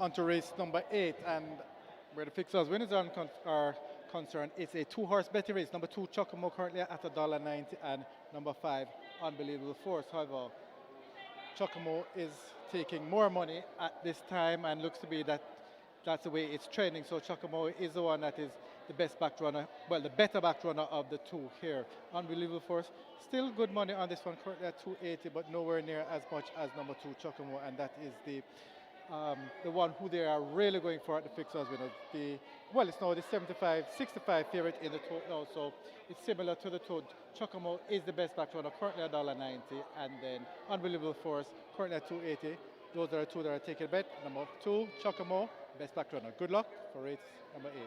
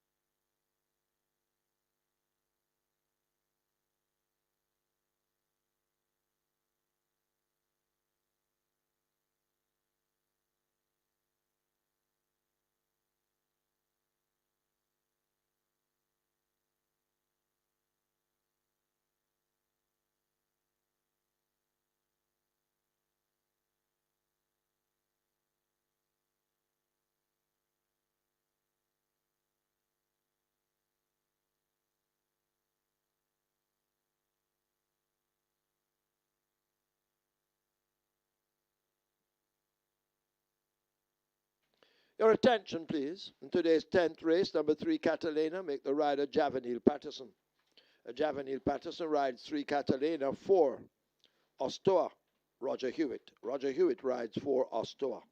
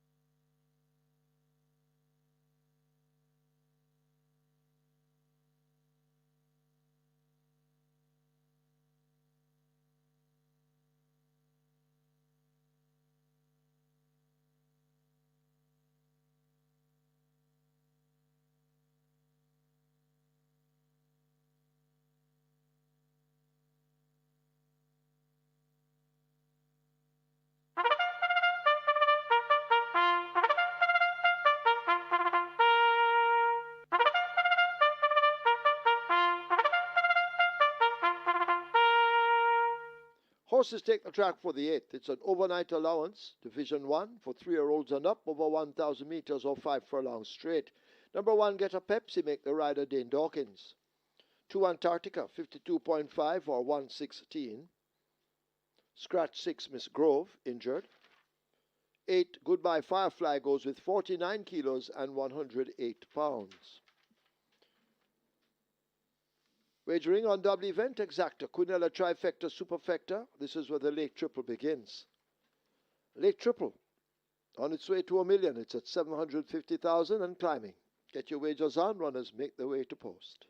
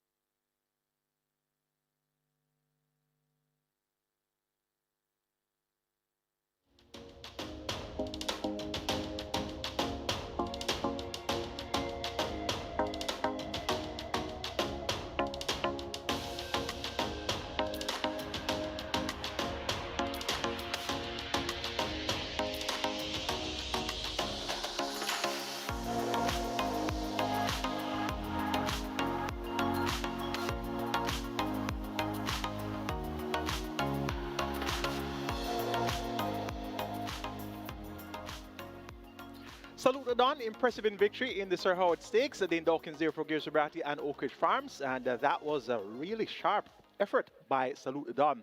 And he looks ready to take on the best 3-year-olds in the land for the 2026 Classic season. Live ticket count on the Reggae 6, rather on the Twilight 6. Reggae 6 paid over 945,000. The Twilight 6 live ticket count 128 with the 6 million plus in the net pool there. It's on to the late triple, minimum guarantee pay at 400,000. Races 8, 9, and 10. And we have Division 1 of the Ordinate Allowance contest of 3 and up. The purse 1.25 million, a field of 8 assembled to go posters scratch.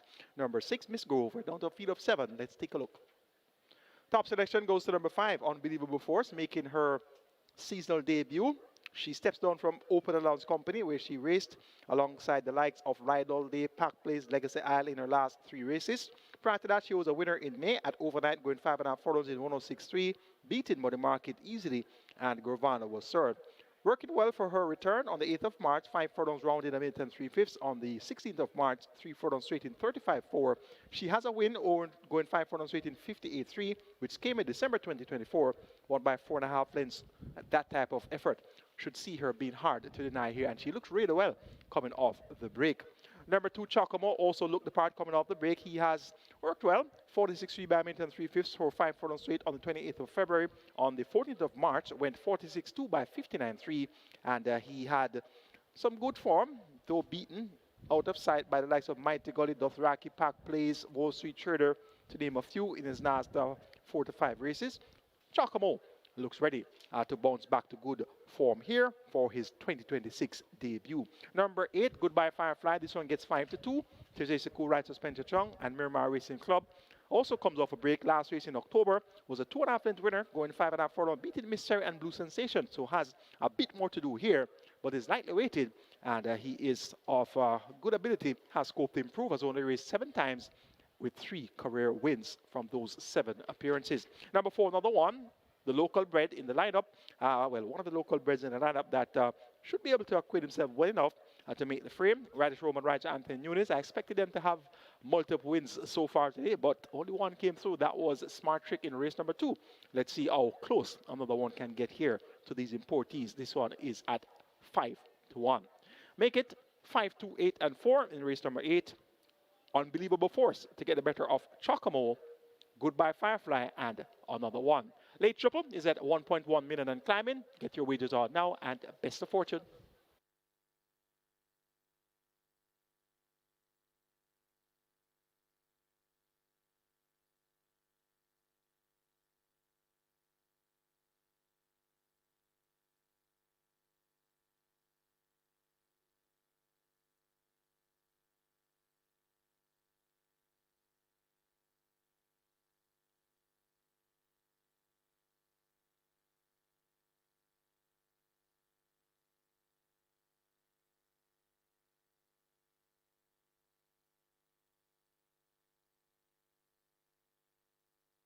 Runners arriving at the post for race number 8. The late triple starts here, and a very attractive late triple as per usual. The pool approaching 1.2 million. Pool approaching 1.2 million, as most of the runners have arrived at the post, but we're still waiting on a couple. So get your wagers on. Running out of wagering time for sure.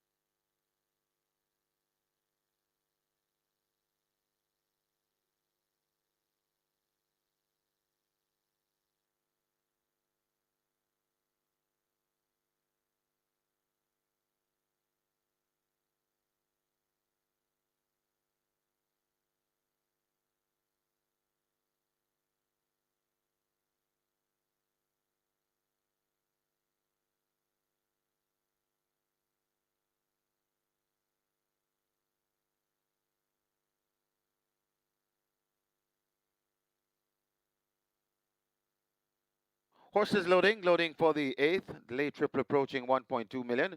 Get a Pepsi, the first one to load, joined by Chocomo in gate 2. So horses loading for the 8th. Antarctica led to gate number 3. They've opened gate 5, and Unbelievable Force is in at 5. Antarctica in at 3. Another one loads at gate 4. Main Mistress and Goodbye Firefly. Goodbye Firefly in, last one to load, Main Mistress, gate number 7. 5 furlong straight the trip. Main Mistress goes in, and we're ready for race number 8. Often Racing, Unbelievable Force gets a good start. Goodbye Firefly closest to us, and it is right up with the front end. Also there, that's a Chocomo in the middle. Right there too, that's Antarctica. Over on the far side, Get a Pepsi. They're spread right across the course, as it is Unbelievable Force, Goodbye Firefly, Chocomo. These are the prominent ones. Just behind them, that's another one. Over on the far side, Get a Pepsi, as they make their way coming out of the chute with just about 2 furlongs to go. Goodbye Firefly, Unbelievable Force, Chocomo. This is where the action is, trying to come into it. Also, that's another one. It's Goodbye Firefly, looks to have the lead from Unbelievable Force. Another one is closing stoutly. Goodbye Firefly, Unbelievable Force. And another one, it's 3 across the track. Goodbye Firefly, just the leader from another one coming on. Goodbye Firefly, another one. Goodbye Firefly, just lasting from another one. And Unbelievable Force going by together. Then comes Main Mistress back in 4th.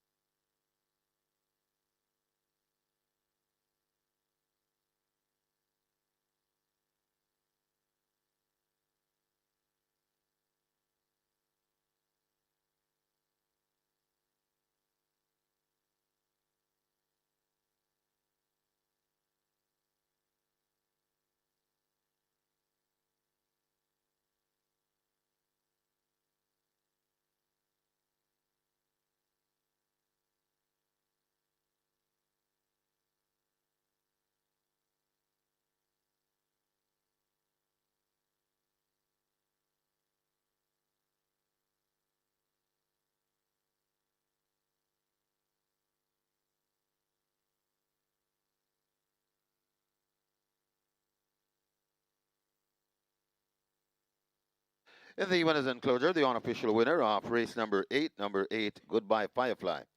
5 Rule Bay Horse by Mucho Macho Man. Shanghai Lady by Shanghai Bobby. Bred Harmony Farms. Own Mermar Racing Club. Trainer Spencer Chung, the winning rider.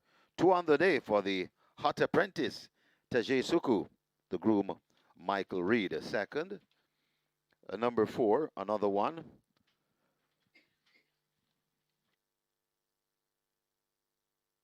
A third, number 5, Unbelievable Force. Fourth, number 7, Main Mistress. Final time for a 5 furlong straight, a zippy 57 flat.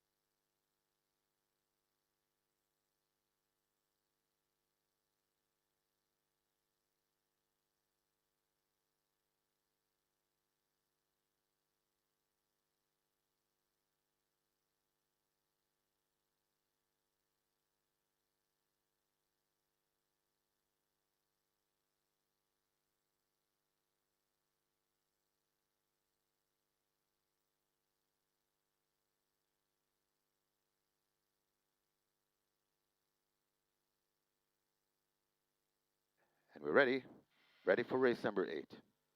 Often Racing. Unbelievable Force gets a good start.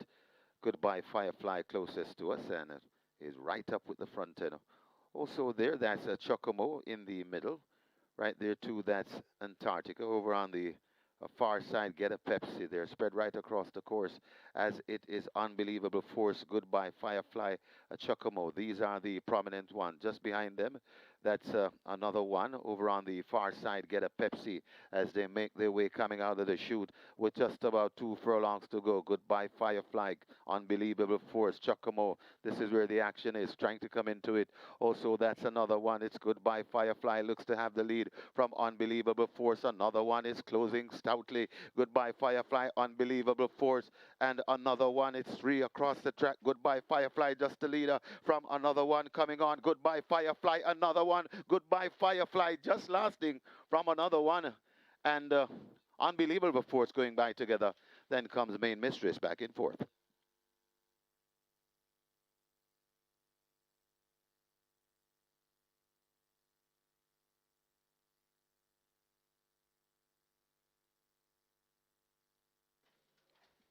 Result of the 8 now official horses to the testing barn. 5, Unbelievable Force. 8, Goodbye Firefly. 5 and 8 go to be tested. Split 23 by 45-1.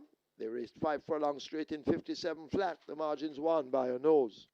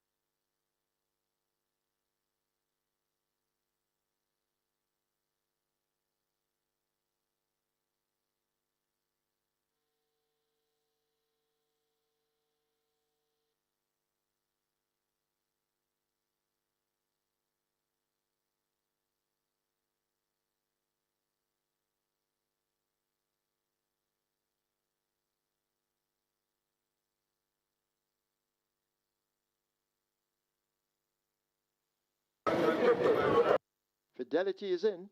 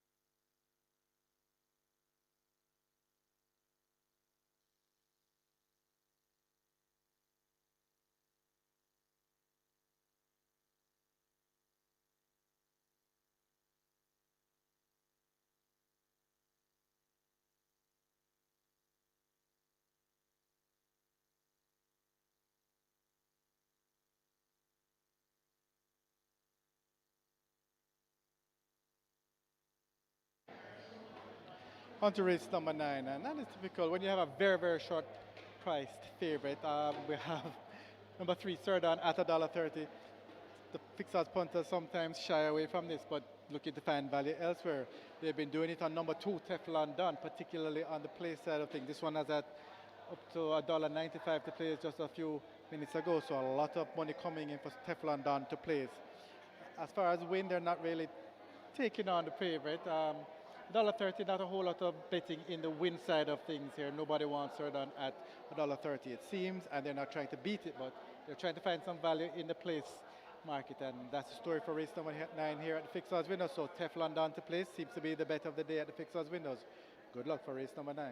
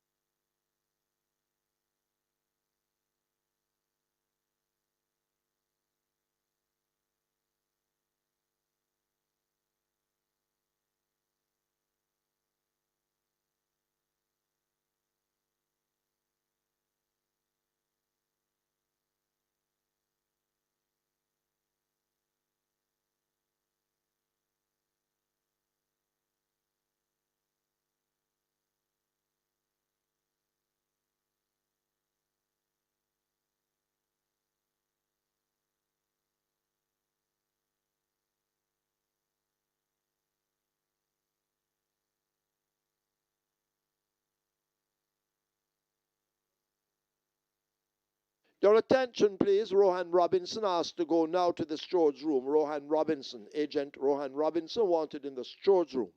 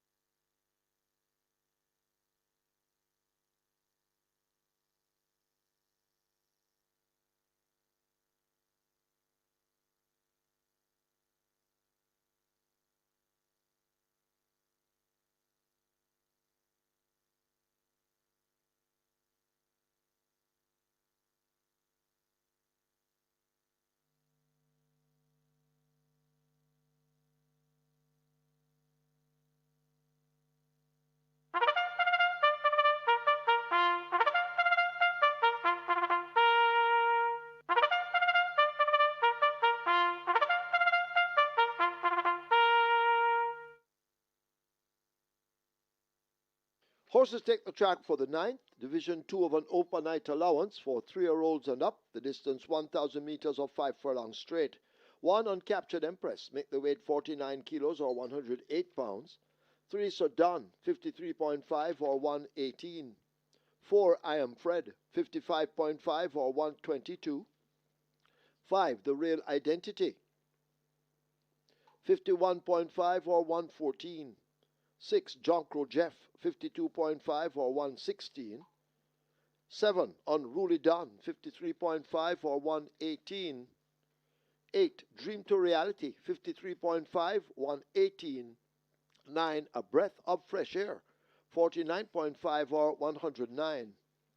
A wagering on double event exacta, Quinella Trifecta Superfecta High 5. Get your wagers on.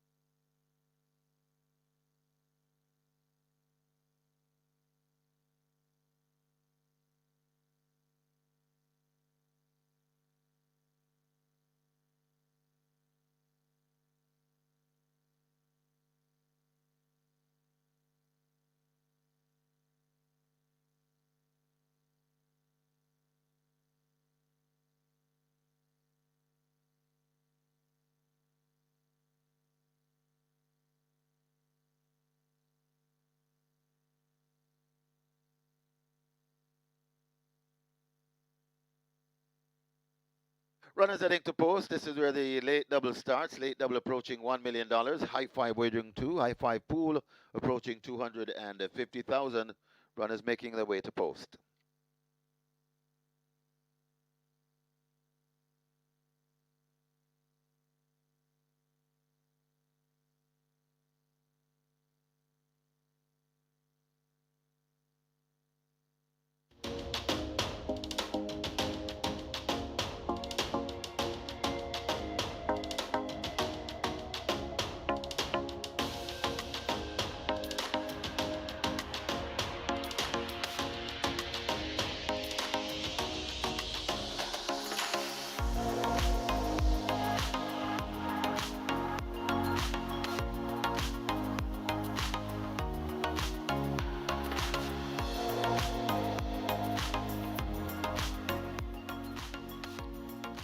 Goodbye Firefly gets the job done. Lightly weighted. Tajisa Koo riding there for Spencer Chung, and that's second win on the card for Tajisa Koo. Had a fine ride earlier with last possession, so a double on the card for the inform apprentice Tajisa Koo. Live ticket count on the Twilight 6 now down to 38 with 6 million plus in that net pool. It's now on to the late double races 9 and 10. Race number 9 is Division 2 of the Owen contest over 1,000 meters straight. The purse is 1.25 million, and we now see the return of Sir Don. He left us in December, second by a short head to Prodigious Power over 6 furlongs in 114 flat. Prior to that, had 3 impressive victories, and he has worked well for his return. 5 round in 1 minute and 2 fifths on the 7th of March, and went 5 furlongs straight in a minute flat by 47 flat on the 14th of March. Riding showman rider Anthony Nunes and owner Oak Ridge Farms. Oak Ridge Farms, of course, had a win in the Sir Howard Stakes with Salute Don. So it looks to be Sir Don's turn to get the job done here. He's your 1 to 5 favorite. Number 2, Teflon Don is at 7 to 1. Run up last week behind She's That Girl, going 5 furlongs round in at 59 for Teflon Don. Tevin Foster, right to Jason Acosta. Teflon Don. This is the one I'm taking to chase home. Sir Don. Of the others, we have another Don, and that's Unruly Don, number 7. Don't really like the chances of this one, but I said, oh, let's just throw this one in there for the trifecta, given that we have 2 Dons already. So it's Sir Don over Teflon Don, then Unruly Don. Rather, yes, that's Unruly Don. And for 4th, number 9, A Breath of Fresh Air. So 3, 2, 7, and 9. This 3, 2 exacta looks quite likely to come back that way. So have a go at the Sir Don, Teflon Don exacta here in the 9th and penultimate.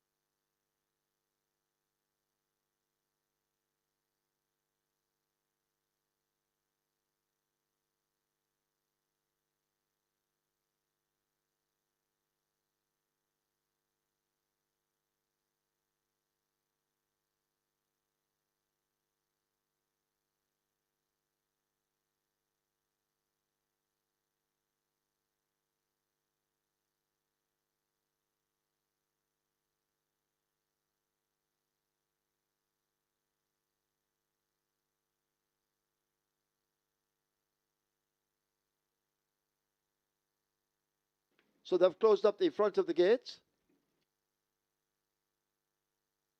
High 5 on its way to 300,000. Any moment now, loading up will begin. And we have a 1 to 2 favorite in Sir Don. Beaten narrowly by Prodigious Power. Another foreigner.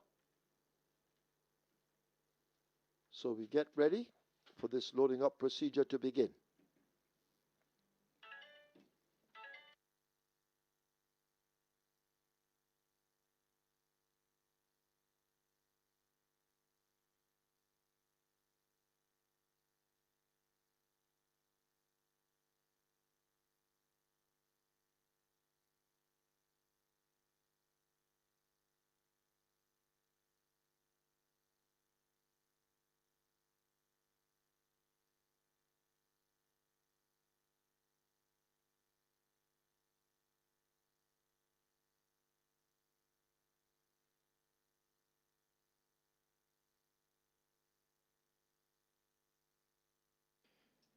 So once again, watch the Reggae Boys take on New Caledonia in their World Cup qualifier this Thursday, March 26, live at Caymanas Park. Catch every moment on the biggest screen in the Caribbean. Drive up to our infield tailgate viewing. Bring your cooler. Bring your crew. Gates open at 8 p.m. Big vibes, big game, big screen. Don't miss it. See you there.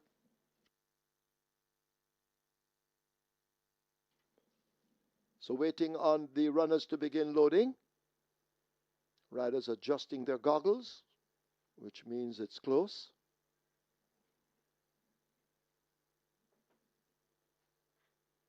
So Don now 1 to 5 the favorite.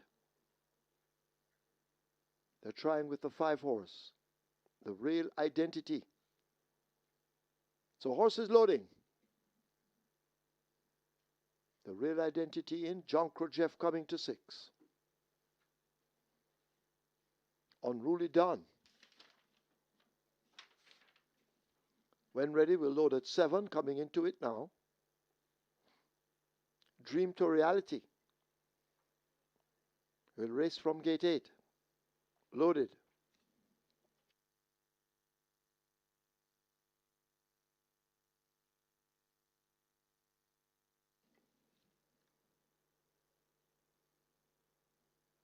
John Jeff is in. A breath of fresh air. Loads at 9.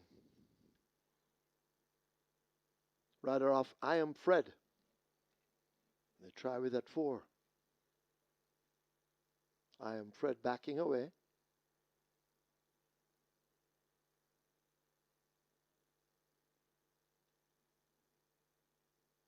You need to hurry and get your wagers on.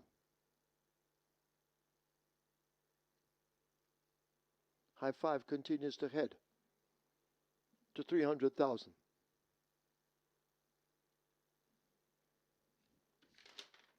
I Am Fred is in.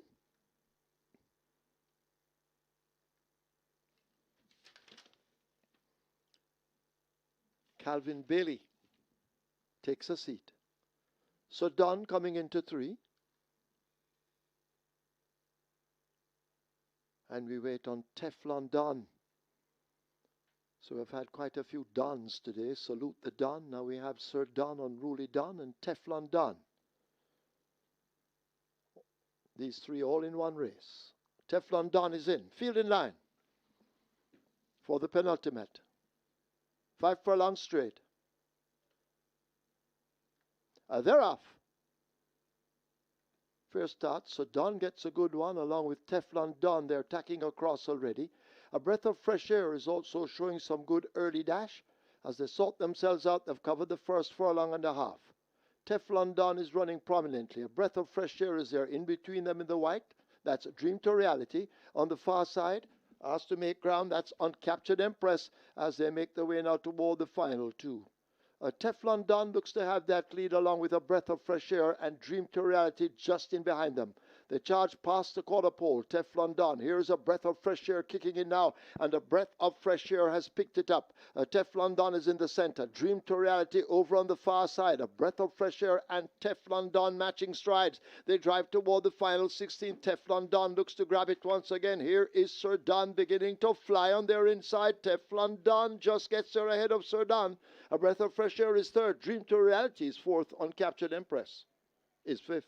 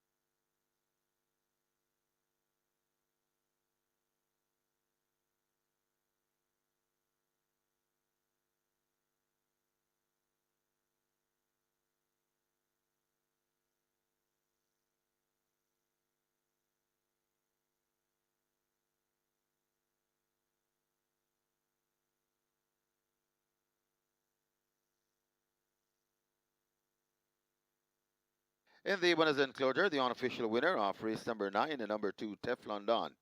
5-year-old bay horse by Casual Trick. The lady scored by Even the Score, bred Orange Valley Estates Limited, owned Elizabeth Acosta, conditioned by the champion trainer Jason DaCosta. That's 2 wins for the champion trainer. Winning rider, terrific, Tevin Foster. And of course, Tevin is sponsored by True Shake, Nutrition Shake, the groom Christoph Little. Second, number 3, Sir Don. A third, number 9, A Breath of Fresh Air. Fourth, number 8, Dream to Reality. And fifth, number 1, On Captured Empress. Final time for 5 furlong straight, 57 and 1.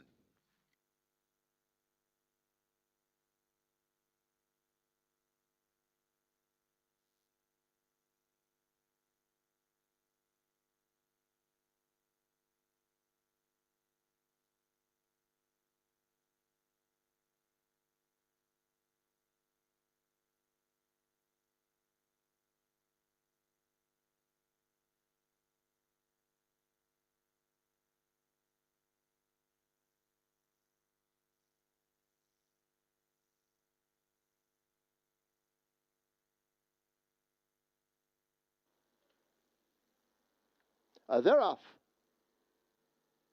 Fair start, so Don gets a good one along with Teflon Don. They're tacking across already. A Breath of Fresh Air is also showing some good early dash. As they sort themselves out, they've covered the first furlong and a half. Teflon Don is running prominently. A Breath of Fresh Air is there in between them in the white. That's Dream to Reality. On the far side, asked to make ground, that's Uncaptured Empress as they make their way now toward the final 2.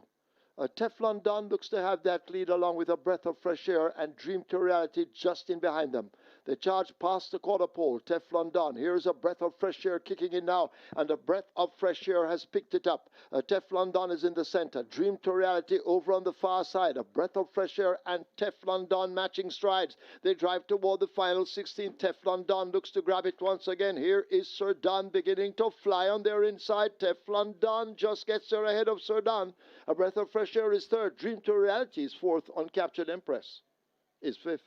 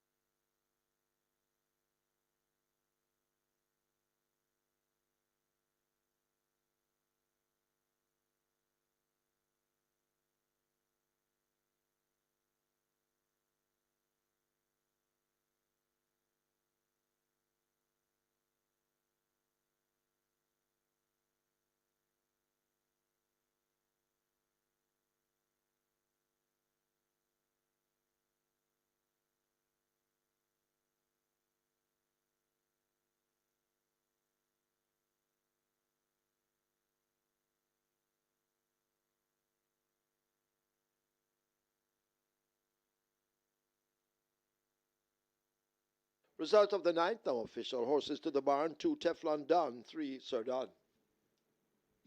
2 and 3 go to be tested. Splits 23-2, 45-1, 57-1 the final time. 5 furlong straight. The margins 1 by 2 1/4.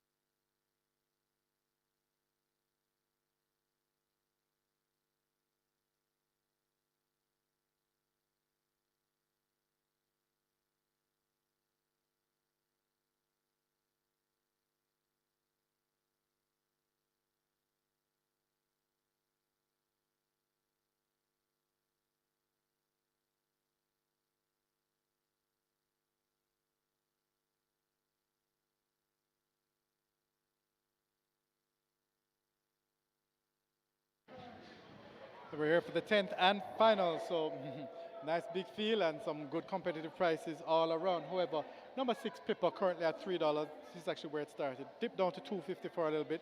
Back up to $3. But Pippa is the one who is taking the bulk of the money here. But the money is spread out a lot, but Pippa is getting quite a bit of it. This one is actually 2 to 1 favorite in total as well. Pippa at $3 here, very, very, very strongly supported. Couple punters taking a nibble at number 9, Melba's Choice, currently at $14, and taking some place action there at 360 as well. Number 12, Imaginarium, the other one is getting some good support, currently at 350, that one $1.65 to place, but a lot of betting is taking place and a lot of good choice, a lot of good prices, but as it is number 6, Pippa is the one getting the bulk of the betting. It's the best back runner here for race number 10, but head to the fixers winners, a lot of good prices, especially if you can't find a winner, a lot of good prices to place. Good luck for the 10-10 final.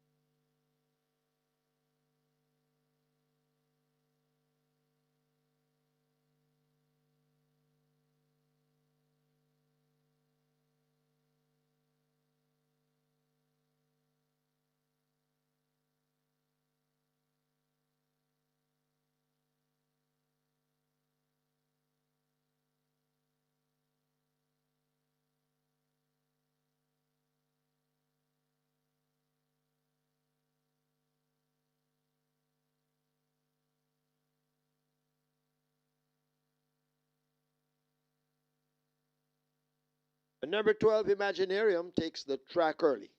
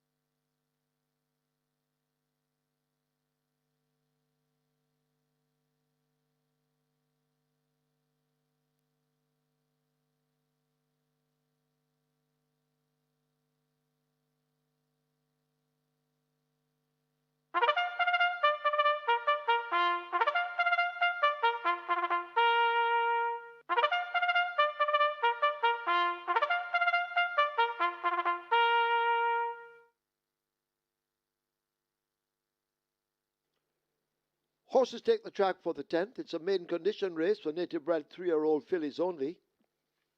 The distance 1,200 meters or 6 furlongs. Number 2, Miss Prosecutor, 53.5 or 118. 3, Catalina, 53.5 or 118, make the rider Javanil Patterson. 4, Ostoa, Roger Hewitt rides. 5, Queen Majesty, 52 or 115. Wagering on Exacta, Quinella Trifecta Superfecta, high five approaching 300,000. Get your wagers on.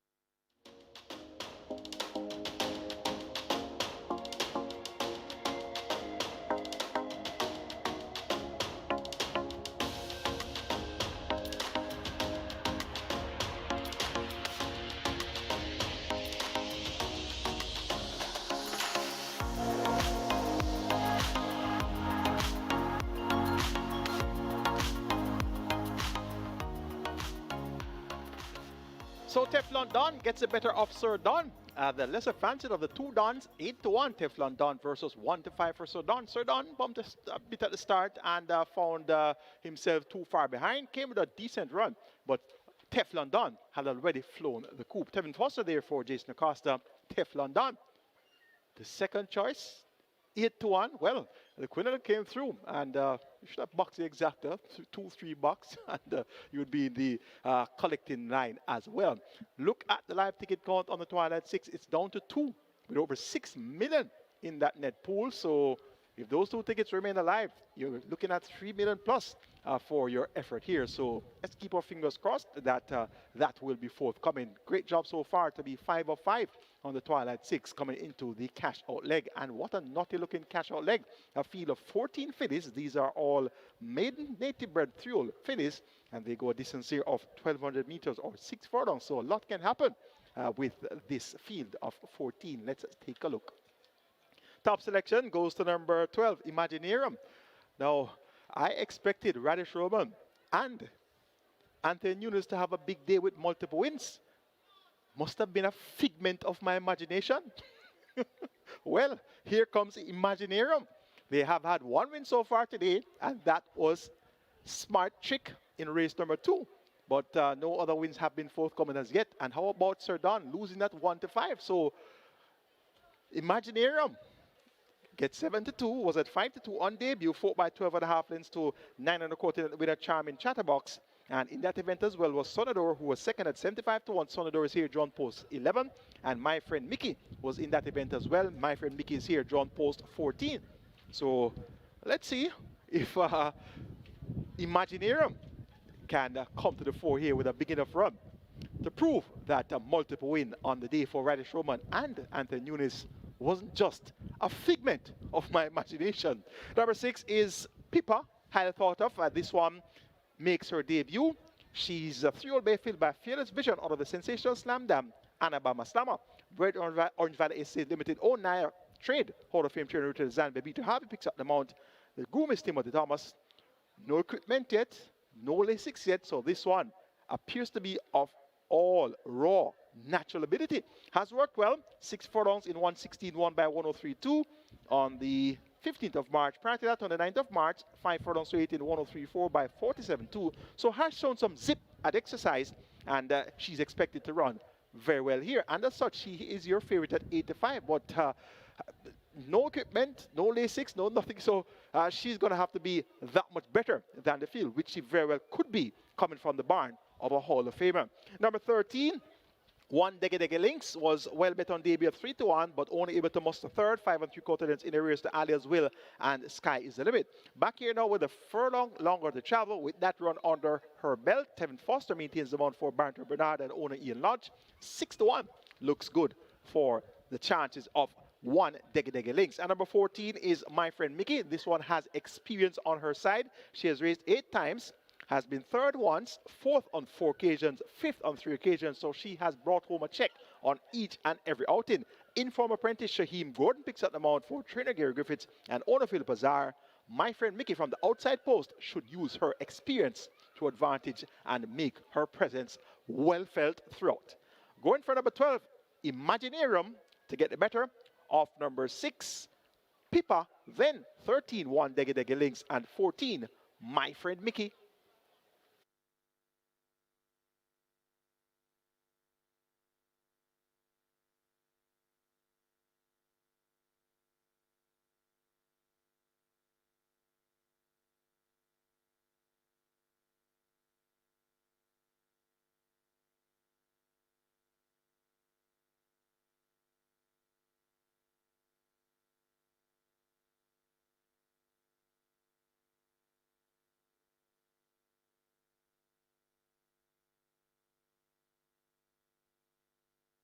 High five wagering approaching 400,000. The high five pool, nearly 400,000. Get your wagers on as the front of the gates are closed for the 10th and final live race here at Caymanas Park. But be reminded we have lots in store on our simulcast schedule. We close today with Charlestown and the very popular CT6. That's the pick 6 at Charlestown. Getting some very big pools, even with a 40,000 minimum guaranteed payout. Loading up, about to start.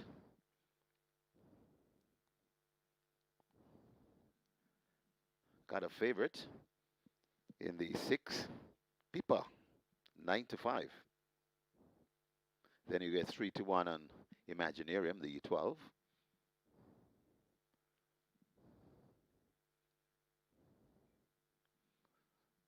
Still lots of value in the win pool, though, as Pippa drift out to 2-1. That's your favorite. Miss Prosecutor, the first one to come forward. The gate number 2. Miss Prosecutor goes in. Catalina will follow at 3. Catalina goes in.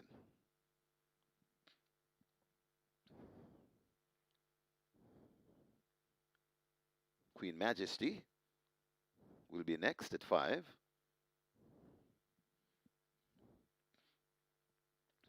Queen Majesty goes in. Pippa comes next. That's the 2-1 favorite. Then we get 5-2 on the 12. Imaginarium. Pippa goes in. My Lady Gold heads to gate number 8.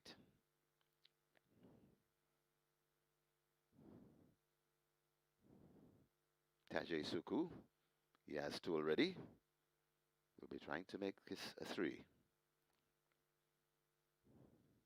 My Lady Gold hesitating. And is helped into gate number 8. Melba's Choice might be next, gate number 9. Devastating the Indoor Kings. He has 1 already on the card. So still quite a few to be loaded, so there's a slim chance to get a bet. Hurry and place your wagers as the high 5 moves to 450,000. Melba's Choice goes in at 9. Sonador might be next at 11.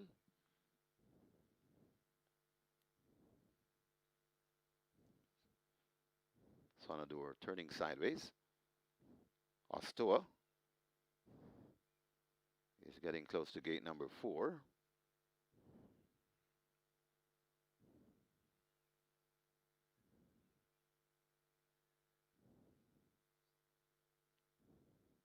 So Ostoa part of the way in.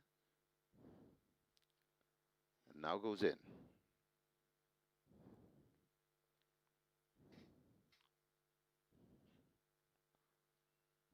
Loading process, not moving as rapid as a Sonador with the back to the gate. They'll try to straighten her out. So working on Sonador to gate 11. Sonador at 8-1 in the betting. Sonador goes in. Imaginarium 5-2 in the betting. And the Sneaky Fox, Radish Roman, he looks for 2 as well. Another Quality brought to gate number 1.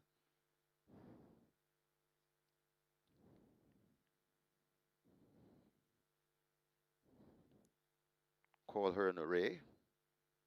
Gate 10, so we're getting there. So 4 to be loaded, my friend Mickey. 1 Dege Dege Links, Runville Run. As my friend Mickey loads at 14. Still working on Call Her an Array. Needs a bit of encouragement to load. As the hard-working starter's assistant trying to put this one in. Call Her an Array is in. 2 to load. 1 Dege Dege Links and Runville Run.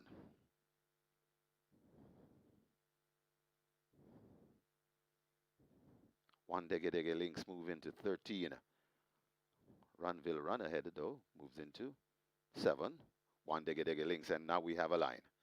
Starter Timmel is ready, 6 furlong the trip, and we are ready to close the show.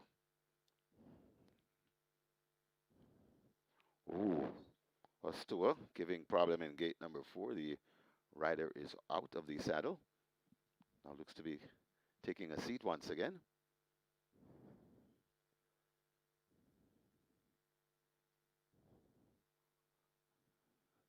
Seem to have a line. Often Racing, that's a beautiful line as a running through to get that lead. Another quality in front. Right there too, that's Pippa early on the premises. Right against the rail, that's Miss Prosecutor going down into it. That's my friend Mickey. Also there, My Lady Gold. Just on the inside, that's Catalea. Also coming on, it's Imaginarium out wide and coming down into its Sonador. Then comes 1 Dege Dege Links. Ostoa comes next. Backing out of it is Catalea coming on too. That's Melba's Choice. And racing at the back of the field, that's Runville Run and call her an array. They're going to come into the lane shortly, and it is still on that lead.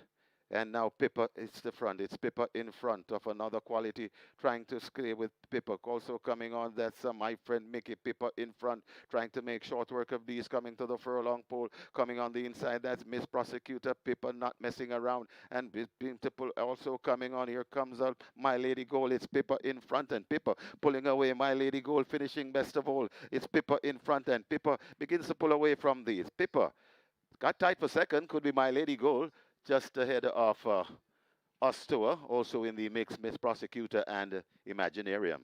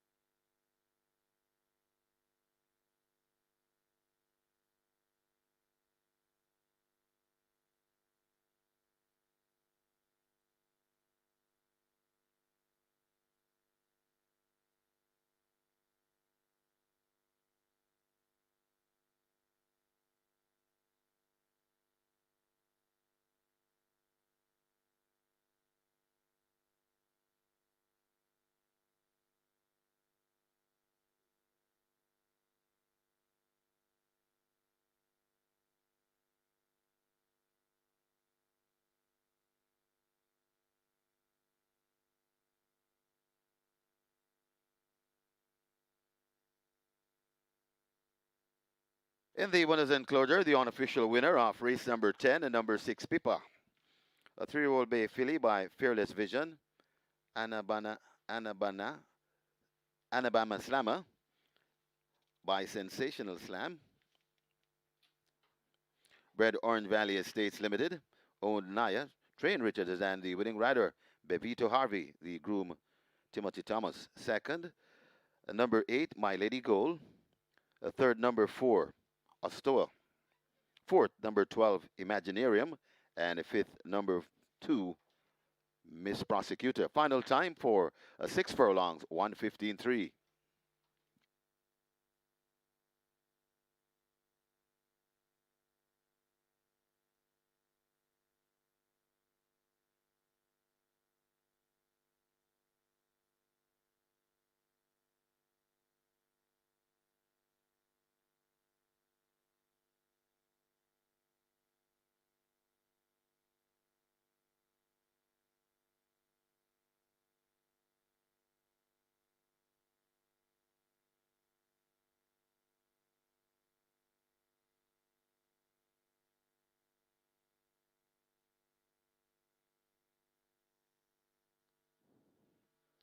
Often Racing, that's a beautiful line as a running through to get that lead. Another quality in front. Right there too, that's Pippa early on the premises. Right against the rail, that's Miss Prosecutor going down into it. That's my friend Mickey. Also there, it's My Lady Gold just on the inside. That's Catalina. Also coming on, it's Imaginarium out wide and coming down into its Sonador. Then comes one Dege Dege Links. Ostoa comes next. Backing out of it is Catalina coming on too. That's Melba's Choice. And racing at the back of the field, that's Will Run and Call Her an Array. They're going to come into the lane shortly, and it is still on that lead. And now Pippa, it's the front. It's Pippa in front of another quality, trying to stay with Pippa. Also coming on, that's my friend Mickey. Pippa in front, trying to make short work of these, coming to the furlong pole. Coming on the inside, that's Miss Prosecutor. Pippa not messing around. And Beautiful also coming on. Here comes out My Lady Gold. It's Pippa in front, and Pippa pulling away. My Lady Gold finishing best of all. It's Pippa in front, and Pippa begins to pull away from these. Pippa got tight for second, could be My Lady Gold, just ahead of Ostoa, also in the mix, Miss Prosecutor and Imaginarium.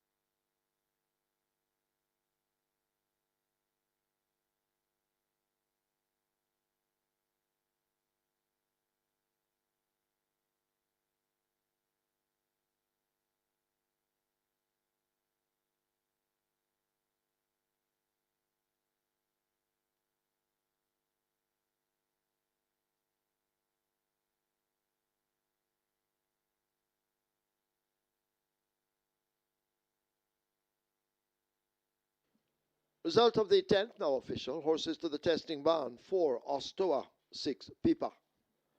4 and 6 go to the testing barn. Splits 24-4, 50 flat. They raced 6 furlongs in 1:15.3. The margin 7 3/4 by a short head. That's it from the local part of the show. Simulcast goes on till after 10 tonight. Stand by for your recap. You're going to have it from Michael Kane.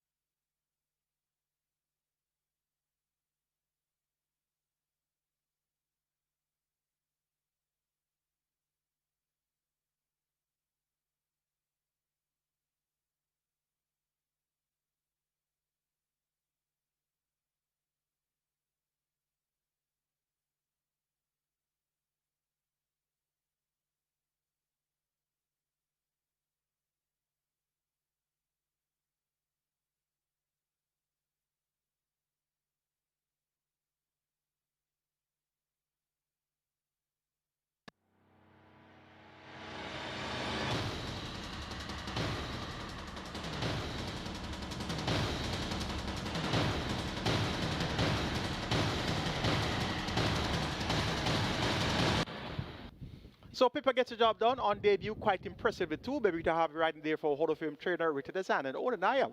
Really, a lot of talent on display there. Pippa was traveling well at the top of the lane, jockey looking left and right between his legs, and the opposition was getting a more further away as Pippa began to quicken from rivals.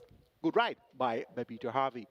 Leading lights on the card, well, Stajay Saku that started the show with a double. It was singles all round otherwise, was it? Yes, singles all round otherwise. So actually double for champion trainer Jason Acosta. So singles around for the jockeys otherwise, apart from the double by Tajay Saku, and the champion trainer Jason Acosta had 2 wins on the card. He won race number 4, the 34th one of the Hotline Stakes with TaylorMade, and won again with Teflon Don in race number 9. We have 2 races to recap, races 4 and 7. Those are 2 features. Race number 4, the 34th one of the Hotline Stakes. We had a field of 6 fillies, and Well Fancied was given thanks. Sent out the favorite, Tevin Foster, riding for Philip Fiano D. Good support came in for TaylorMade, strong second favorite with Robert Haldane for Jason Acosta. And there was also fierce support for Minnehaha, Baby to Harvey for Robert Pearson, and Dreamcatcher Shaheem Gordon for Jason Acosta also got fierce support in the market. And on the side of the Colts and Geldings for the 32nd running of the Sir Howard Stakes, we had a favorite in the form of number 6, Salute the Don, making his seasonal debut, and he last race on Boxing Day in the Winter Costo D Jamaica 2-year stakes, where he was second behind with Jamid, and he was bet as the even money favorite. Dane Dawkins riding there for Gear Sabrati and owner Oak Ridge Farms. Good support came in for Dash All Day. Radish Roman for Anthony Nunes, also well supported in the market. Mohanla with Demar Williams for Richard Zan, and there's also fairly good support for Manadati Majestic, Omar Walker riding for trainer Peter Dunpasar. Let's have a look at the Hotline and Sir Howard Stakes. They're coming at the top of the lane, and it is on that lead. A TaylorMade in front, stretching that lead to about 2 or 3 lengths in front of Dreamcatcher Racing back in second. TaylorMade in front, still not coming on. That is Giving Thanks. It's still on that lead. A TaylorMade coming with just about a half a furlong to travel. TaylorMade in front, and I think TaylorMade has made all the running this afternoon. TaylorMade in the Hotline Stakes. TaylorMade and Robert Hardball Hallidine winning for Jason DaCosta. Winning from a Dreamcatcher. Then comes Giving Thanks back in fourth. Minnehaha. Will come into the lane with it. Salute the Don in the yellow cap continues to control the speed up front, being chased by there toward the outside. So Lucky Am I. Manaletti Majestic racing in behind them. Uncle Nally is on the rail in between horses. That's God's Plan. Kicking in out wide, Mohan Lal, but it's Salute the Don in charge with a furlong to run. Salute the Don out in front and showing no signs of stopping. Salute the Don and devastating Dane Dawkins in a runaway for the 32nd running of the Sir Howard Stakes. They win by maybe double digits. So Lucky Am I is next, close between Dash All Day, Mohan Lal. Uncle Nally is back in 5th. So TaylorMade made all the running there in the Hotline Stakes, and that was an impressive display of speed by TaylorMade. Robert Haldane there for Jason Acosta, getting the better of stablemate Dreamcatcher, so that was a 1-2 for champion trainer Jason Acosta. On the Colts and the Gelding side of the thing, with the Sir Howard Stakes, it was a fine display of speed as well by Salute the Don, Dane Dawkins for Gear Sabrati and Oak Ridge Farm. So both of the winners of today's features were quite impressive indeed. So we look forward to the next step, which should be the Thornbird Stakes for the fillies and the Prince Consort Stakes for the Colts and Geldings. That's going to be the next major step in preparation for the season's first classics. And of course, after that, we should be having the Portmore for the fillies and indeed the Kingston for the Colts and Geldings. So the classic season is getting quite interesting. Today, we had some big winners. Reggae 6, over 945,000. Congrats to our Reggae 6 winners. Twilight 6, 2 winners, over $3 million in dividends there. Congratulations as well to our Twilight 6 winners. We do it all over again next week. Next week, we have a double header in store for you on Saturday the 28th of March and Sunday the 29th of March. So Saturday, Sunday racing next weekend. I'm your analyst, Michael Kane, on behalf of the production team and also on behalf of our promoters, Supreme Ventures Racing and Entertainment Limited. Have a great week and see you for a double header weekend next week.